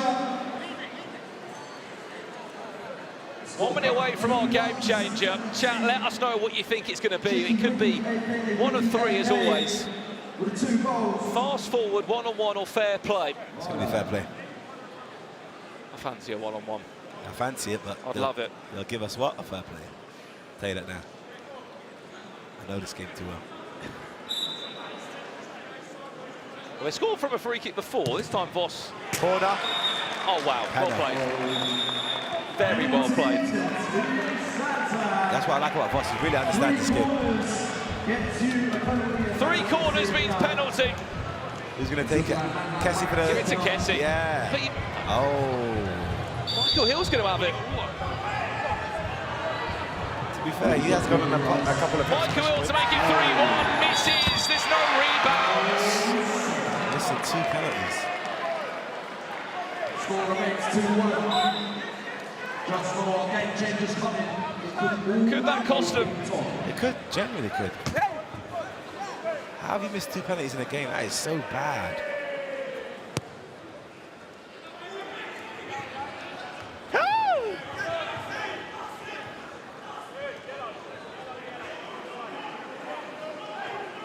Where that noise came from then, Chunks. Sorry, that was me. I got too excited.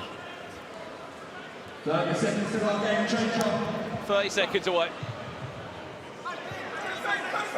30 seconds until fair play. Oh. There's another block. Oh.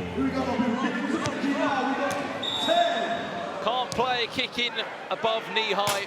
Oh my, Micah was just hitting the post. 6 seconds away. Got your vocals ready for the game changer song? Oh, you know me. Can we just take this, please? What is wrong with the ref, man? It's just a kick in that needs to be taken. There you go. Just right. keep the ball, keep the ball, keep the ball, keep the ball. Thank you. Game changer time, Chunks. It's over to you. Let's take the stage higher, higher than you ever been. Stand tall like Everest. I mean higher. You ain't gotta settle in. Go places that never been. We go higher, non-stop. Take it to the top, even with a ball drop. My man, we go higher. It's time to go. We love a bit of one-on-one. 1-on-1 to conclude this game, Chunks. We love a one-on-one, but we barely get them. Love a one-on-one. If you're not aware of what the one-on-one is, it's one at a time. Each player will get a chance to shoot from just inside their opponent's half, on the edge of the O2 logo. The defensive player cannot use their hands, which throws another spanner into the works completely here. Do you reckon Boss and Harrop start up?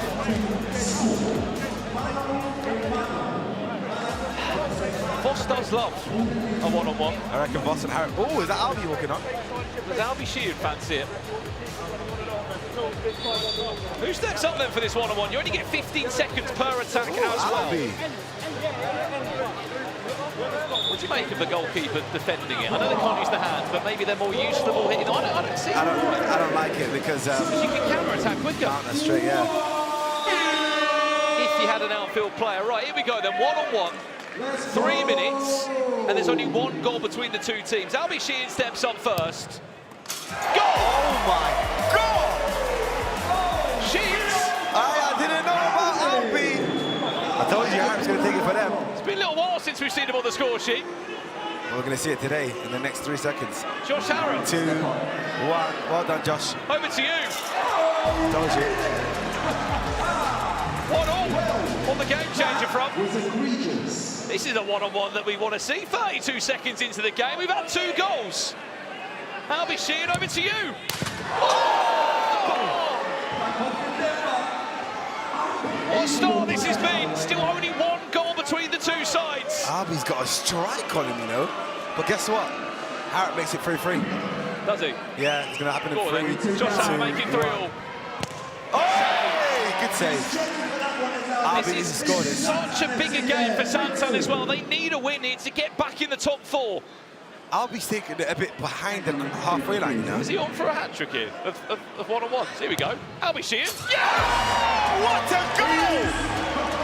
Albie! What a great goal! Well, there was a reason why they turned him in. Whoa. Hang on, Josh Harrop.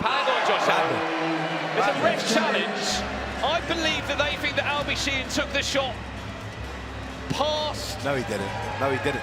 It needs to be in that little, you know, that little O section. Yeah, I think they think no. They lost their minds. I don't think it did. From the quick glance. That's a waste. That's a waste of a challenge. But to be fair, if you're going to use it, you're going to use it now, innit? That's a waste of a challenge right there. I'll stand back up when it's time for the strikes. That is a waste of a challenge.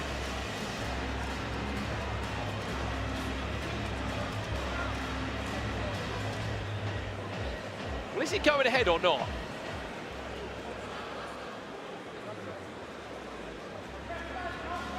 By the looks of it, I don't think it is. It's a waste of a challenge, I'm telling you.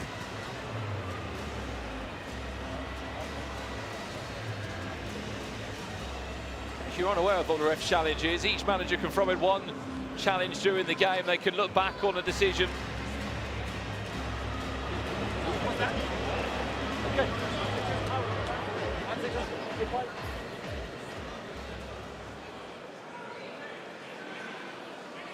So the challenge actually wasn't the fact that he took the shot just in the opponent's half. It was because he didn't start the play from the box. I'll get lost. We'll forget about it anyway. Josh Harrop's up. He scores! And this one-on-one just keeps on giving. Albie Sheehan. Does he fancy another? Oh! Stopped in his tracks that time. It could get dark, you know. Only one goal in it still. Josh Harrop to tie us up at a 4-4 scoreline. Save, but it's going to bounce back. Hang on a sec. Josh Harrop's going to get another shot of this. Can Albie Sheehan stop him again? Oh! Take your time. Take your time. Take every second. Take your time, Albie. You know what, Rossi? He wants another one. Is he on for a fourth? No. Oh, you see, that's what happens when you get too excited, though. You have to take your time.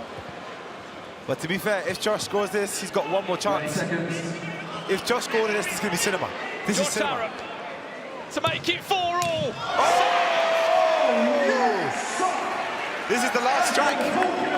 It should be. That should be the last strike. Take your time with it, Albie. It's in his hands. It's in Santan's hands to be back in the top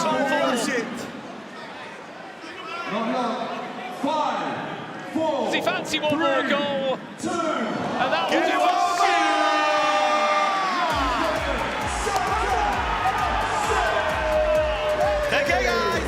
Full-time result there.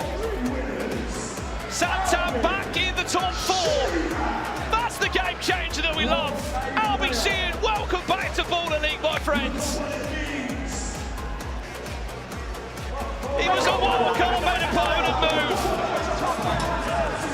And there's something about him in this Santan side that makes him so impressive. Let's have a look at our top 5 player ratings from that game. Where does Albie Sheehan place? Does he place higher than Afran Kessie, though?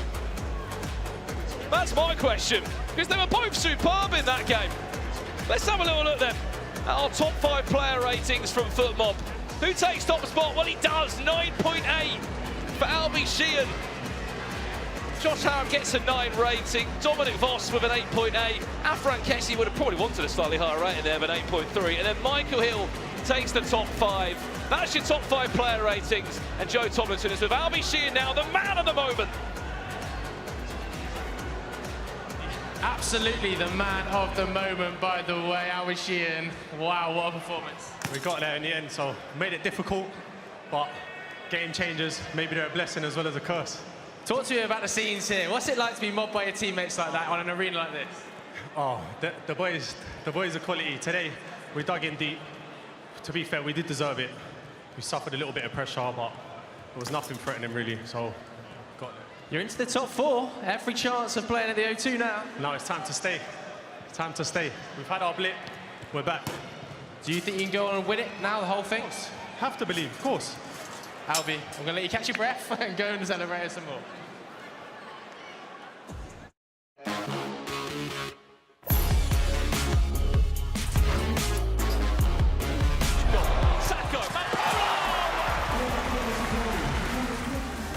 If Mampolo's not scoring.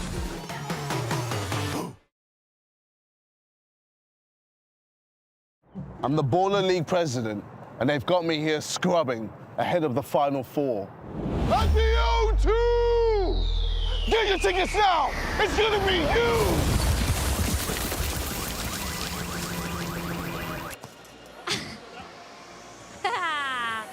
Big one! My bad, I was doing co-coms. You were great on co-coms, John. Thank you. I thoroughly enjoyed listening to you. Yeah, relax. You was late. You was late. I was doing co-commentary. Yeah, he had to make he had to make his way down. Micah, we're so happy to have you on the sofa this week. I'm here. You're I'm back. You're The back. energy is here. And Deportrio are ready. United lost. You know what? Oh, you're not as happy about No, it as I you were actually the want other United day. to win though, so it could, you know, the gap. I know you I'm mean, looking at that top 4, and now it's getting really, really tight. I haven't loved you guys the way you've been playing recently. But no, I they've haven't been loved winning. But they've been winning. No, but you, Mike, we know. We had to adapt. We had to adapt. You know, I think earlier on in the tournament we was balling out. But now we've gone to a 3 at the back and a 2 up front. You've A bit longer ball. Because what we was doing, we was getting counted on. We was trying to play good football, and then there was Nicky in the midfield and scoring against us. So what the good managers do? Adapt. But then you know what Treble's on, right? You know what? Sassy, Belade, Kieran Clark, Modi, they've got players. I'm going to say, I don't fear anyone in this tournament, but this team are the best balanced team. I agree. I think this is the best team in the whole tournament. Manuel, their coach, every time Joe interviews him, says, I believe we are the best team in the competition. Like, he is so adamant that they're not even just going to finish in the top 4. They're going to go on and win the whole thing. So if we beat them today, we'd have to do something special, something real special. We've identified a few areas where they're a little bit weaker, but like when they get in front of goal, it's just score, don't they? Yeah. And that is the difference. But I'm back today. I'm ready, sassy. I've been trying to tap him up. I'm coming through by the end of the season. You know, I've been in his ear already as well. But yeah, I'm absolutely loving it. I'm absolutely loving it. Generally, I look forward to Mondays every week. But do you have anything up your sleeves? Any wild cards or anything? Or we brought in Micah again. He played last week. Yep. We had a special wild card. Unfortunately, didn't come through. It fell through at the last moment. We'll talk off camera. We'll talk off camera. Yeah. Is there any chance that this special wild card we could maybe see between now and the end of the season or no? If we make to the top 4, he'll be there. He'll be there. He'll be there. 0-2. Yeah, 0-2. Deportrio. He's coming. I'm telling you, though, man. Hey? I need a win today, though, man. I think it'd be tight. I think we can beat them. Yeah. But it's just whether they. You know what the problem is? I think for all the good play that we do, whether it's defensively or offensively, I think on game changers we need to improve. We're not good enough on game changers. I told the boys there, concentrate. If we concentrate on game changers, we can get the W. How good was that 1v1 game changer in the last game? Oh, amazing. Unreal. Absolutely Is that your favourite? Is that the one when it... But I suppose it can go either way, can't it? I like the one-on-ones, though. Do you? Because that's going to see, Francis balling Yeah, out, Adam balling out. We're here for Ballers League, right? Anyone can shoot from long distance. I want to see the skills and the technique. Yeah, for sure. Right, Micah, we're going to let you go because your team is about to walk in, which means who are you supporting? You're going to have to walk out. Who are you supporting? Deportrio, obviously. Are you sure? Obviously. Who are you supporting? Me? Hey, yeah. You know I've been thinking one. It is time for Deportrio against Trebol. We cannot wait.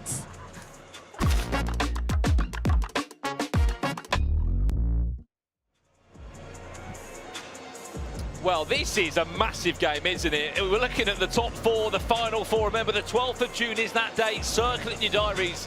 We're going to be battling between the best 4 teams in the league. This is probably game of the night. I mean, you look at where both are placed on the table. You look at what's on the line to top the table tonight, which what Deportrio will definitely do if they can pick up 3 points here. But going back to what Micah was saying about not scoring enough goals in game changers, they have scored the least goals in game changers, Deportrio. They've only scored 11. You compare that against some of the other sides like Santan, they've scored 17. They have to make more of it. And if you just saw the one-on-one show that we just saw there, more of that, please, would be superb if we can have some game changers like follow. Well, for Manuel Silva, he's pretty much been managerless throughout this journey so far in Baller League. Still no Luis Figo. I don't think we'll be seeing much more of him in season 1 of Baller League, with 2 more league weeks to go after tonight, and then it's all on the final 4. Kieran Clark and Micah Richards just capture a little glance at each other with a cheeky little smile. Both these teams come into tonight off the back of a win. It was Deportrio that beat FC Rules the World 3-2 last week. But for Trebol, they are on a roll. 4 wins in their last 4. The momentum is building. And the point tally is looking seriously in check. Let's have a look at the teams for tonight. To see how they are lining up. Well, for Deportrio, it's only one wild card that features tonight, and that's in Macaulay Manning, or Micah as Micah referred to. Bakary Sacco starting to look at home now in Baller League. We didn't see him for the first 6 weeks here. He came in week 7, and since then he has been a familiar name. Rafael Garcia wearing the number 10 shirt. We heard a little bit more about his story. Still has scored one of the quickest goals in Baller League. Only 12 seconds it took him to get on the score sheet. On the other side for Trebol FC, well, what's been their secret? I mean, firstly, their wild card that they made a permanent move in Amin Sassi, number 94. I know a lot of you at home have been loving watching him and seeing what he's all about, but the goals have been coming in from number 10, Amin Bilaid, who was one of the top goal scorers in the competition. They've looked better and better week after week. And what Manuel Silva's done is so impressive. Kieran Clark is the captain of this side. He doesn't wear the captain's armband. He believes that everyone is such a crucial part of all our former Premier League players. He has looked not out of place at all, throwing his body in the line, blocking everything that comes his way. A perfect case study.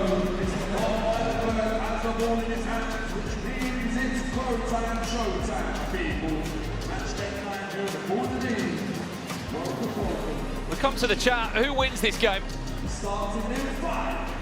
2nd versus 6 as it stands. Deportrio, 19 points. Trebol FC on 16.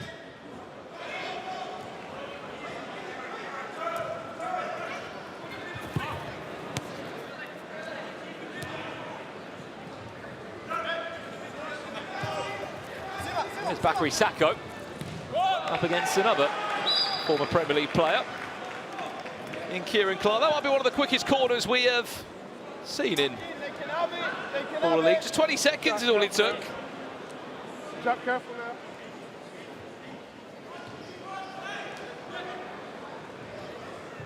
Speaking of managers, who is a manager that you would love to see involved in Ball League at home? Maybe for a future season.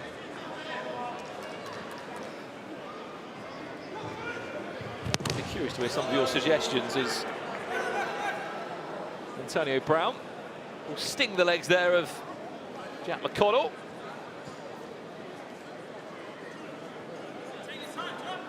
A few updates for those asking as well. United lost their game, M7 won, SDS won. And we just saw Santan also win their game too.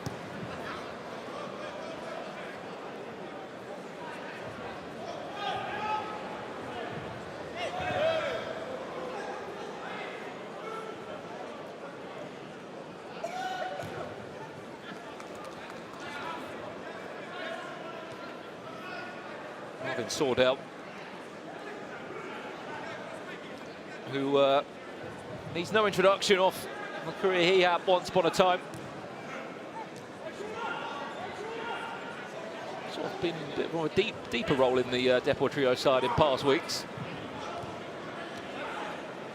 To be a bit further forward. Adam Dawson, who scored from a free kick last week. Some of the chat saying Roy Keane, Mourinho.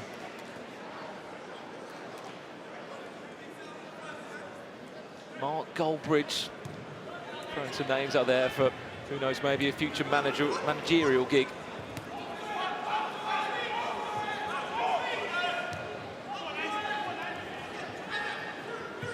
Isaac Modi, his shot blocked.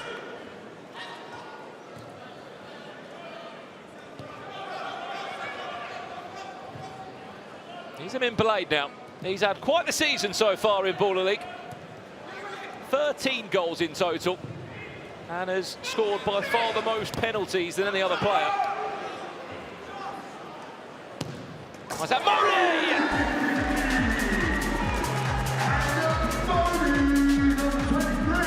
There's the breakthrough for Trebol FC. Was just swerving away from Tommy Scott. 1-0, Trebol FC. And I would love to see when we get a moment of what this does to the table. I know it's not going to end like this, probably, but it shakes things up. It will put Trebol on the same points as United, I'm sure. And Deportrio. Look at that. I mean, if they get a few more goals tonight, Trebol, they could top the table. Look at that, heading into 2 last game weeks. I know Vision have still got to play. Vision could also top the table tonight if they beat the 26ers. 19 points, 19 points, 19, 18 for Santan, 18 for MVPs. And then depending what happens for Vision, they could be on 18 or 20 or remain on the same. Look at that for a mid-ended. Kieran Clark, tap in. Not a high leg there on Ethan OK. Someone just pointed out in the chat as well that Trebol are doing very well, and they haven't even brought in Amin Sassi yet.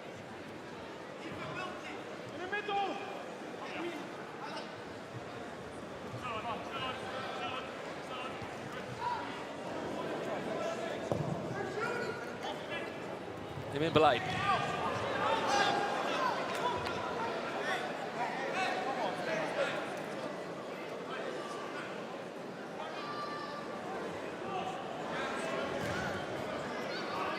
What's happened there?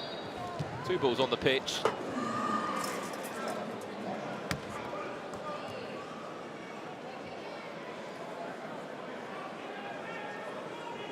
Play restarted now. Lineker. To Kieran Clark.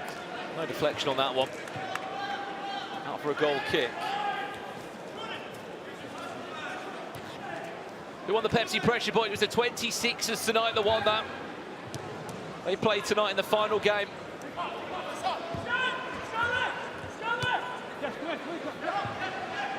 Against VZN FC, who could also change this table also. Bakary Sakho. Adam Dawson was the idea.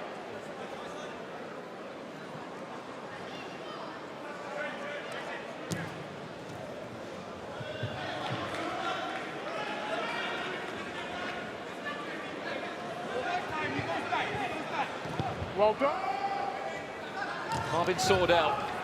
Stopped by Isaac Modi, the goal scorer. Very well done there by Antonio Brown to win his team.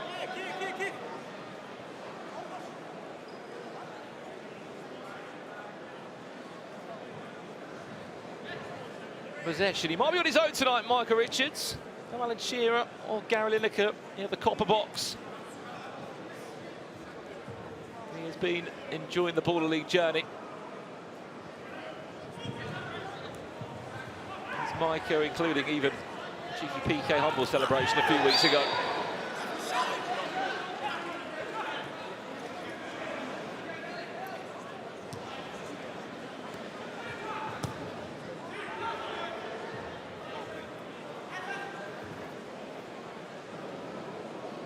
The chat asking about SDS. Do they have a chance at top 4? Yes, but a lot needs to go their way.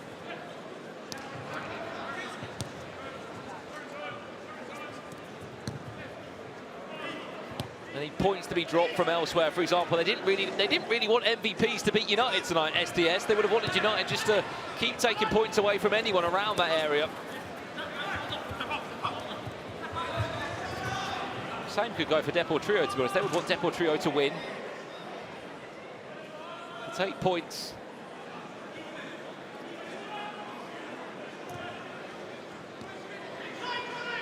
Off Trebol. Keep their tally a little bit lower. Keep in mind that after tonight, there's 6 more points available in the league, and then there's just 2 points from Pepsi pressure point.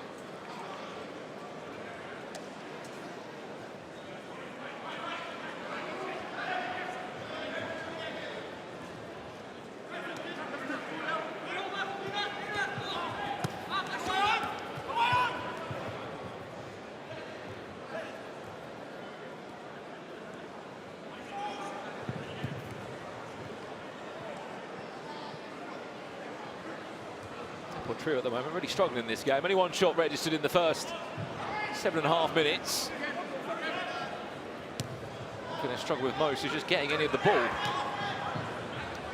Can that change now as Bakary Sakho?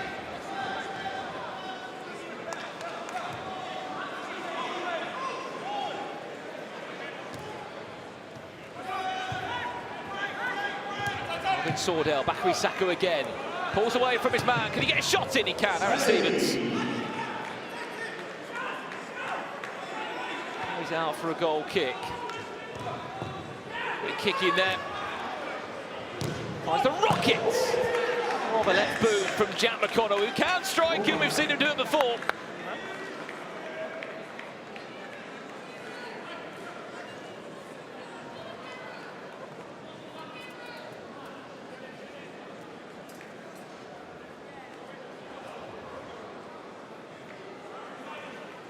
Corner registered though, and it's on the way of Deportrio.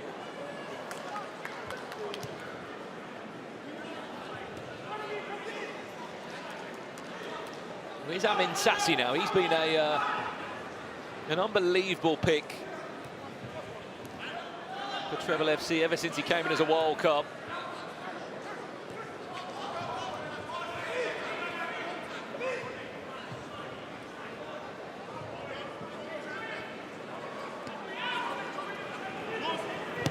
Impele, played there by Wildcard Macaulay Manning. Kieran Clark, Isaac Moni for 2!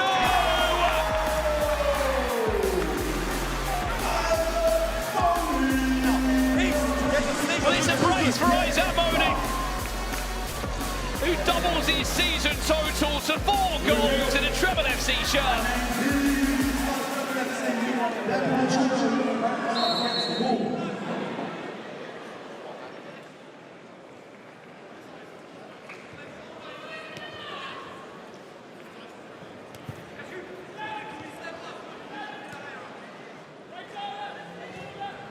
Oh, what a ball. Bakary Sacco takes the time to delay. He's offside.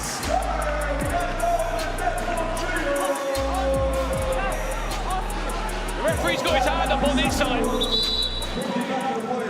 And the ref challenge comes in instantly. Deportrio challenging the offside. Offside was given against Bakary Sacco, who did really well to delay the original chance.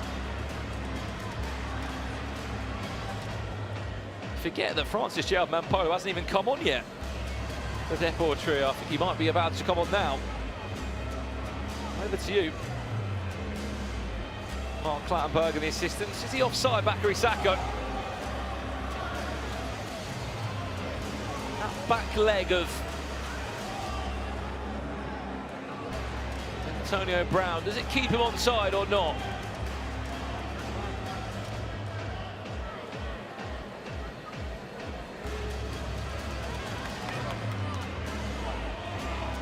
Tight angle for that call.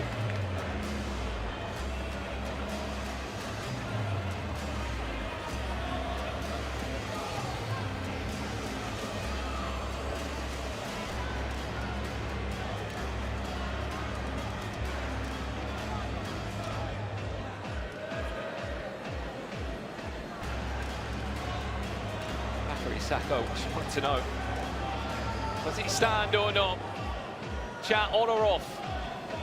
So hard to see from that angle there.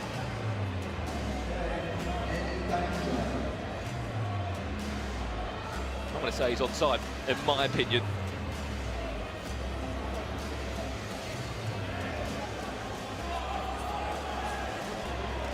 By the back heel there of Antonio Brown.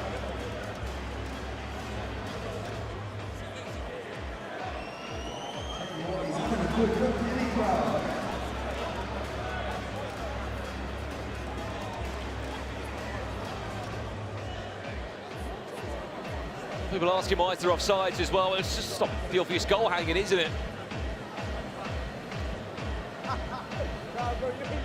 Which can commonly happen.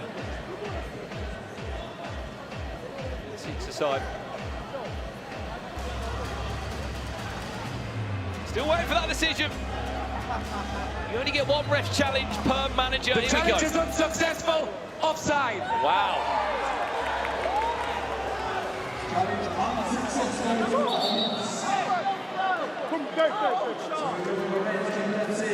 I don't think they can quite believe it.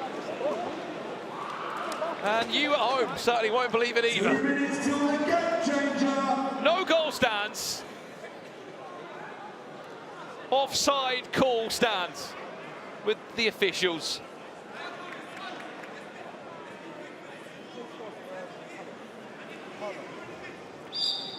Goal doesn't stand for Bakary Sacco. And possession resumes for a free kick.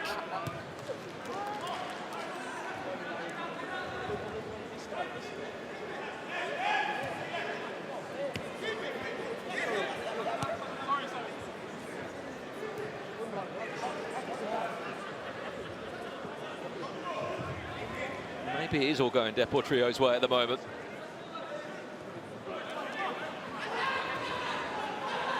Isaac Modi. That first. We've got 2 goals.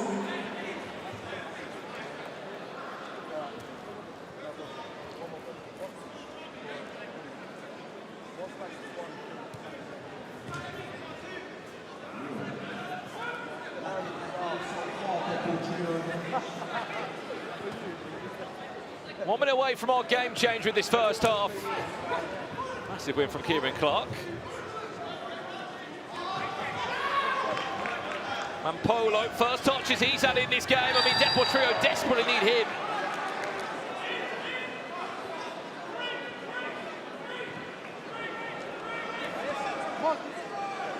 Yeah, go on, come on, come on, come on. Yeah, switch him up.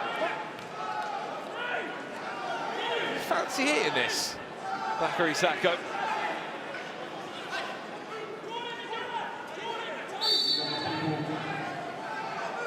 Who's going to be over? Bakary Sacco to take. Or Adam Dawson. Which makes probably a bit more sense. He scored last week from him. Dawson for Deportrio. Over the bar into the streaming booths.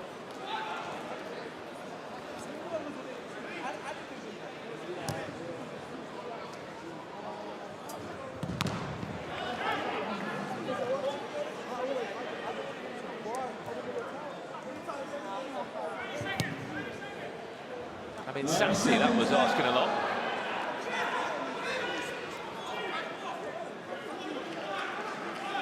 Let's see what Mampolo can bring. He's on the pitch now. Off the back of a promotion as well with Dover.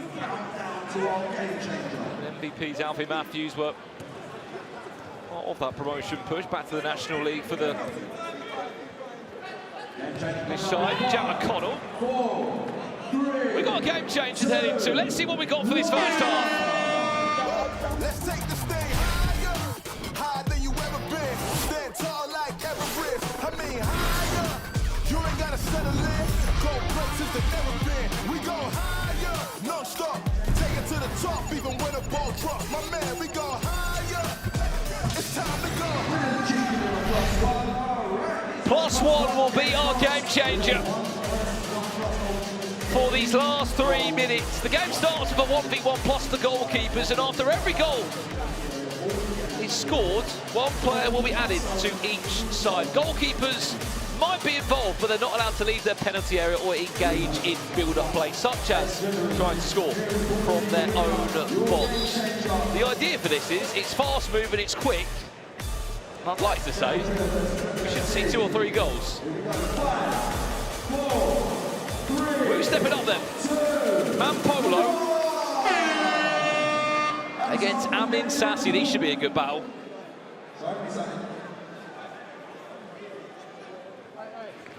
Amin Sassi, 7 goals in 6 games. Can he pull away from Mampolo? He can. Shots over the bar.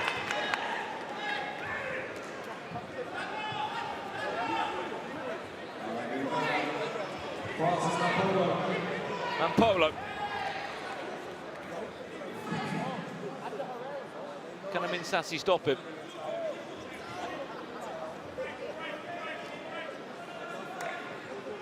Mampolo could save Aaron Stevens.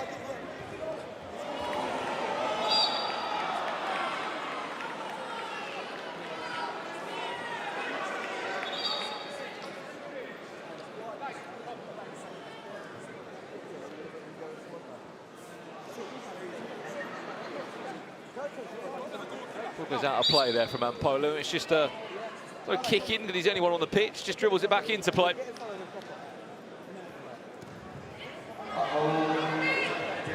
Oh, Amin Sassi goes down to ground. Can Mampolo make the most of this? What a tackle. What a win back for Amin Sassi to make it 3-0. Oh no, over the bar.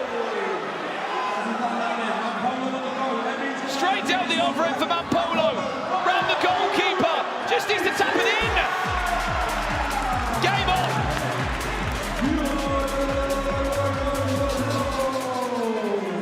Well, we are in the +1 game changer. Goal goes in. Another player's added onto the pitch. and okay, and Amin Belaid on the pitch. Rafael Garcia comes on to join Mampolo.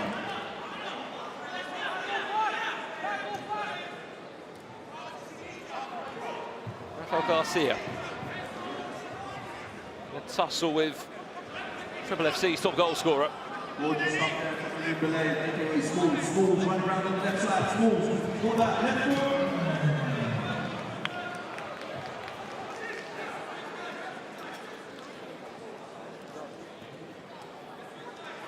Just over 40 seconds left here in this game changer. Mampolo trying to square up against Smalls. Mampolo went for a brace. Didn't start the game originally, came on quite late.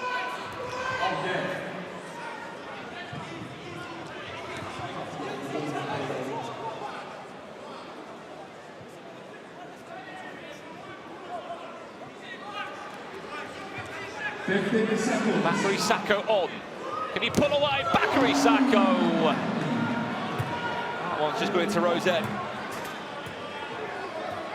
5, 4, 3, 2. Hang on, Sean needs to come in. Big save from Tommy Scott. That could have been a 3-1 ending at the halfway point for Trebol FC, but they'll only take the 1 goal bonus into the half-time interval. At the halfway point, Trebol FC lead Deportrio by 2 goals to 1.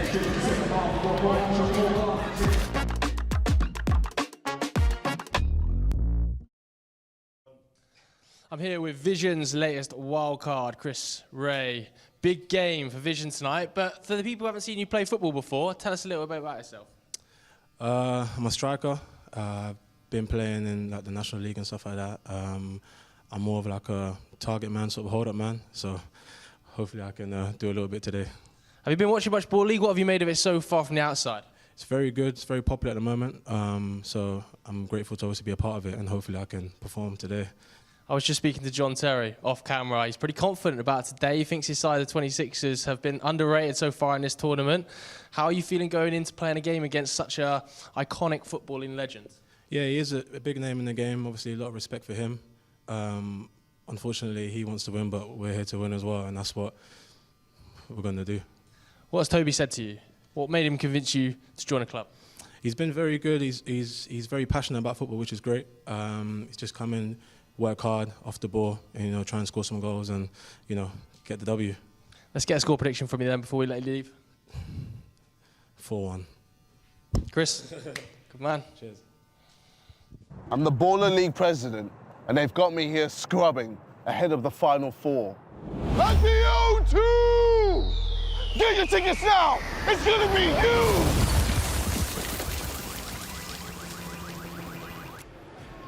Well, it is currently Trebol 2, Deportrio 1. It's been an unreal game, but as you can see, we've been joined in the studio by the Baller League UK top scorer in Brian Lee. Brian, we won't talk about the defeat today. We'll just talk about the fact that you scored again. You're on 19 goals now.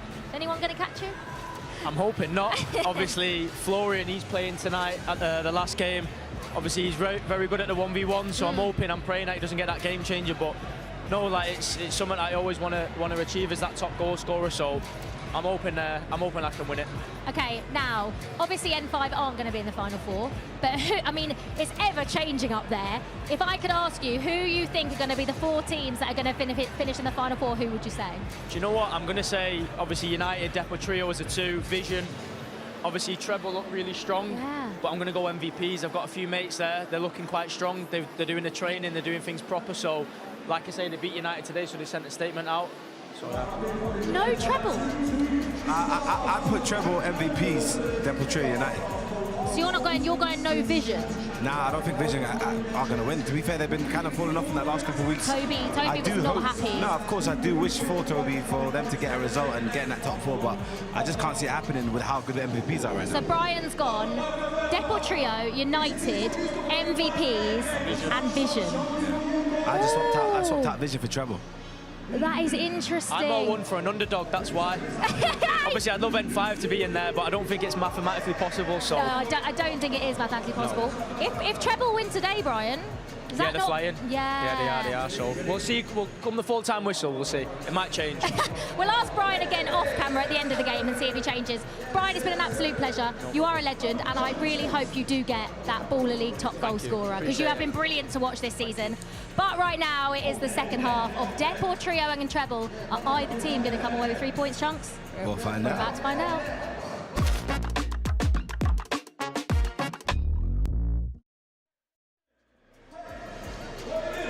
Welcome back to Baller League. You join us for our 5th game of the evening. There's a few words between the manager and coach of Deportrio, Micah Richards, David Powderly, with Mark Ljungberg, and this is what they're talking about. They're talking about this decision here. This was given offside. It's the pass into Bakary Saka. It was given as an offside call. That was the best camera angle they had to look at, the referees. The ref that made the decision, can't argue, ultimately had the best view. He was looking straight on at it. But from that angle there, you can understand why he does look onside Bakary Saka. They went to a ref challenge. Mark Ljungberg and his team said he was offside and the goal didn't stand. If it did stand at the halfway point in this game, sorry, it would have been 2-2 with all to play for. Good news now, though. There is still 15 more minutes to be played here. Again, these two are battling it out to be in the top 4. Deportrio win this game, they will be on an incredible 22 points. It would solidify that they would be top of the table. And regardless of what Vision were to do in the next game against 26ers, they couldn't be catched for this week at least. But if it stands like this, there is a world where Vision can top the table. They're on 17 points at the moment, Vision. They win their next game against the 26ers. This ends like this, or even a draw.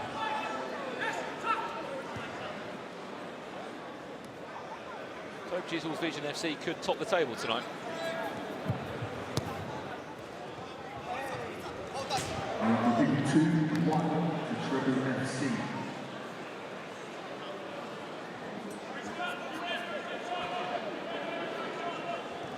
Nice in the way.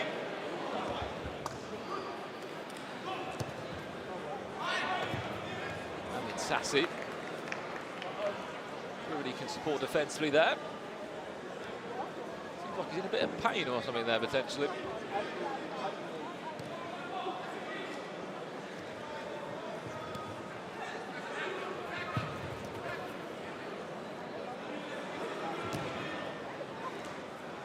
Here we go now. Show me a little sign.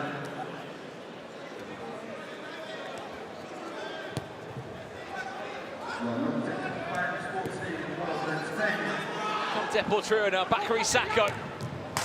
Saved onto the post by Aaron Stevens. He might not have known too much about that one.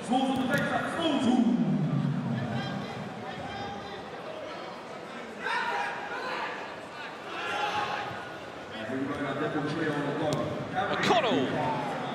Well, what a few in the chat saying, can SDS nick a top 4 spot? I mean, at the moment, there is a 4-point gap between SDS in 7th.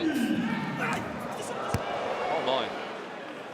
What happened there? Bakary Saka served on the back of Sassy. It could happen, but there's a lot basically that needs to go their way. Including they need to win a Pepsi pressure point. Sassy into Belades.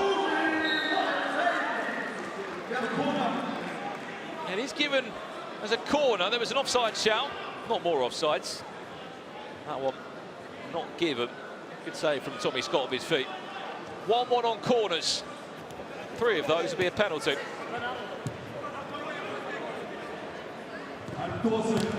Another save for the feet. Aaron Stevens.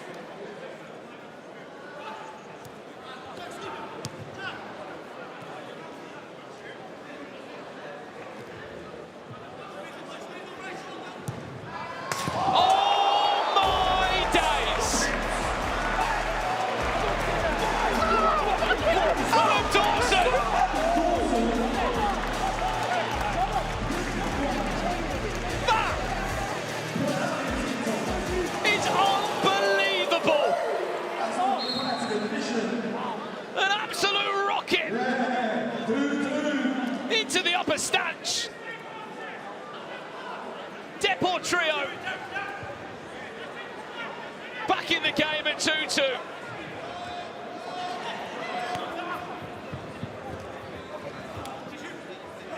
At one point you thought, what is he doing shooting from that sort of range? Adam Dawson did him.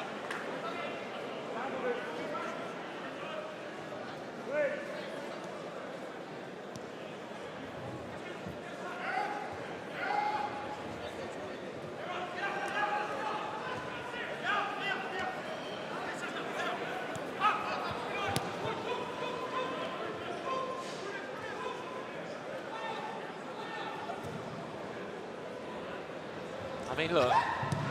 Oh my. Great idea there from Isaac. Body into Antonio Brown. See the little tap in, it would have been a goal. Didn't expect maybe that level of delivery. Yeah, Adam Dawson last week was very much amongst the score sheet for Deportrio. In a drawing position, it does keep them top of the table. On 20 points to United's 19.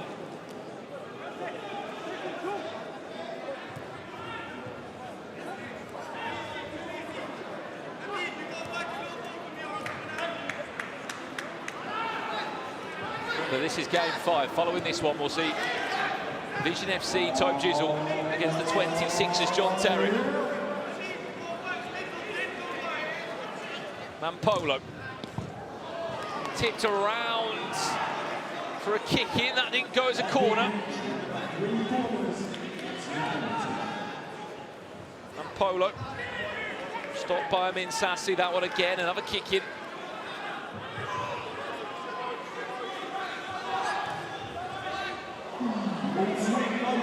Adam Dawson.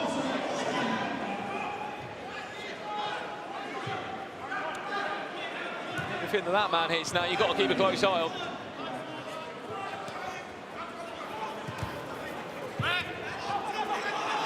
Blade pushed off the ball, Mampolo.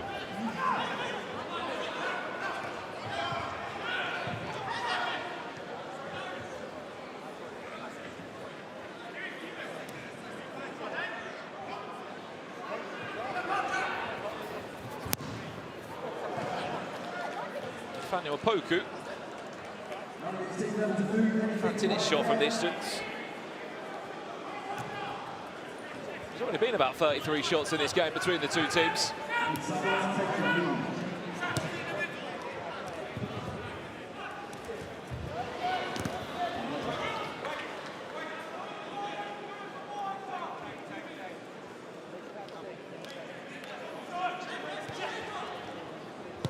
Adam Dawson again, rocking. Trying to find the deflection to maybe send it out for a corner every time.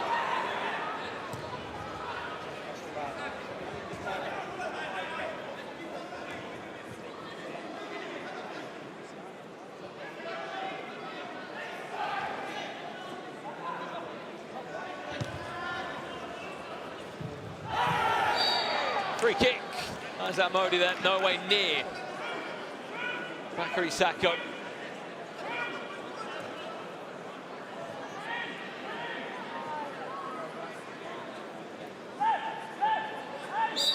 Fancies his chances from this sort of range, Bakary Sakho. Here he is. Corner. One more of those will be a penalty.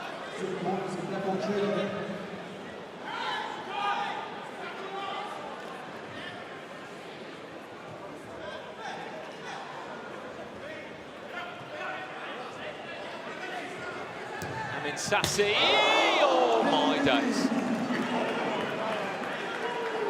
That ball was moving.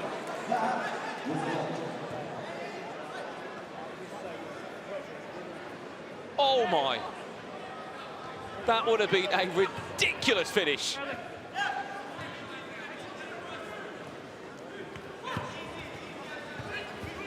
was like pure knuckleball.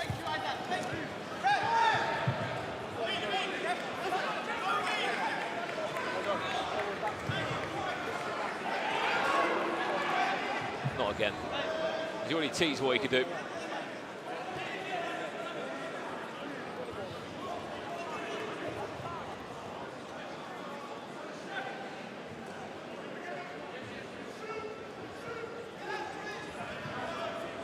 in Sassy.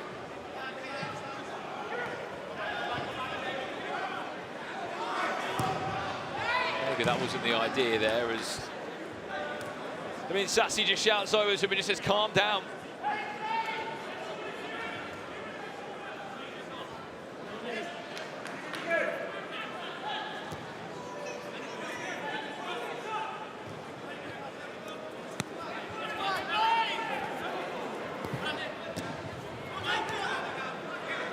Chance to break away here.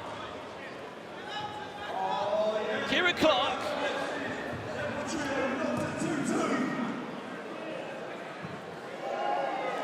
See the chance there, didn't he, running up the pitch?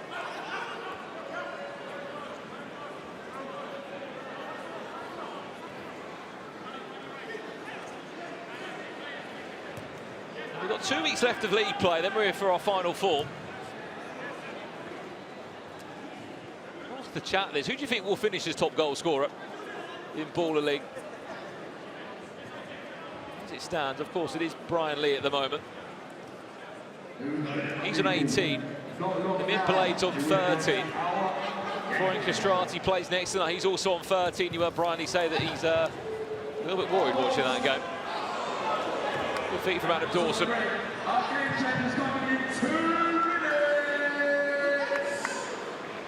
Asking a bit too much for Rafael Garcia.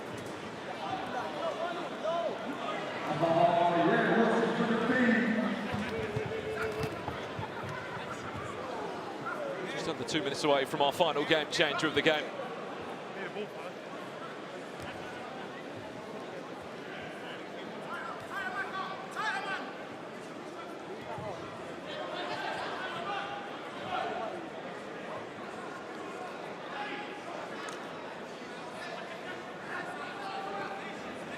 Here we go now. I want to see something. Please.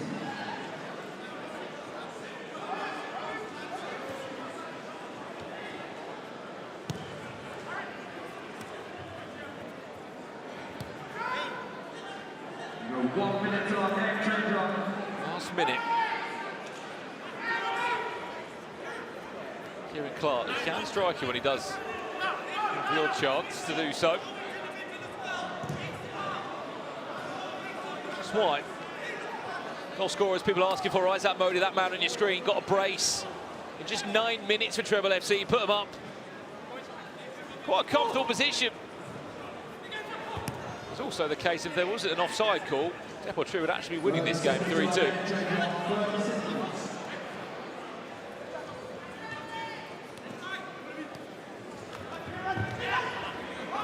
20 seconds left. I'll ask you, chat, as well. What's our final game changer of this game going to be? Fair play, one-on-one, or fast form? We haven't seen a fair play tonight. Let's have a look then.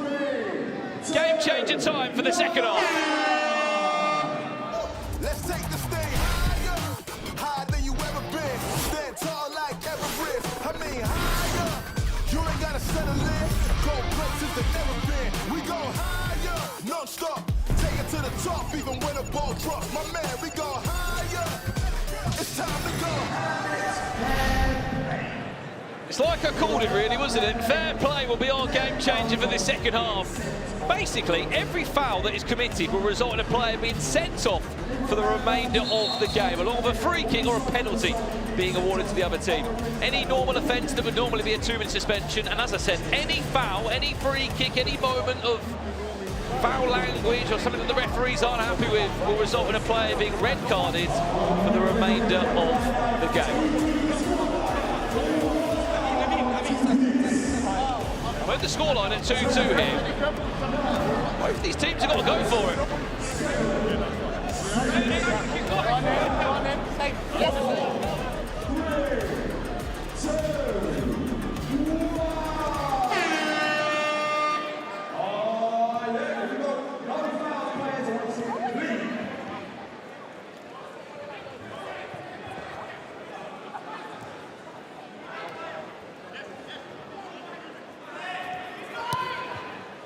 Who's going to give away the first foul? Ref? No, like he was looking for that, ref. Is that Jama? Oh no, that's terrible for Deportrio. They thought they had a free kick shout when Marvin Sordell was... He looked to be pulled down, but he sort of fell to the floor. Jama gets a red card. Deportrio down to just 5 players.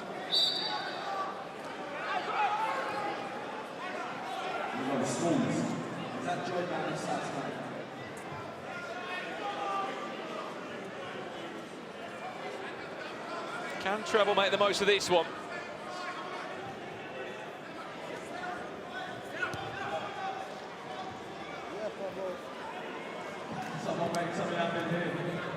The win, all underground, 2 to the scoreline.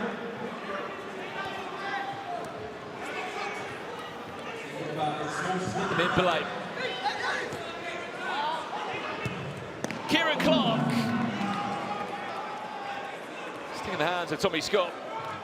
They have to make the most of this now. There's an overload, there's opportunities.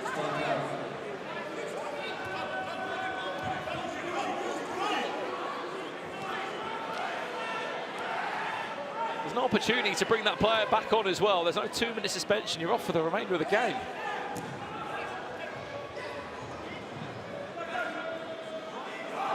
Deportrio just look to try and see this one out as a draw.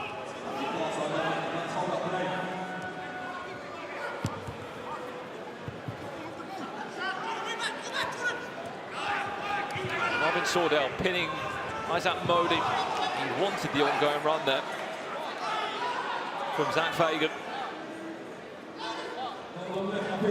He's very worth pointing out as well. Deportrio 1 corner away from a penalty. Imagine if they were to snatch a win here with just 5 players on the pitch. And mid-blade all the way across. It hits the post. Tommy Scott gives it back into the path of Ethan O'Kane. Then Kieran Clark puts it just wide of the left-hand side. He knows what a big chance that was. Still 2-2.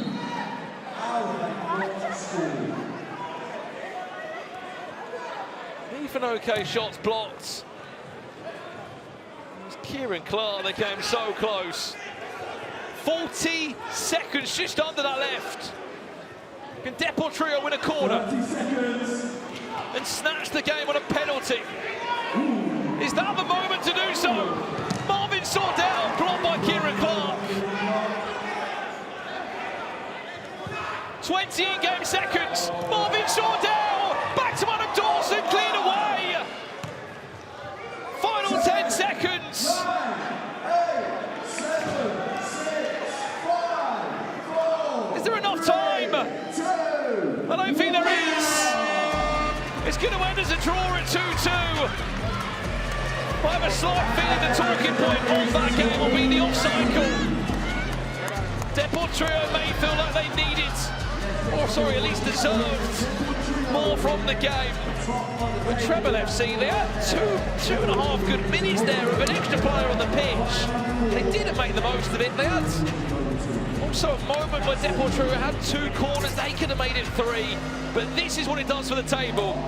And what it also does is it gives VZN FC a chance to top the table tonight. Yes, they'll need a big goal swing, but if they win their game against SDS and they score a lot of goals, they will go from 6th to the top of the table. If not, they'll be in 2nd.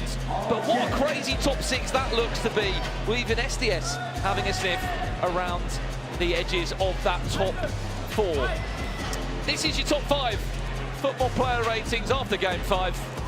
And it is Isaac Modi. You got the brace in the first 9 minutes, who takes top spot of a 9.1. Kieran Clark, never out of place, always so consistent with an 8.8. Francis Mampolo, Miniminter and Adam Dawson also make it into the top 5. Kieran Clark and Micah Richards join Joe Tomlinson on pitch. So let's head down there now. Wow, what a game that was. Mikey, you were saying you thought that was the best game of the tournament so far. Yeah, I think in terms of quality and tactics, it was unbelievable. Even when we won man last at the end, I just thought the balls were incredible today. I said before the game, Trebol, the best balanced team. I really think they are, and we played really well today. Kieran, what did you make of it? Yeah, it was a good game. Obviously, the game changed the game in the first half. Second half, I don't really know what happened. I know we had the extra man. come the end, I think it was just no one really wanted to lose. I know there was chances both end, but yeah, you know, no one wanted to lose the game. Micah, onside or offside? It was definitely onside. If it takes that long, it's onside. That's absolutely ridiculous. I'm not going to say robbed because I think it was fair. I think it was 50-50 today, but that decision was definitely onside. Kieran, onside or offside? Seen the size of him? He was well off. His whole left side was off. Hey, it's really tight still in this final four. Can I look at the table? What's the table saying? Yeah, you can look at the table. It's very, very tight. In fact, I think we'll be able to show the table for people watching at home when we get a second. But at the moment, I think you're still in there, just outside, 17 points treble. Do you think you're both going to get in there? It's all going to come on. It's all going to come down now to the last couple of games. We're top. We're tough. Yeah, we're seeing on the screen. We know you're top. We're trying to ignore it. Fakes on Kieran here. Yeah, I think obviously it's close. It's really tight, as you can see. I think every team can only concentrate on their own games, and that's it really. Yeah, just try and get the wins, try and get the points, and hope in the end that the other teams do drop points. Lads, congratulations, great game. Well played, mate.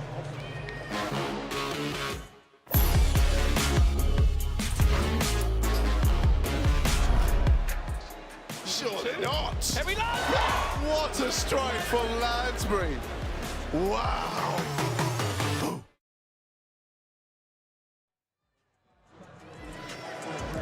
Remember, as always, here at Baller League UK, you can vote for your MVP. Head and Shoulders MVP of the night. All you have to do is scan the QR code that is on your screen now. You can vote for anyone. There's definitely a couple of options today. We've had some brilliant performances. A hat-trick from Eddie Mayeko. Will he win it today? All you have to do is scan that QR code on your screen and vote for your Head and Shoulders MVP of the night.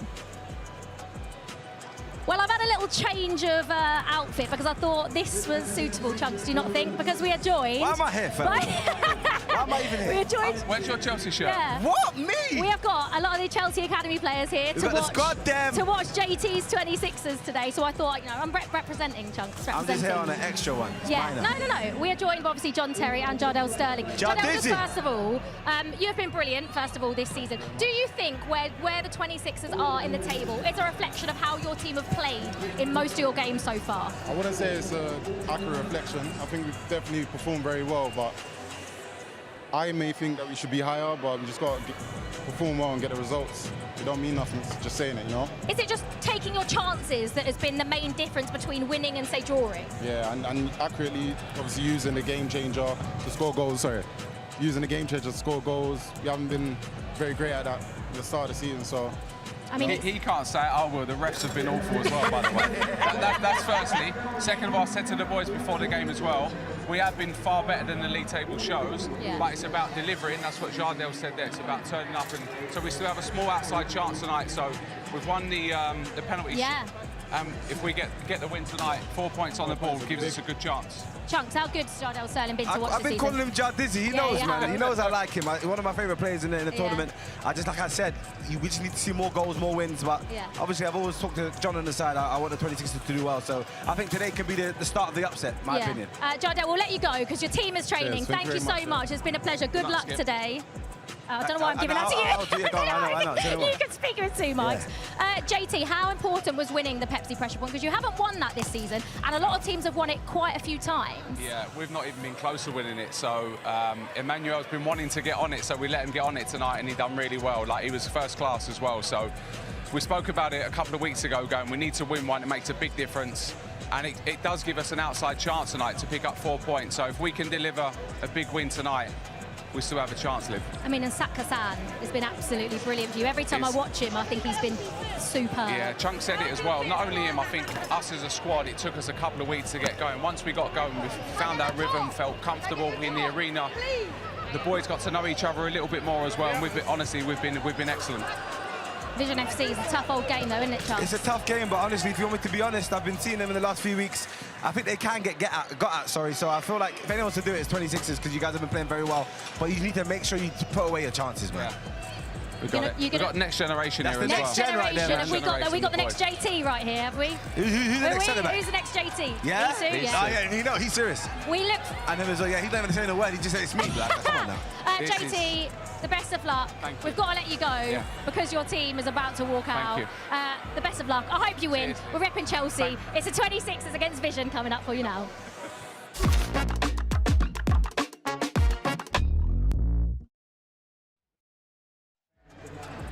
Well then, here we go for our final game of the evening. Joe, I mean, look, tonight's been pretty good overall, because I'll be honest, I came into tonight thinking, you know, teams like M5, Wembley Rangers, what have they got to play for? Outside of that, we know there was conversations about the Final Four, SDS maybe getting in there. With the points and the games that have shifted tonight, if VZN go and win this game now, they're on 20 points. Yes, if they get a few goals, I don't see them getting a +6 goal difference, but they can be joint on points tonight. And our top 6 is looking exactly how we want it from the sidelines heading into our last 2. It is unbelievably tight, isn't it? It's just so tight. I don't really know where we're going to go next week, because the amount of pressure on some of these teams is going to be absolutely ginormous. Yeah. Even SDS sat on 14 points. I don't want to write them out. I don't want to write them out on 14 points. It's going to take something ridiculous for them to be able to turn it around. But as I sit and look at this table now, I mean, Santan, that Albi Sheehan performance has basically put them right in contention position this final tour. They had to win that game. Let's have a look at the teams for this one then. It's our final game of the night here on Matchday 9. We'll kick off first with VZN FC, a side that have been so impressive, and they picked up important points at important times, especially on Pepsi Pressure Point. Here's their team, which features a handful of new wild cards. A name that you mentioned as well earlier today. You were speaking to Christopher Wright. Yeah. There's a bit of history there, isn't there, between that man? I think so. History. We'll speak more about that in a second. Yeah. We'll talk firstly about the 26's side. It's quite an interesting story on that wild card. This is the side that they're using. Familiar faces, Zach Hassan, Bilal Sayoud in there, and no real use of a wild card tonight. They don't want to, they don't need to, but no Jordan Ibe, by the way, actually part of the squad. He doesn't feature for another week, Joe, which is rather interesting. Yeah, it is interesting, because I think JT has settled on something a little bit more consistent. The side might not have the sort of superstar name like Trebol, but as a unit, they're on great form. They're unbeaten. I mean, in their last 4 games, they've been lucky not to win in either of the last 2 as well. Those 2 draws probably should have been on the winning side in both of them. If they had come out the back of that with 4 wins in a row, we might be talking about them as potential top 4 contenders. But as we stand today, probably not. It's a real difficult one, isn't it, for 26ers? Because obviously they're going to want to come in here tonight and upset the apple cart, but they can't make top 4. It's just not. 18 points, 20. Look, they're asking for 2 weeks of. They're asking a lot. But if we're being honest, it's not going to happen, is it?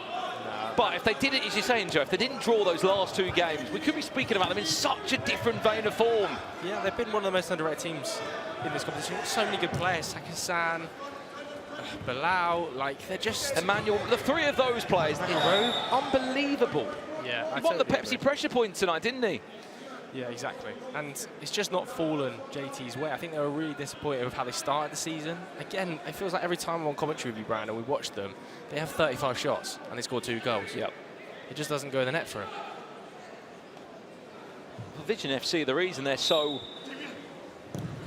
high up the table is, yes, they dropped points in their first week, and KSI on commentary was pretty happy to tease Tobi Brown off the back of that. He used it as motivation alongside some banter, and has been on an absolute roll of his side.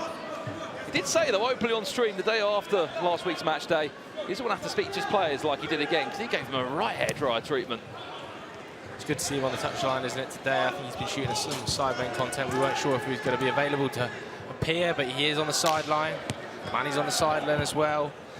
I think VZN, you know, if they don't win this game, this is how tight top 4 has now become. If they don't win this game, oh no, what a finish! 26s, it might be a week to remember for them.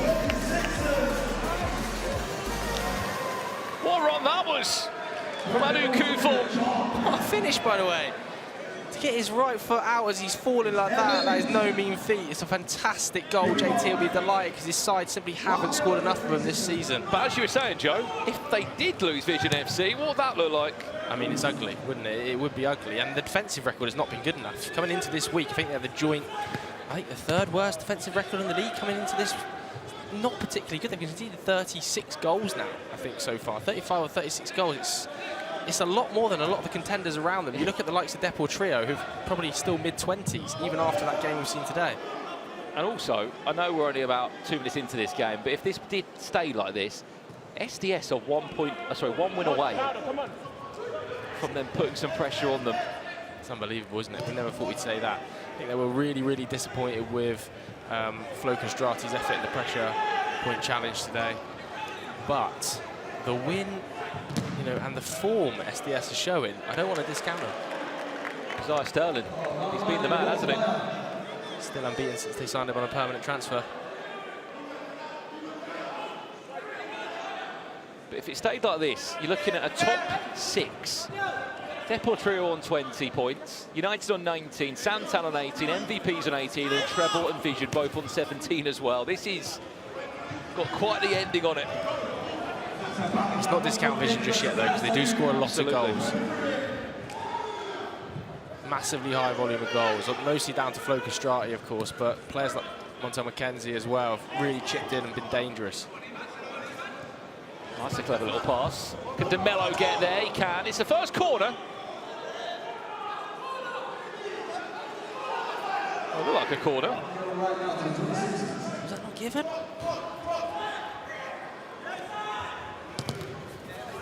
Qureshi.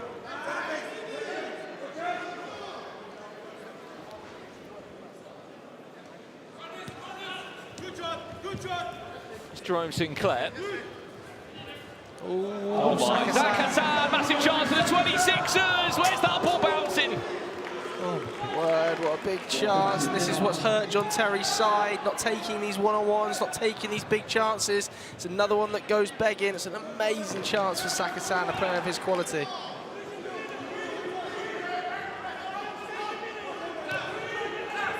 Mitchell. Very high forward there. That was industrial. A strong shove there from Adu Kufor, who scored the opening goal of this game. Flo Castrati, he's just wearing like a little bit of a knee strap. Didn't play last week, did he, Joe, when you were speaking to him? He was most definitely missed. Yeah, well, he told me he had referee challenge, corner, last phase of play. Well, that's an interesting one. Challenge is coming in for the 26ers, because I was about to say, that looked like a corner. How many minutes are we rewinding here, ref? It looked like the ball hit the player in the face, or at least off their body. Keep an eye on where it looks like it comes off. Well, no, is it from this area? Wait, is this the 26ers challenge?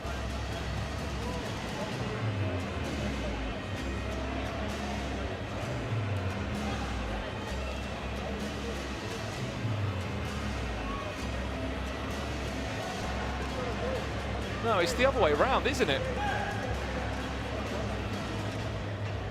I think it's the 26ers that have thrown the challenge in. Not... No, this is it. This is it. Zakasan, look, shot comes in. Yeah, off the face. Clearly. John Terry's furious there. Feels like he's wasted a John challenge Terry there. has been... And he's right, this has clearly come off the Vision player. He's won it. I didn't say in commentary. Challenge is successful, corner awarded. Restarted with a goal kick. Goal You'd be kick. frustrated though if you're John, wouldn't you? Because it's almost a waste. It's a waste of a flag there. It's such an obvious call that the referee's got wrong. He won't be happy shouldn't have to do it though, should he?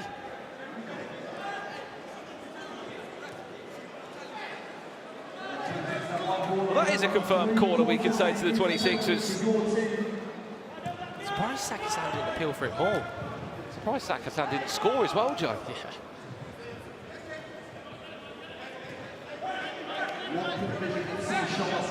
This result would most definitely upset the apple cart. Montel McKenzie there, just slightly out of sync with De Mello. Yeah, Vision looking a little bit out of sync, didn't they? Last week, that loss against Trebol felt like it hurt them. I think it was their first loss since the opening day. They've really found some form, but Trebol can pick apart anyone. I'm speaking to Micah Richards at full time there, and he says he felt they are one of the most consistent, one of the most well-balanced teams, Trebol, in this competition. And to beat Vision is not easy. So can Vision bounce back today after that loss? Well, just to clarify, oh my days, That was brave. It was the 26ers that used their ref challenge in the first 4 minutes. Qureshi. No foul. Oh, look. Haven't seen as much of this man recently, have we? Bilal Sayoud, one of the best players in this competition. First few weeks we were raving about his ability. Emmanuel Rowe.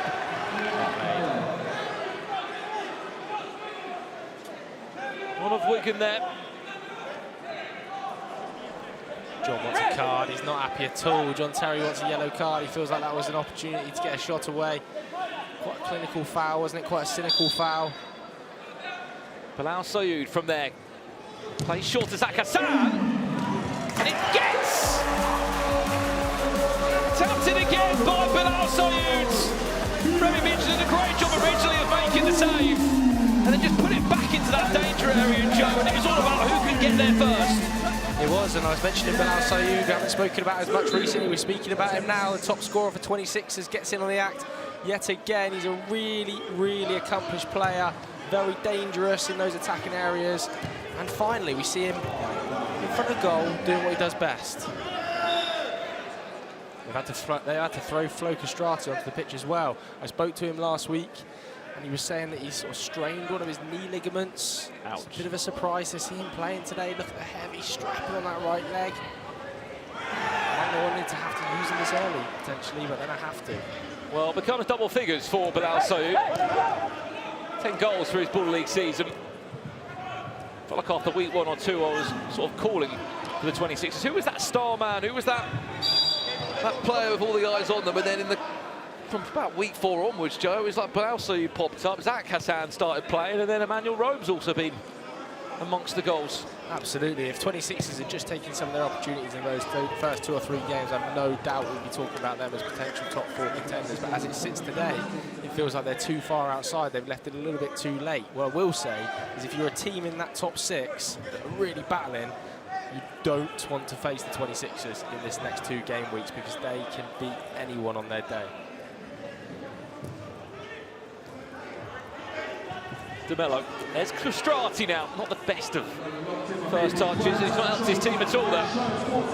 That's good feet from Sayoud. I think that knee's causing Castrati a bit of bother, you know. Great feet. Sayoud still now offloads it into Emmanuel Rowe, who will drill it down. Great save. Really, really good save. 2 balls on the pitch. Hang on. VZN FC started tonight in 3rd. They may end up 6th. They both do something about it. At the moment, they just look a bit out of rhythm, don't they, Vision? Doesn't feel like they're flowing. The usual style of play isn't quite there. Tobi, you can see, very animated on the sidelines. He's not happy at all with how his team's playing. And rightly so, this is probably the most disappointing first 10 minutes of football we've seen from them in the last 5 or 6 weeks. Curtis Herbert now on to get his first couple of touches on the ball. Also a wild card pick in.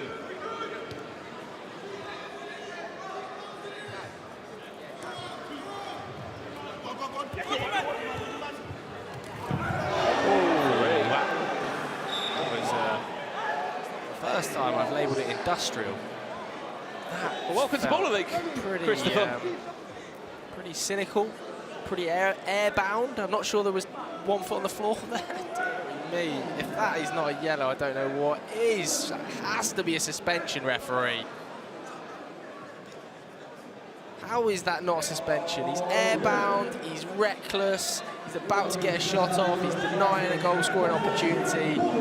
For me... I know it's getting late here in London, Joe, but yeah, there's been a few decisions, hasn't there, already? Castrati's over this one. To Paul Vision a goal back. And with a corner. Yeah, I don't know whether we can see a replay again of that tackle, but I think for me it's just the type of foul that I want to be seeing given as a suspension. I think otherwise it's too lenient. If there's a reaction off the back of that, it's a very different story, isn't it? Yeah, I think it's just in every manner a really poor foul. He's airbound, he's tackling from the wrong side, he's not in control at all, is he there? Yeah, for me that's a suspension.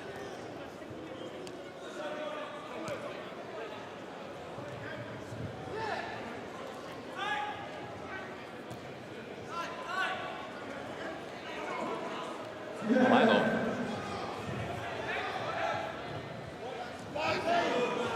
Go for the corner. 2 corners. There's 2. There is Manny alongside manager of VZN FC, Tobi Brown. It's all getting a little bit fruity, isn't it? Yeah, it's getting a bit fractious, isn't it? I'm sure it needs to either.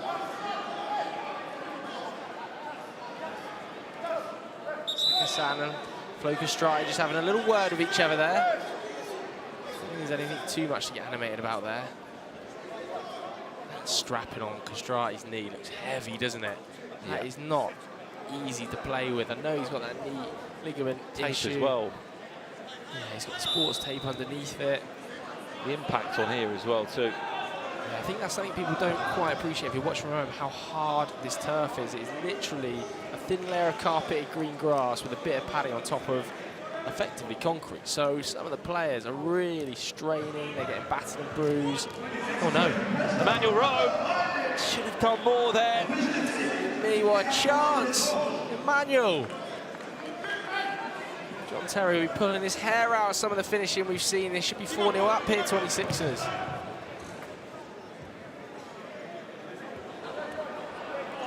We need to talk more about it as well, Joe. Bilal Soyou, once or twice comes in. 10 minutes played here. They've had 60% possession so far, just over that VZN FC. They've registered 1 shot total in this whole game.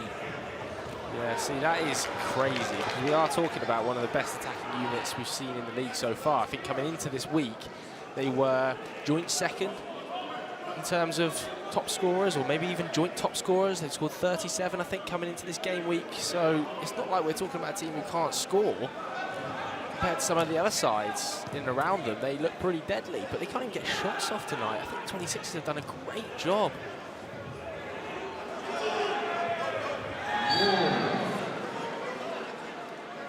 So we're getting a bit fractious, getting a bit bitty, isn't it?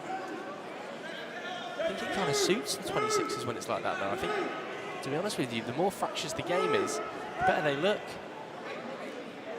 Well, for VZN FC, they haven't won a game in the last 3, have they? Here's Curtis Herbert, who can hit them from some distance. A bit hopeful now, isn't it? A bit long, a bit direct. 1 minute to the game changer. Should have given that there, Saki-san. One time McKenzie.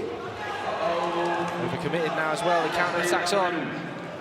50 seconds away from our game changer in this first half. Use it one more. Look at Emmanuel Rowe there.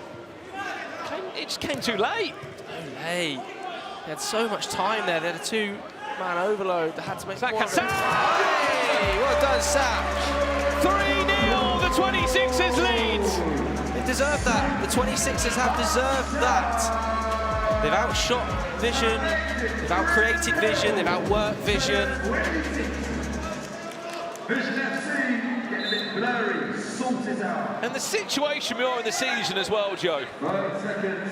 They've been fortunate enough that VZN FC have given them extra points in the Pepsi pressure points, which has allowed them to have a hiccup here and there. It's in their hands, this top 4. They win here tonight, they get a draw or something, they're there. By not winning tonight, yeah, it just opens back up. Like I said, 26ers side are a nightmare to play against, man. They're so dangerous. Oh. Higher than you ever been. Stand tall like Everest. I mean higher. You ain't gotta settle in. Go places that never been. We go higher. Non-stop. Take it to the top even when the ball drops. My man, we go higher. It's time to go higher. Play will be our game changer for the first half here, which will see a 3-on-3 for the last 3 minutes. The key to this is transitions, substitutions. Each phase of play will only last a maximum of 30 seconds each. And on the attacking centre, Joe, there is no excuse not to get a shot of goal. You have to get a shot of goal every time. There's an overload.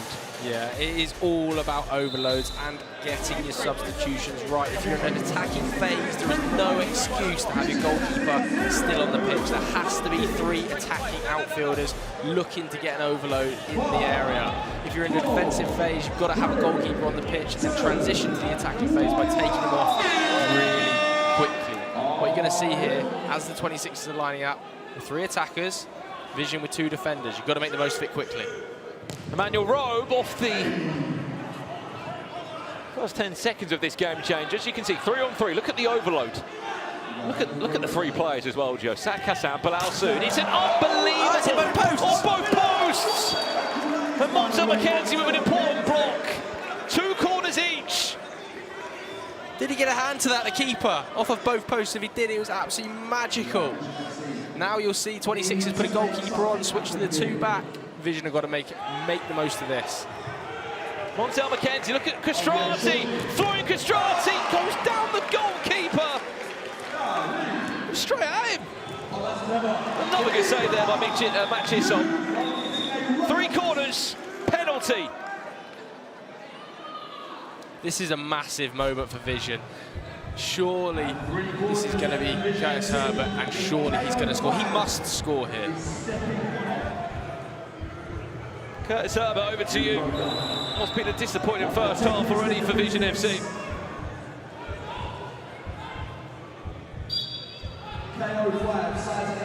Let's see if he can score. Curtis Herbert does restore some hope for Vision FC. They needed that, didn't they? They absolutely needed that. Now they've got to defend well, because we know the 26ers can hit back quickly with the quality they've got in attacking areas. Zach Hassan trying to find Bilal Soud there. It's a clean shot. They're quite fortunate there, the Vision FC, because that would have been 3 corners. Zach Hassan! How good's he been today? Zach Hassan, absolutely flying. Don't celebrate too much, get off the pitch, because you've got to defend. He's on his way to a hat-trick. Maybe a first half hat-trick, Joe. Rushing it there, Flo Castrati. No need to rush it when you've got a 3v2 overload. You've got to try and draw a player in and slip your teammate. That's what the 26ers will do here. Zach Hassan will try and draw a defender and play in Bilal. Bilal Soud. Oh! The 26ers are free from it, aren't they? It's been coming, it's been building in recent weeks. This performance from the 26ers, they've just not taken their chances. They are today. Montel McKenzie. Ball gets stuck under his feet, should fall back. Does.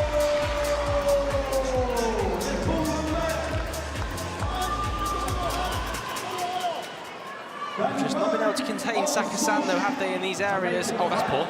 Oh, that's really poor, Zach. Oh, no. What a mess all around. McKenzie was onside there. Don't give it away, you've not got a keeper on. Zach Hassan just fell asleep for a moment there. He's looked so dangerous in that attacking area. I have to say, I think 26ers have played this game changer the better. They've overloaded, they've drawn players in much more successfully. Just teeing his run every time. Bilal Soud. I think that might be a hat-trick. I'll tell you what it is as well, Joe. It's 12 goals for that man. And it's 6 before half-time. We could be looking at one of the highest scoring games of the tournament so far, certainly the highest scoring side. What a ridiculous half that has been in Baller League. 6-2, the 26ers leads. I think John Terry could ask for much more. At the halfway point, all he would have prayed for is that we picked up more points earlier on into the season, because they could have been a contender for the top 4. At the halfway point, it's a 4-goal cushion for John Terry's side. You'd like to think, surely, they're going to be home and dry, and they're going to end tonight with an important 3 points. Still, 15 more minutes to come next.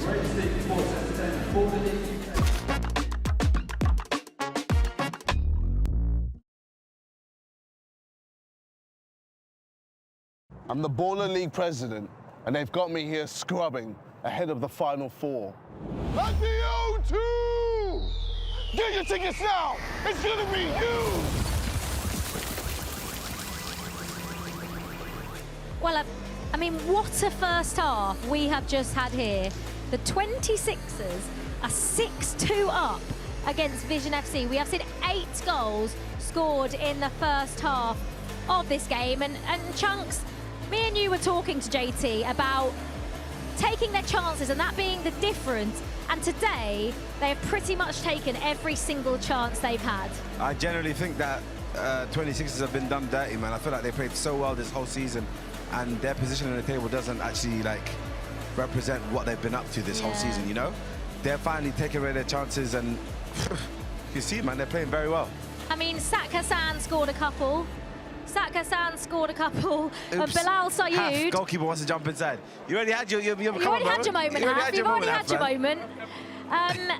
Obviously, Hassan scored 2, but Bilal Sayoud has scored a hat-trick. And, I mean, both of them have been absolutely outstanding I think Saka assisted like all of them, maybe even 2. But genuinely, Bilal Sayoud and Hassan, wow, man. And Emmanuel Rowe, don't forget about him too. But I feel like that front three now are finally starting to click. Devastating. They're starting to score goals. It's starting to work.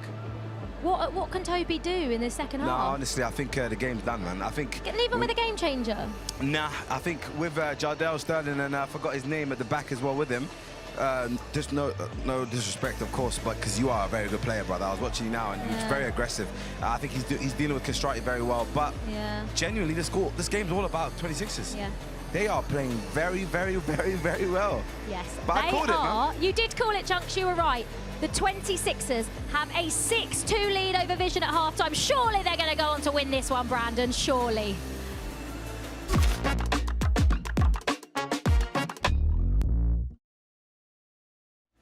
I mean, you'd like to say so, wouldn't you? John Terry's 26ers, Joe. They've got a 4-goal cushion. I wouldn't want to see John Terry if they were to throw away a 4-goal lead. But this feels like this has been coming for such a long time. The trio of Emmanuel Rowe, Hassan, Bilal Sayoud, they're finding their form, they're finding their feet, but it's coming too late in the season.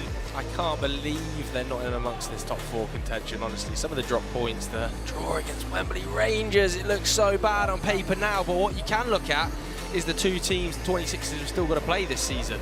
Deportrio and Trebol. They could cause more problems, couldn't they? They could cause serious problems for this top 4. I'm telling you now, nobody will want to play against 26ers. Across the next 2 game weeks, they can take the scalps of 2 teams, favourites to be in those top 4. They could actually do SDS quite a big favour, couldn't they? Absolutely. And we could say it pre this, weren't we? Don't write SDS off in this final thing. It would not be a surprise to any of us if 26ers beat Trebol or Deportrio at this stage.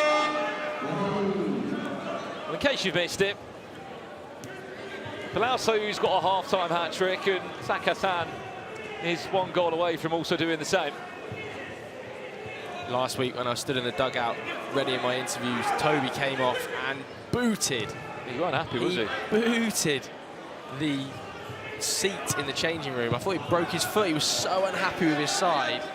Somebody get a protection squad in for the changing room now, because I'm telling you, he could be taking hell out on it. He said openly, it's so bad out there. I saw in the little huddle after, he gave his team the proper hairdryer trip. He said, never make me sort of do that again, never make me feel that angry. If it keeps happening like this, I've got a feeling. Who played that ball? What ball? I think it was Jardel Sterling who's just played that ball through to Kojo Pentek. This is one of the performances of the tournament so far from any side, let alone the 26ers. They are picking apart a team favourite for the top 4, a team that could have gone joint top on 20 points tonight. They are making them look like N5. They're making them look like Wembley Rangers. Some of the chat, she said, Brandon, can you say that the 26ers are going to win so we can give them a commentator's curse? I think we're past that now, unfortunately. It's a 5-goal cushion. Yeah, the only way I see this being turned around is some sort of one-on-one magic where Castrati can step up and bang 4 or 5 goals in 3 minutes. But other than that, 26ers look more accomplished, they look more physical, they look like they're playing better football, more confident football.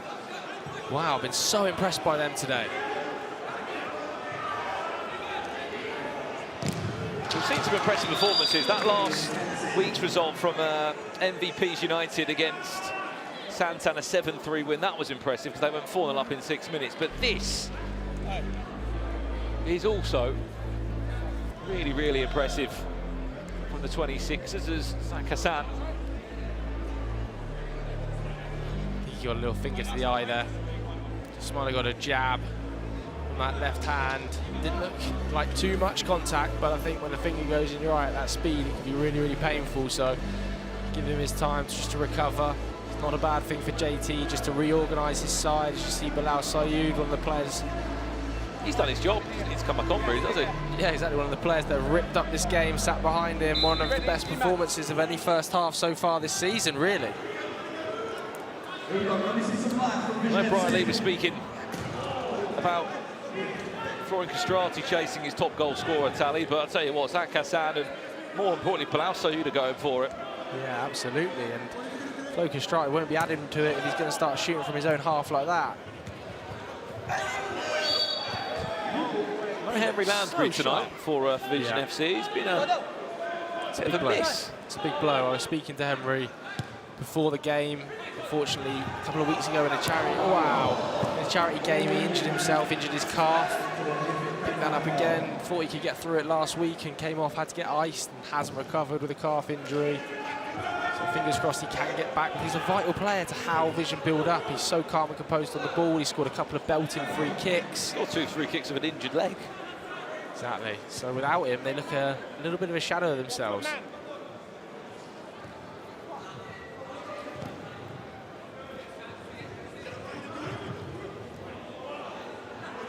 It's calm, isn't it? Calm defense. They're just free flowing, aren't they? Look at that. Look at the space. And they've won Pepsi pressure point today. How on earth is this team not challenging the top 4 higher? Honestly, every week they have come out and been competitive. Every week they've put up 30+ shots. They just can't. Oh, they left it for each other. But they just can't get over the line in certain games. They've dropped so many silly points. They're 4 matches unbeaten. Oh, John Terry must be so angry inside. His son Jordan there celebrated his birthday just yesterday. It's a big birthday present for him.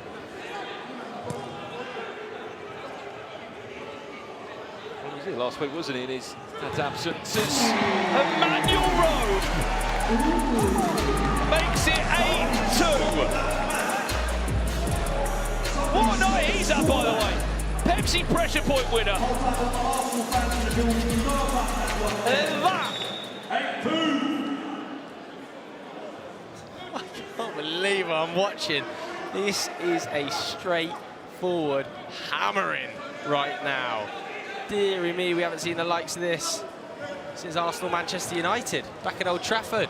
This is seriously ugly stuff for Vision, who are coming off the back of a loss themselves to Trebol. What we've also seen is a few of the big sides, a few of the top teams this week again, dropping points. Vision FC, this will be 2 points from their last 12 available. No win in 4 games. There's one back. Come on, Tel McKenzie. The thing is, I don't think it's a huge surprise, Brandon. When we started this show, when I first sat down, the first thing I said was I see all of the top 3 losing. I thought United would lose, I thought Vision would lose, and I thought Deportrio would lose. I think the teams that they're playing are so underrated. 26ers have been fantastic. Trebol looks so consistently dangerous. And the top teams are just sagging a little bit. I don't know whether it's fitness, I don't know whether it's mentality, concentration, but the teams around them are catching them up in terms of quality.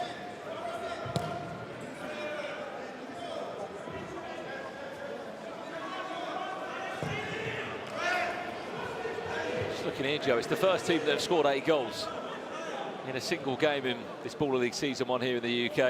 And there's 10 minutes to play, mate. We could be I've got a feeling we're going to be seeing a potential record here as well, maybe 10. Still a game changer. Oh, lovely. Bilal Sayoud's back on the pitch. If you're JT, you're just saying, now concentrate, let's not lose our heads, let's not start shooting from range and start trying to be the stars of the show. Take our time, we can pick this side apart. We've been the better side across the first 20 minutes. There's no need to get flashy with it and throw it away. Frustration you can see as well from that Vision dugout. It's clear to see, and as you said, you don't want to see what the reaction is going to be post-match. Yeah, Tobi will be absolutely furious with his side's performance so far. It's been so unlike them. That would have been one hell of a strike, wouldn't it?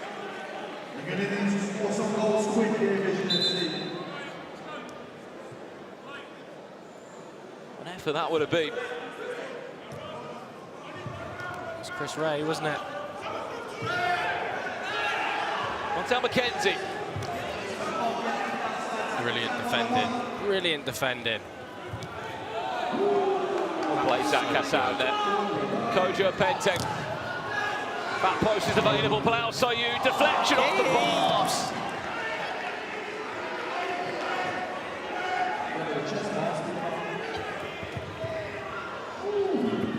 Rome Sinclair. Balance there, but was able to still run.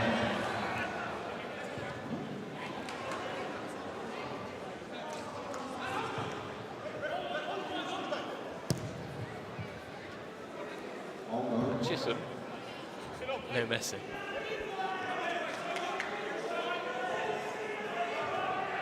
Somehow that ball stayed in play.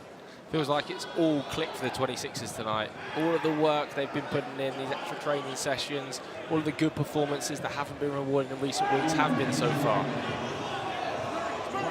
This would be a great goal if they can make it count. Again, just that final third, just let them down today, hasn't it? Feels like the 26ers have taken double the amount of shots, if not more than them, and that's starting to tell. Back in, pick up Ed. Ed, you need a breather. What's in there?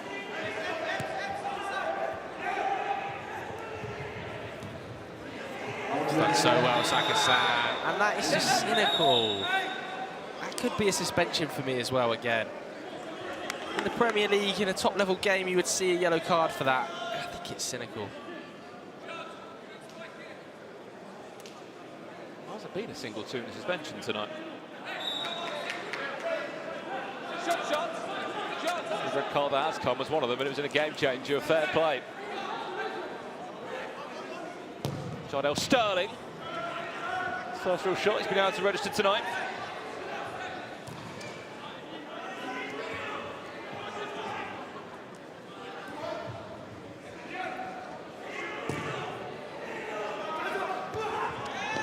Crazy, because you go back to week 1 and 2 for 26ers, and we're speaking about players like Jardel Sterling as their hope for scoring goals.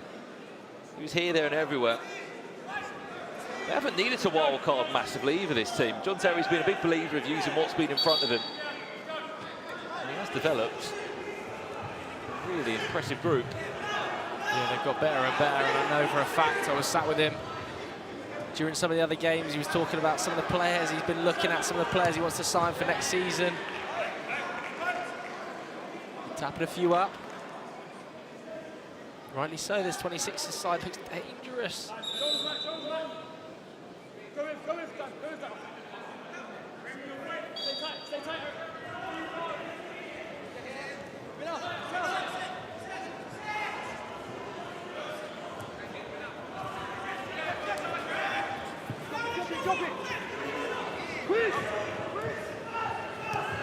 Just under 3 minutes away from our final game changer of match day 9.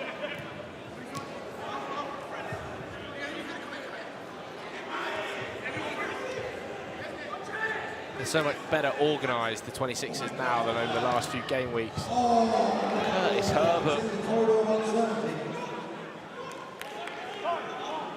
Second away from connecting with that. Yeah, as I said, they really are better organised. It feels much more like a JT Vision team. The defensive organisation he's shown as a player, rubbing off as a manager. See that back three there. Everybody working hard off the ball. It's a really difficult system to break down, and when the attack's clicked as well as it has tonight with the likes of Saka-san, unfortunately Vision have never really stood a chance. They've never looked like they're getting in this game, have they?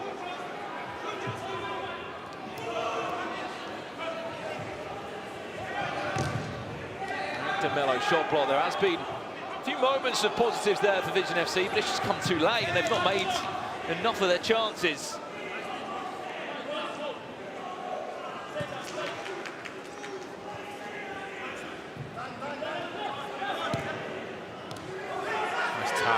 Great touch and turn.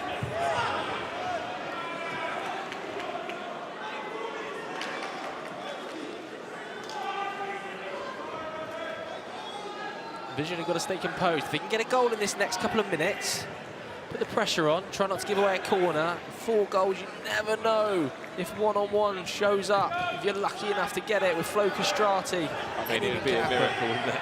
Could happen. They look like their heads are gone though, don't they? Vision on the sideline, they're furious with each other. They've got so much to play for. The connection's just not there right now.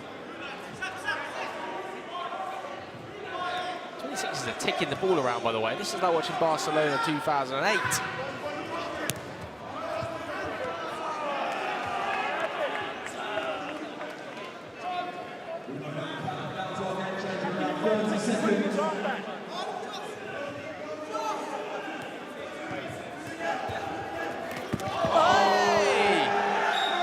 Tell them enjoying themselves, John. Oh my word, what are we seeing? When those tricks are coming out. They're loving it, I can't believe it. They're showboating Justin Das.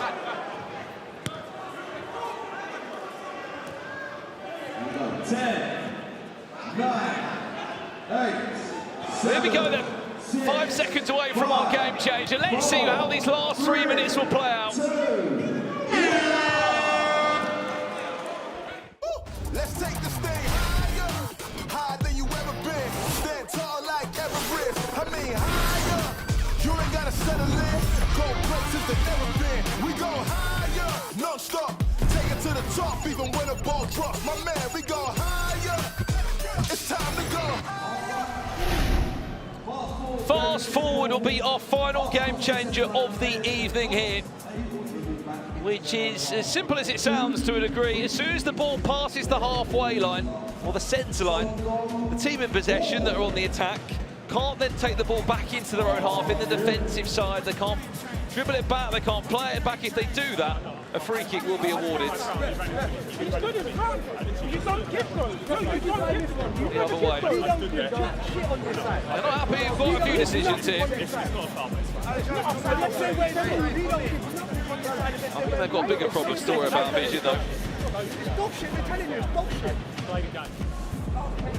Apologies for any unsavoury language there, as tempers on the officials. Some of the few decisions we're happy about. They've still got a 5-goal deficit.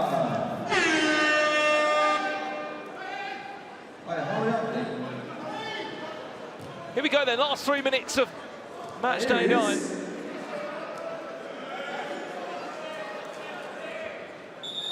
John Terry getting a little touch on the ball as well.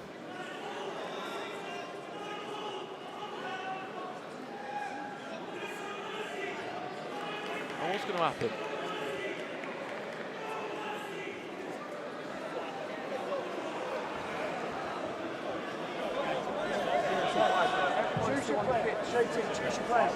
Choose your player. Lads. Oi, get in. Penalty. Well, okay, let's get it moving.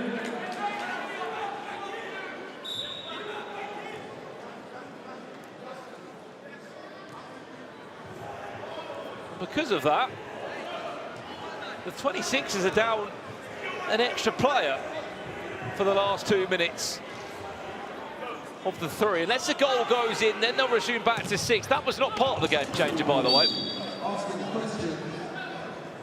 From John Terry being on the pitch and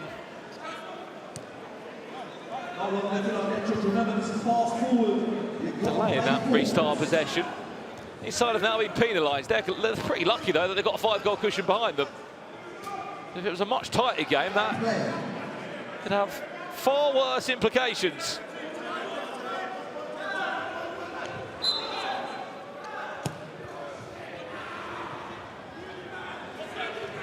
Remember, fast forward now. As soon as you pass the halfway line in possession, you can't go back. Jerome Sinclair!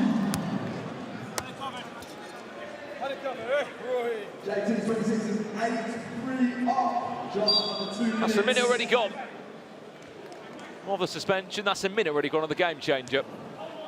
Both teams have 2 corners. They are only one away from a penalty. There needs to be far more urgency than what we're seeing at the moment from VZN FC. What's the save?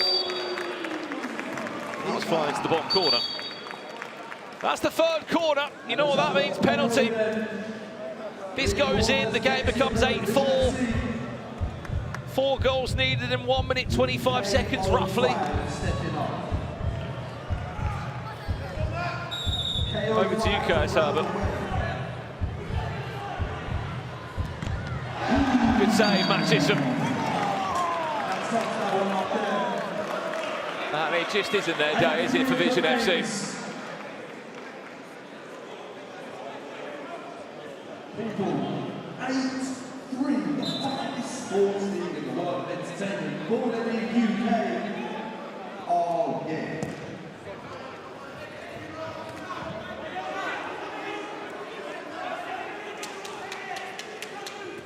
It's a shame, as we said, they drew their last 2 games.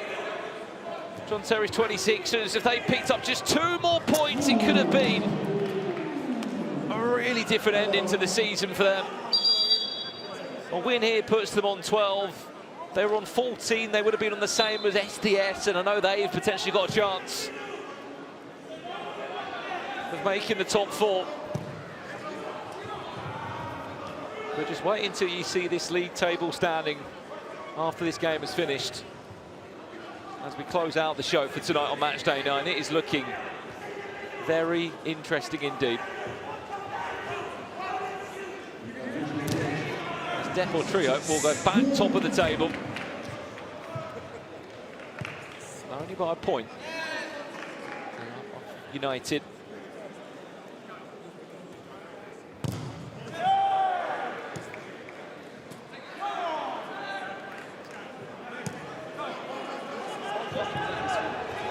Take your time! I think if they could call it now, VZN FC, they would.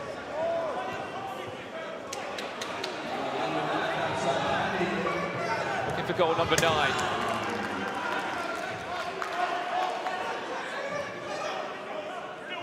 "20 seconds left.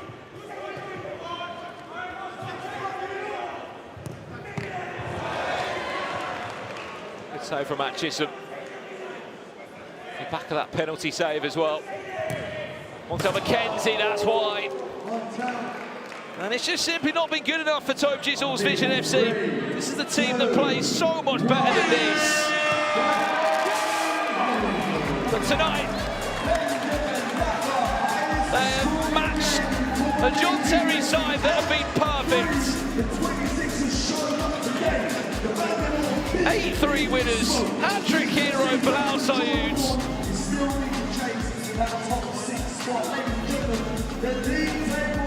It's just a shame it's come too late for them in the season. Hat-trick for Bilal Sayoud, brace for Zach Hassan. But who's made our top 5 ratings for football this evening? Zach Hassan for 9.8 and Bilal Sayoud. You can't separate the 2. I thought maybe, just maybe, that hat-trick would have been the difference for Bilal to take top spot. Emmanuel Rowe, he was cast tonight. Curtis Herbert and Jardel Sterling made the top 5. But for our final time tonight, let's head down to Joe Thomason, who's with the 26's boss and the hat-trick hero, Bilal Sayoud. JT, we spoke before the game as you being one of the most underrated sides. I think you proved that out there tonight. Yeah, we dominated tonight. The boys were up for it tonight. Just a solid performance from the boys, and to get so many good goals as well. I went with 3 attackers, wanted to be aggressive, and the boys delivered for me. Bilal, hat-trick hero, man. Don't get better than that. I had to do it on the anniversary of JT's Champions League win. No, it was obviously what a performance. We've had that in the locker for so long, and you can see that we're really starting to gel now. JT, you've got some big games still coming up. Deportrio, Trebol. You could really knock some of the big boys down a couple of pegs. Some massive games, and to be fair, everyone's doing everything they can to try and stop us. Listen, we're going to kick on from here. We've got an outside chance for the playoffs. Hopefully we can make it. Bilal, do you still believe you can get Final Four? If it's not mathematically impossible, then why not? There's still the extra pressure points as well that E-Man won tonight, so you never know. JT, congratulations. Come on! Come on! Well, JT was talking about it there. What does this mean for the table after match week 9? We have a new leader at the top, Deportrio, there with 20 points. They top it. Yanited down in second. Santan and MVPs make up the final 4. JT's 26s, as you can see there, in 8th on 13 points. And, I mean, Chunks, is there any point in looking down the bottom of this stage? Nah, generally. I think, wow, 26s have made a last little stretch, because if Emmanuel Rome keeps winning those Pepsi pressure points and they win in the rest of their games, anything's possible. It just feels like a little bit too late for JT's 26ers. Yeah. That is one of the best performances we have seen from any team in this competition so far. Biggest scoreline. But honestly, I think never say never, man. Never say never. I think they do have big games left. I think Deportrio and Trebol. But if anyone could do it, I think 26ers, man, very underrated. But today, their shots worked off and it was 8-3. Like I said, the biggest scoreline we've seen today. So, wow, man. Fair play to John Terry, man. I know he's going to be buzzing with that one. Yeah, he absolutely is. JT, they're very, very happy. Now, as always, on Baller League, we do an MVP, a Head and Shoulders MVP Player of the Night, but that is going to be... not fair. It's going to be announced a little bit later on the Baller League socials, because it is so close after that 26ers game. And there are so many people. Eddie Maiko scored a hat-trick, Bilal Sayud scored a hat-trick, Sak Hassan got a couple. There is so many people that could win it, Chunks, this week. But Matchday 9 is done. I can't believe it. I don't like this. I can't believe it. It's going too quick, honestly. But do you know what I love is that we do not know who is going to finish in that final 4, and that is so good going into the last 2 match days. Of course, it's always good. I don't like when things are already done by game week 8 or 9, you know what I mean? I want it to still be like, oh, who can make it? Because in my opinion, I feel like it's going to be Trebol and potentially MVPs. But so you can see there, you can see the Chelsea boys. JT celebrating with the Academy boys that have come down to watch him today. Maybe they're a good luck charm. Maybe we'll see them for the next couple of match days. Hopefully we will. I thought I fit in quite nicely in my Chelsea shirt, Chunks. You did you like that? I didn't get the quota. No one told me about that. Did you want to wear one? I can bring you one. Not. I can bring you one for next time if you want. Goodness me. Anyway, we have had a blast here on Baller League UK. Match day 9. Guys, there are only 2 match days to go before the final 4 will be live from the O2 on the 12th of June. They want to get their tickets, Chunks, don't they? You have to, because we're all going to be there, so make sure you buy your tickets. I can't wait. We will see you there on the 12th of June. But before that, we have 2 more match days to go. We will be here, same place, same time, Copper Box Arena. You will not want to miss it. We'll see you next Monday. Bye-bye.